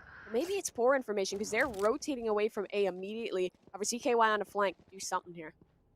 Well, Seth opening the round here with the first blood. Very big stuff for any attacking Siege. And now Venture with one of his own. It's a 5v3 and one still in mid, so this should be a pretty easy exec of the site. And you see DBK trying to hold it down with his Sheriff. He's proven to be quite the one-tapper, but will it be enough? No, Fiend sprays him down through the smoke, and yeah, this is going to be just the quickest and easiest round I think Goodfellas has had thus far in this game. So if you're Dominance, how do they keep their mental in check here? Because it's starting to look like Dominance is starting to just give up the game. Almost things are just slipping out of control. I mean, they've had their good moments. They've gotten these rounds really close, but I think losing out on that Thrifty was just such a huge deficit for them. I wouldn't hate to see aggression, right? They have DBK Agreed. who can get aggro there, and he can dash away. They have Prod who can get aggro. He can dismiss away if he finds a shot. And maybe DBK is trying something as well, because he's going for this glass cannon up. He knows what a game changer he can be with that weapon, so he's going to try and make something happen. And look at the little sneaky little play here. Boost on top of the wall. Perfect. Never mind. Honestly, the way you just casted that was my favorite thing all night, I think, because it just accurately depicts how all of us just felt right then.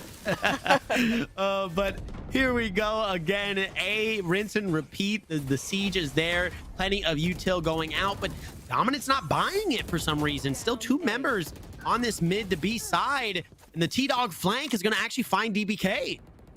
How many times has this guy just been in B site for completely free? Like, they have not learned about his flanks. They need to start shutting this down, and now they have an opportunity to. T-Dog, another 1v1, possibly up against the Sage, but the moment he'll back up. Retake on the cards here. It is a 4v3, but Resurrection available, so is a Hunter's Fury. They should be around for dominance unless T-Dog can make himself an X Factor. And as we were mentioning, what the flank, it actually looked like Goodfellas lost on A side. Dominance finally able to hold the site for once. CKY getting the res off. Chaotic with the Hunter's Fury finding Fiend. So this is now a very, very winnable round for Dominance, but never over when cheat code's in the game. Can he get another one tap? No. He certainly was looking like he could have evened things out, but now T-Dog putting out the Hunters. I'm sorry, not the Hunter's Fury. The Viper's. Oh, man. Wrong agent, Julius. The taps. Ooh, there's one. Wait, this is close. This is winnable. There's 4. There's 5. My goodness. T-Dog, the clutch legend.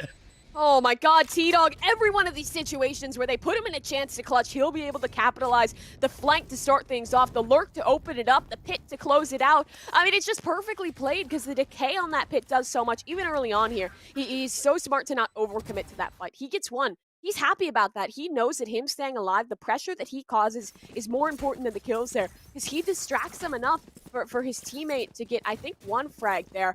There was a resurrection in play, so it was really like a 2v6 between cheat code and T-Dog. T-Dog doing most of the work with that ace. Again, what is the mental feeling like? Because it can't be good. I would have loved to see attack pause off of that, because I can imagine that is not feeling too great for them.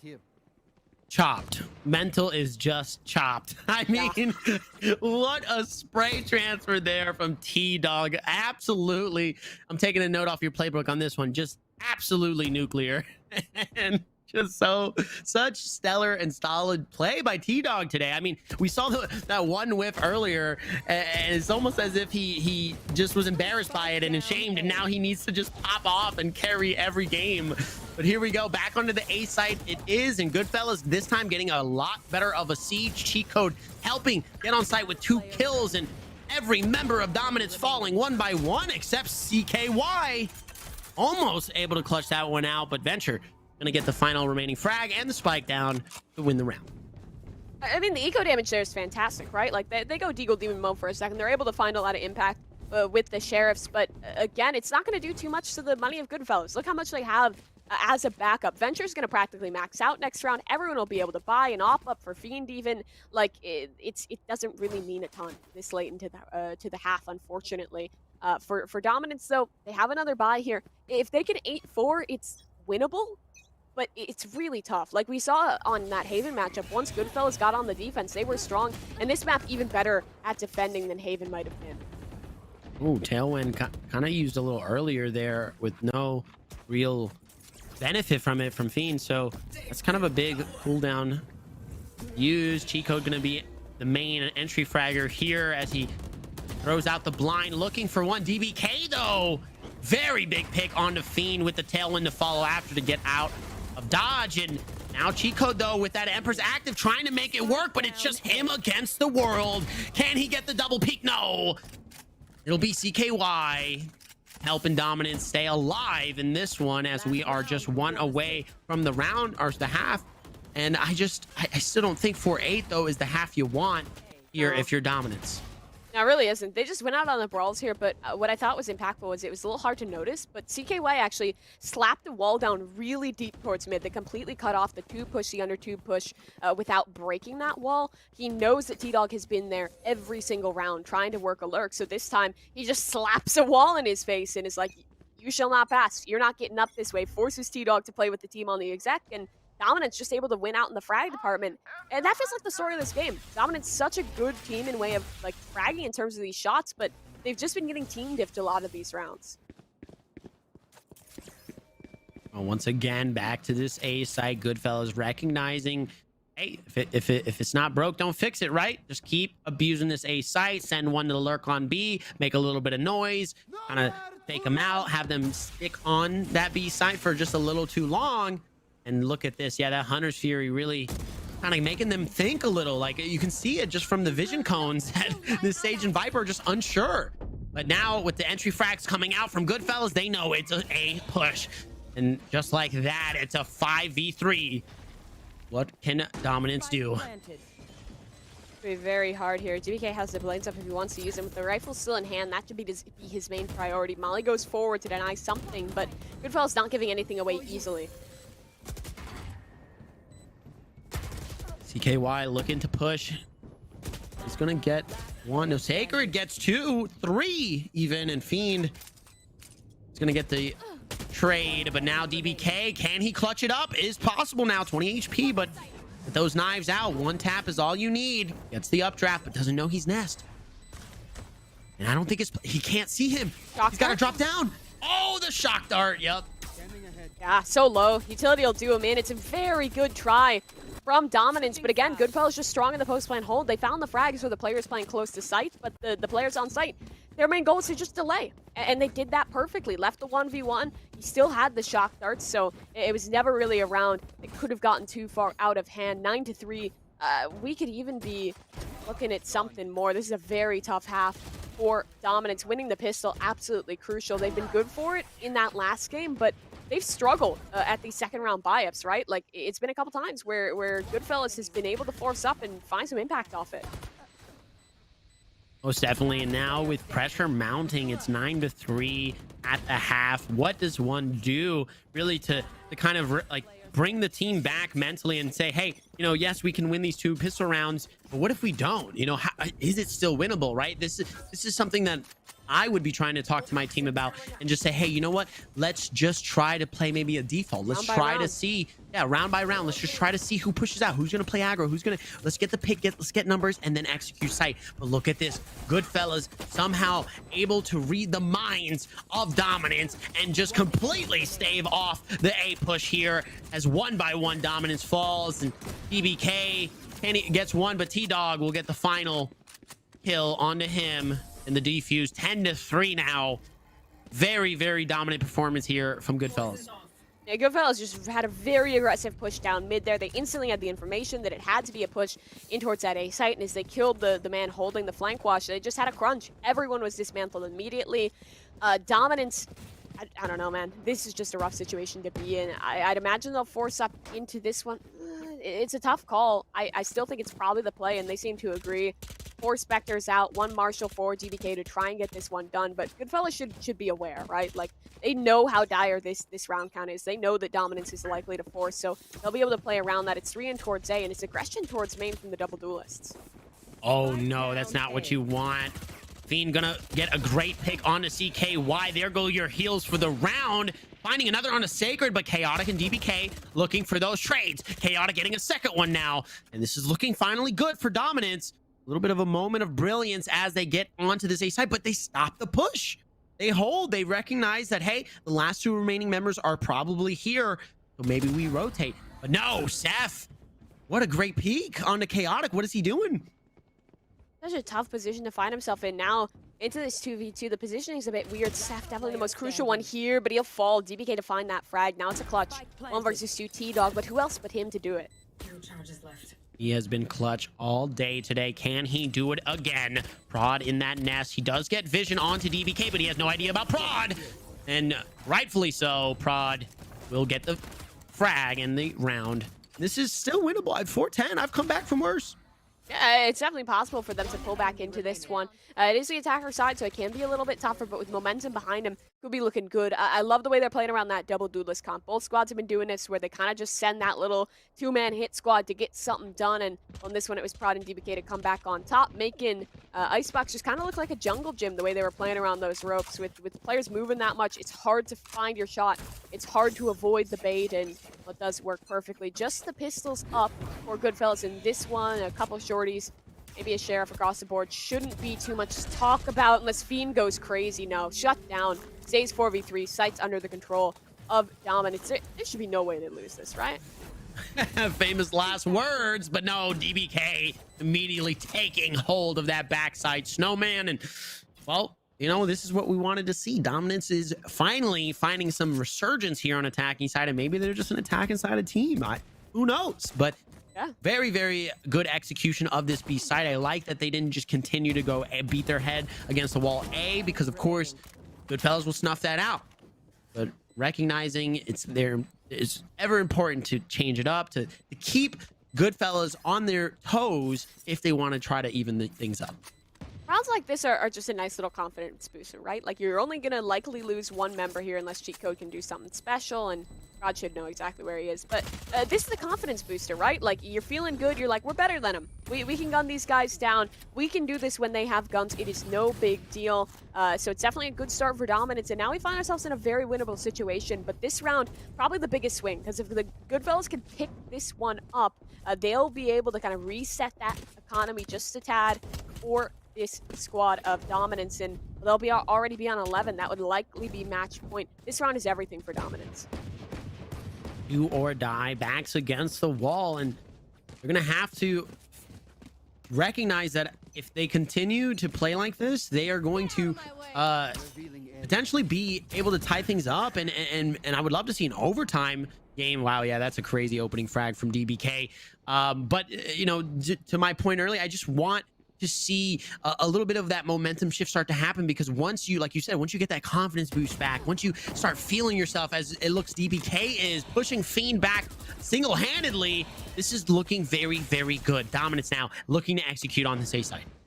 Yeah, that they are. Ventures towards the back lines. Aggressive push out of DBK. It goes against him. Prod up top, trying to gun it down and reply, but it's just Cheat Code going huge. A second. The rain is doing it all. Now Prod trying to fight back on his own. Has the dismissal tucking towards Maze, so the post plant's strong, but an early tap out of Fiend. Prod, he's forced to fight. Prod going big. Empress up now. Very winnable situation, but it's Cheat Code.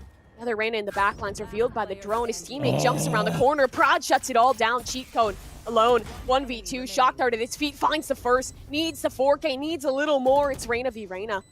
Reyna dominance. He needs to peek. He needs to get this done right now. He's just full sticking this. Where's the swing? Where are you? What's going on? What's going on? Prod. He finds the frag, but it doesn't matter. The Goodfellas, they're up to 11.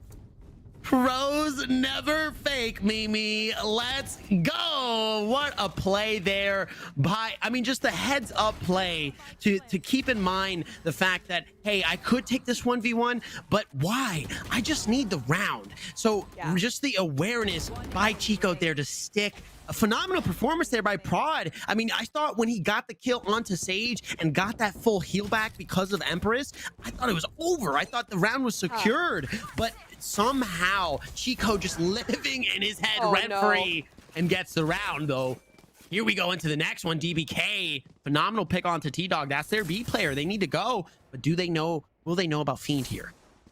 Yeah, and I mean, look at the money. I think I overestimated how little they had in the bank because they still have something, but Fiend, he has the blades. He's behind them. No one's checking on him. Oh, no. Oh, no. Gets one. Can he find a second? No, he gets traded out, and just like that, with quickness, it's 4v2 in favor of Dominance. Spike is down. Sacred now trying to hold down this flank. And I think this should be a pretty easy Dominance win. And one more step closer to evening things up. But this actually is a very big round, I think, for Dominance, just because of how big of a round it was last round for Goodfellas, right? What a clutch situation. And if you let that kind of play get in your head, it could really just ruin the whole game for you, right? But just the poise and confidence from Dominance to just shrug that play off, go next on the round, and win a big round like this one. This was really big. Yeah, it really is. And I think I was getting at it a little bit before we saw the knives come into play, but I think I maybe underestimated a little bit what the money would be looking like for Dominance because they got that round so close. Despite the loss, they were able to muster up a fairly respectable buy. Whereas for Goodfellas, they lost everyone, right? Like all 5 of their players died, so they were just on judges, on sheriffs. You hate to see that after a round win, but it's perfect for Dominance, right? It's exactly what they needed to get things going. And now this is still a winnable position, but we find ourselves at another one of those kind of 50-50s where it's guns up for both teams here. And if it's going to be Dominance to lose out on this round, match point when you're down 6 rounds, that's so hard to come back from. Again, it's just you got to keep that mental round by round. You can't think about the scoreline. You can't think about the map count. Every round is just what's happening right here, right now in the server. Well, here we go. Hunter's Fury. Big Hunter's Fury from Venture here as he picks up CKY and tags another. That's very strong there to stave off the push from Dominance. Hold your ground. And now it's likely that they might rotate. But even if they still force the issue here on A, you've already done enough damage. Drone now tagging out another. This is a really good hold here by Goodfellas. Chaotic down to 4 HP, and Cheat Code has the off angle. Nice shots. It's 5v3. They have that pit, so if they can find a free site somewhere, maybe lurk up and get control, then it becomes a lot more winnable. And I like this play right now. They're just cutting noise, likely going to re-exec in towards A, but Goodfellas haven't bitten on this whatsoever. Still 3 players holding here, and it's a very passive setup. They're not giving DBK a chance with this operator. Yeah, the discipline in respect here from Goodfellas is so well played. And at this point, do you still try to force the issue, or do you try to save the op? It looks like the issue is going to be forced, but only momentarily. The Viper pit was gone down as quickly as it was put up.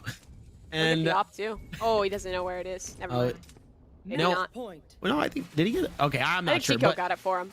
But nonetheless, that's a big round. I mean, this was actually very disciplined, very well played by Goodfellas with how slow they took this round. They know that they've got rounds to give. They know they don't need to force anything at all whatsoever. And of course, like I mentioned at the beginning, that Venture Hunter's Fury to start the round, just to put down some damage, just to put down the a kind of a way to stop the funnel, to stop the push. It was phenomenal. Yeah, Slow and Steady wins the race. They're not getting hubris now that they're winning. And I mean, Fiend's just hitting shots like that. Seth has another. This could be the end here. Possibility of a 2-0 as it's the back foot for Dominance. They have a res, so will stay this 4v5. It's still very tough to come back from, especially with how early in the round those deaths came. And look at T-Dog. Well, two members of Goodfellas on the flank here. They could have potentially gotten T-Dog and equalized things, maybe thought about a site push, but now it's going to be a little more difficult. That it will still definitely a tough situation. I'm not sure. Oh, there we go. Oh. Looks like the game might have freezed out for a second. Who knows what happened? But I'm not sure if it's still going on, if it just freezed on our end, or if it's on their end as well. But hopefully we'll get you guys back into things as soon as possible. I guess, I don't know. the game is still going on, I think, right? Because it was just our observers that dropped out. Yeah, I think that's what happened. I think there might have been an observer bug or something of the like. But either way, we'll get you back in the game. We'll get you updated as quickly as we can. But I was funny because I was like, wait, did my game freeze? I was trying to refresh. Yeah, I was really like, quick. what's going on there? But what a spectacular performance. While we've got a chance to talk about them, Goodfellas. I mean, these are the guys that we really didn't anticipate to come out this strong. Like you mentioned, I think before the break, we were in the green room and we were talking. It was definitely, this is definitely a team that, like we said, is individually skilled, and they certainly were going to put up a good showing and maybe make it close. But it wasn't expected to be a slaughter like this. I mean, what is happening to Dominance, and how has Goodfellas found the X factor needed to beat up a team like Dominance?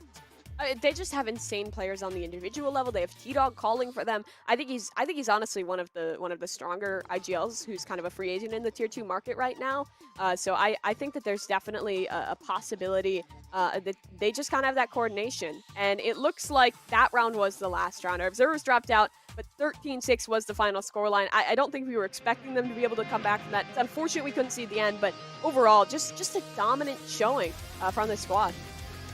We only missed like the last 30 seconds. Not too bad, but nonetheless, still, what a series to watch. And now we've got our beautiful host, Halloran, back. How are we doing, Halloran, after such a great series?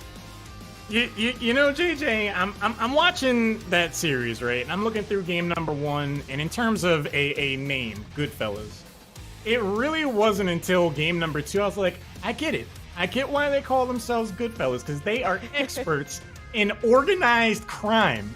Like, they were straight up burgling rounds that they had no business winning. If it was Seth bringing someone back to life to get the 2v1, turn things around there. Cheat code absolutely blew my mind with the defuse.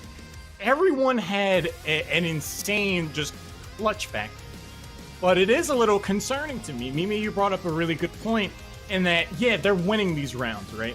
But should it even be that dire a situation? I think if they do tighten those things up and, you know, show that kind of, I guess, pun intended, dominance, without needing to be clutch, I think they could be terrifying.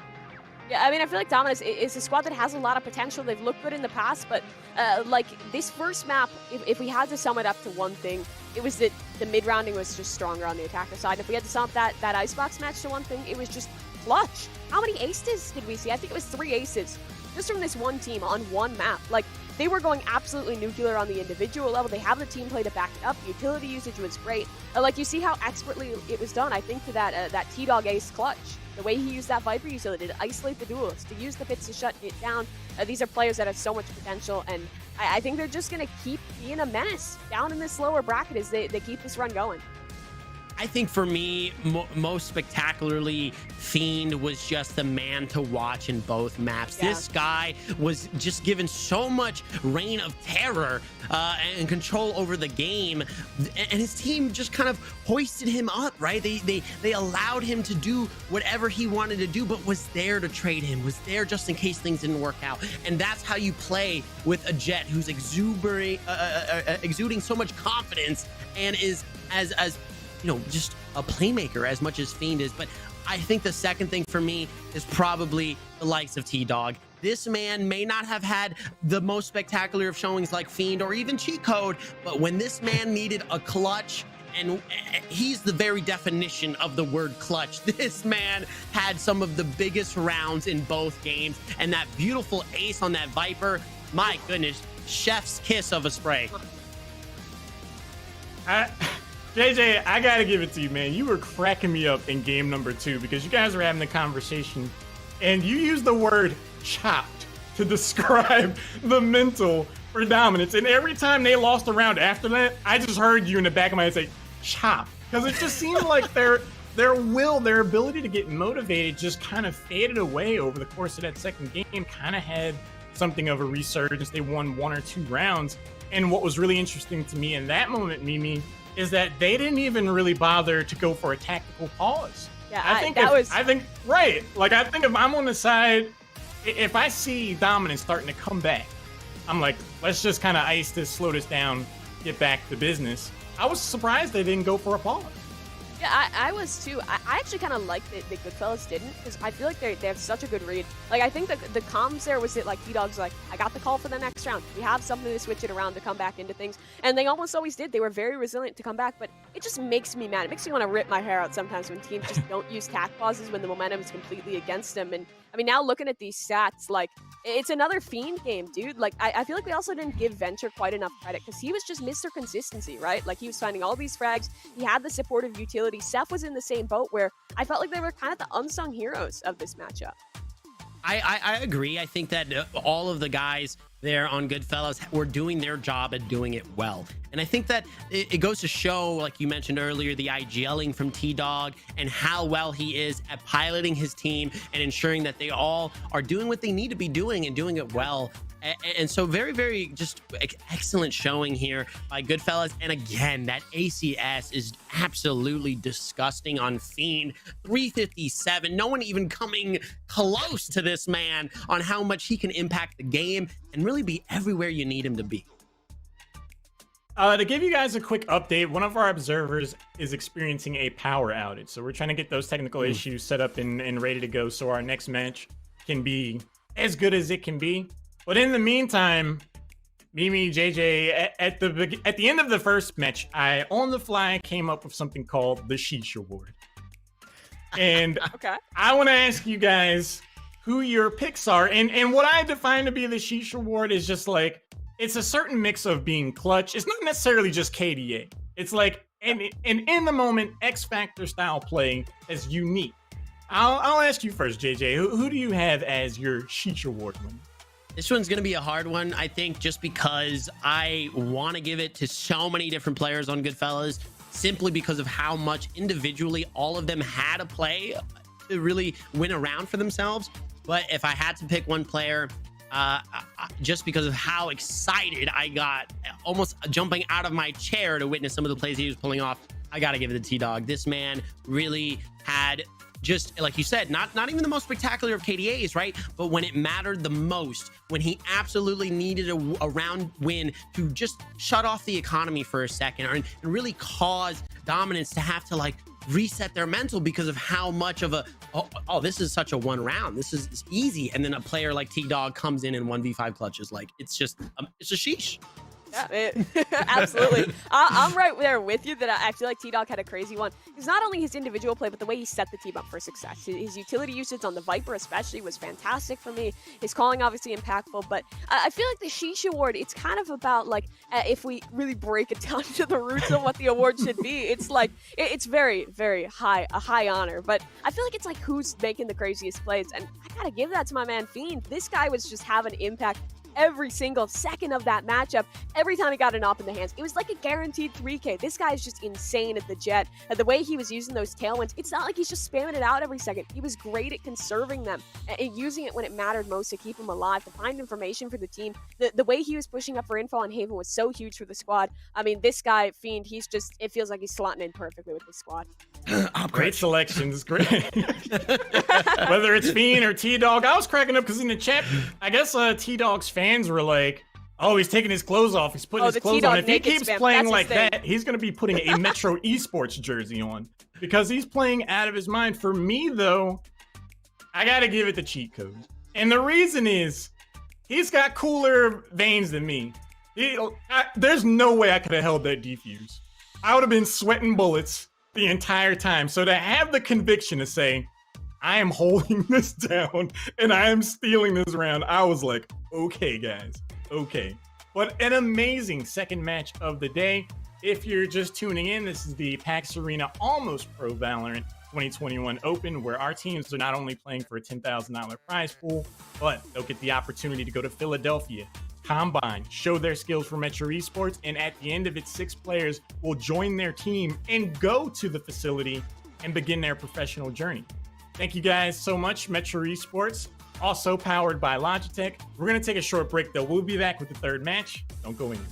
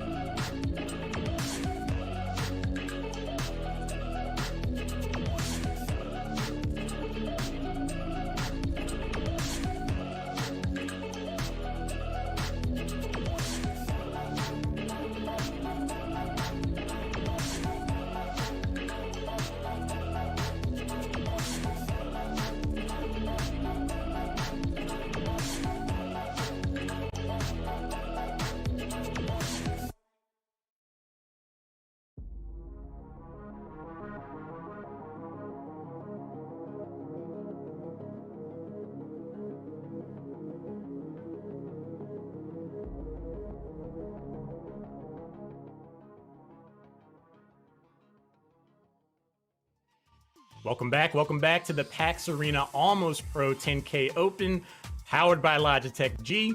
Metro Esports is on the hunt. In the past 2 matches that we've seen, they're going to have a lot of strong candidates to choose from. Again, if you're just tuning in, this is not just about the $10,000. At the end of this tournament, 12 players will be selected to go to Philadelphia, where they will go into a combine and show their skills in and outside of the game for Metro Esports. At the end of it, at PAX West, 6 players will be selected. They'll be given contracts. They'll join Metro Esports, and they'll go to Philadelphia and move there and begin their journey as professional players. There's a lot on the line, but if you want to hear a little bit more about it, I'm going to pass it over to the Metro Esports CEO themselves. They'll let you know what we're getting into. Hey everybody, my name is Sean Berry. I'm the CEO and founder of Metro Esports and the owner of the Metro Squad Professional Valorant team. We're so excited to partner with Logitech and PAX to find some of the best gamers in the world. We want to scout you. We want to find out who's the best so that we can bring you onto our Philadelphia Metro Squad team. So what's the process for selection? Well, it starts right here at PAX Online. Play well in this open and give our scouts an opportunity to find you. And then the next step from that is a private invitation to our National Combine in Philadelphia on August 21st. There we'll have a team of representatives on hand to assess your skills, your ability, your communication, your teamwork, all of those intangible assets that make you a great player.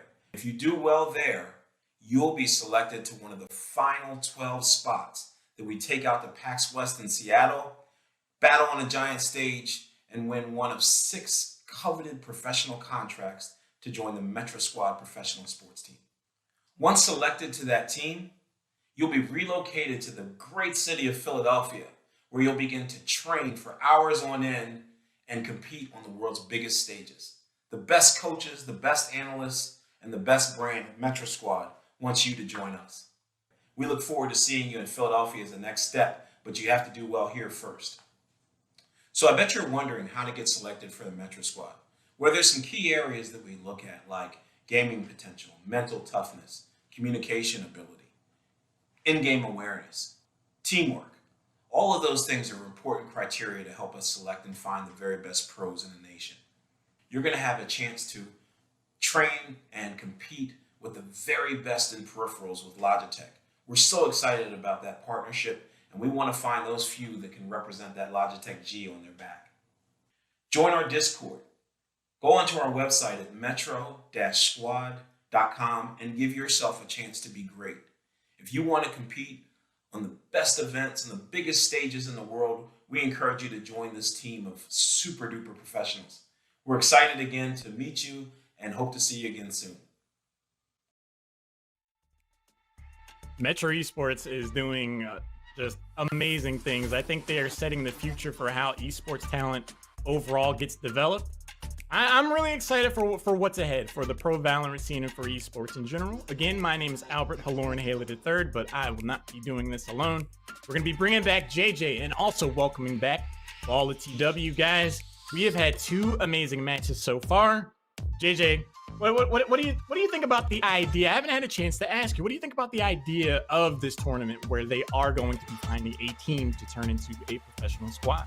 Are you kidding me? When I was a wannabe professional player, I would have loved to have something like this exist or be around. And honestly, it's a phenomenal opportunity for any guy who's grinding day in and day out in the aim labs, right? You're just constantly working on their craft to be able to have an opportunity like this one, thankfully, from someone like Metro Esports to show their stuff and have the opportunity to become a signed professional Valorant athlete. Like, that's a phenomenal experience. I think also just the almost pro entire aspect of the tournament feeds really well into that idea, right? The chance to get picked up, play for $10,000 at the same time. Who wouldn't want that opportunity? I think it's fantastic, and hopefully we'll see Metro Squad potentially go far. Yeah, I mean, I can't think of any other instance where the scouting aspect is guaranteed in a tournament. Most professional or competitive players that go into a tournament, no matter the size of the prize pool, they hope they get noticed. They know for sure someone is looking to notice them. So I think there's a lot on the line here, and there are a lot of high stakes, especially for the 2 teams that are coming up. Guys, I've seen in chat a lot of folks looking forward to this Virtuoso versus Easy 5 Baller. Tell me a little bit about what we're going to see in this matchup. Yeah, I think this is definitely the marquee matchup of the day. Easy 5 is definitely one of those teams that have, brought a lot of players in the scene, content creators who are trying to go pro at the same time, but also just been one of these mixed pug teams that have played together forever, mixing in a bunch of different people and also sending some of them off to the even bigger, teams and whatnot. So they're already in that process of bringing up new talent. And then on the other side is Virtuoso, a team of people who have really, really been grinding for about 6 months plus at the beginning of Valorant, and now breaking into the upper echelons as well. They just broke the top 20 on the Viala or the Spike.gg rankings, which is a ranking website for Valorant, and they took down NRG in one of the previous weekends of the VCT, which is again the biggest tournament in Valorant. And NRG is no slouch either of a team, so that actually speaks volumes for this team. And I agree with Ball. I think that it's going to be a very exciting series. I expect it to be a close one, potentially go the distance and be all 3 games. And so I think that my biggest question remains is going to be the map selection or the map choices. I think that where we decide to go and the maps that are going to be selected today in this series are going to be pivotal, if not even X factors, to which side is going to win. I think that we're probably going to see still those breeze bands coming out because I know most players just aren't confident, aren't comfortable enough on a map like Breeze just yet. But I want to see more dominance on maps like Icebox, right? I think these are the maps that really define, as even Mimi said earlier, the likes of a team and whether or not they've come prepared. So we'll have to see in just a few moments as we head into map select right now.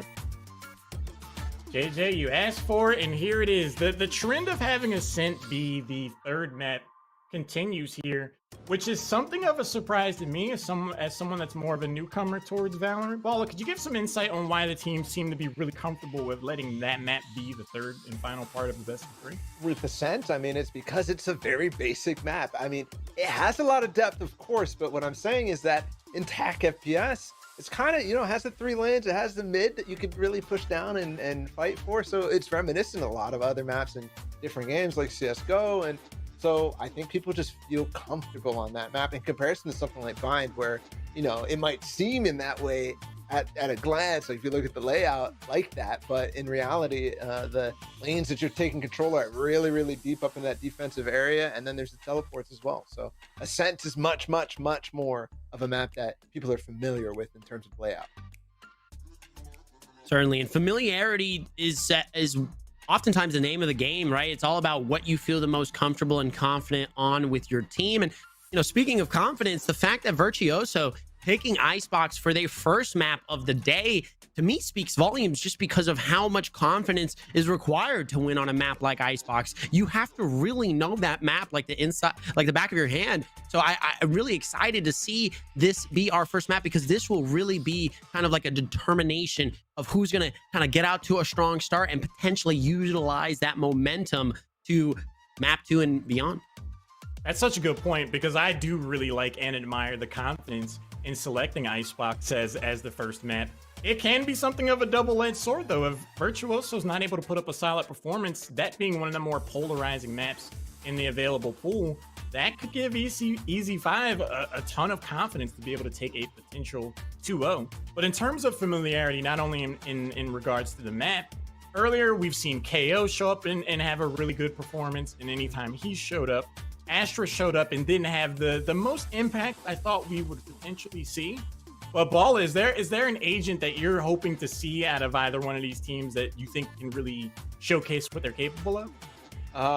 Well, first off, in the end of Virtuoso, definitely want to see them experiment with the new agent. I'm a big fan of their coach, Anders, who is one of those guys who really thinks about the game in a specific way, and I think KO kind of actually throws a wrench into his framework. So I'm excited to see if he can really add it right away and figure out ways to use him in really nice ways. On the other side, for Easy 5, I actually would like to see them play a little bit of the more explosive agents, people like Reyna. I want to see that. I definitely want to see Calm play a lot of Sova throughout the day too, because he's definitely one of those guys you think about when you think of a Sova agent as well. So not necessarily the new guy, but I want to see that for sure.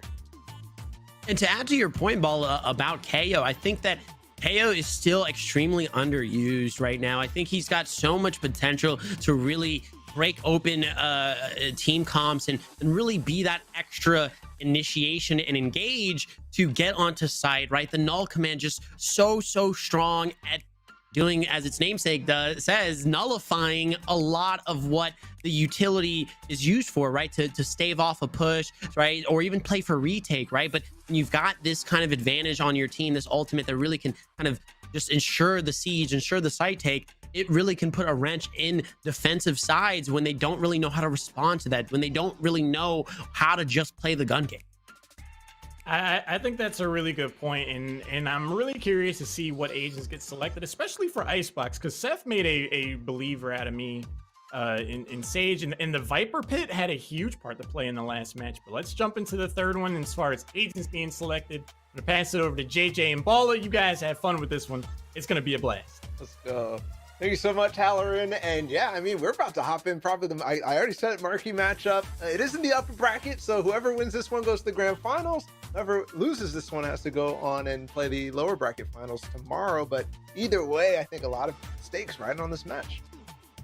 Most certainly. And I love that we have arrived to the teams that have not lost, that are really still very hungry, right? Trying to make it to the grand finals and prove that they're the best team here in this tournament, because again, this all these players are trying to do, prove themselves, right? Because this is about being signed. It's not just about the 10K, but it's about showcasing your skills. And we've seen players like Fiend earlier today really make a stellar of a showing for themselves. So I'm really excited to see which players are going to come out big today in this series and really just prove themselves.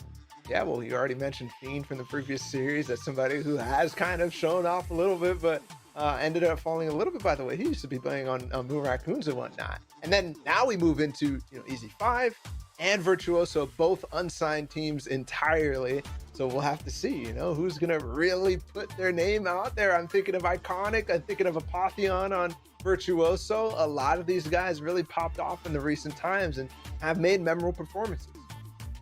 Well, I'm excited because to completely keep it candid with you, I have yet to see some of these players. I do think that now that you've mentioned it, Fiend on Moon Raccoons, I do remember because of course, how much of an impact they had early on in the Valorant scene. But now, as we take a look at the bracket and see how we've gotten here, that is true. Whenever this series concludes, the loser will drop down to the losers final, as we see, and face off against the winner of the Goodfellas Members game. And so I think that it really this match is really important to show that you are the best team here in this tournament, right? Because if you have to get knocked down to losers final, sure, clawing your way back up to the grand final is possible, but then you're going to be in that situation where you might have to rematch against Virtuoso or Easy 5, whoever ends up getting there. And if they already know your style, if they've already downloaded you, right, how much of a taller mountain to climb that is when you have to play against that same team. Again, we saw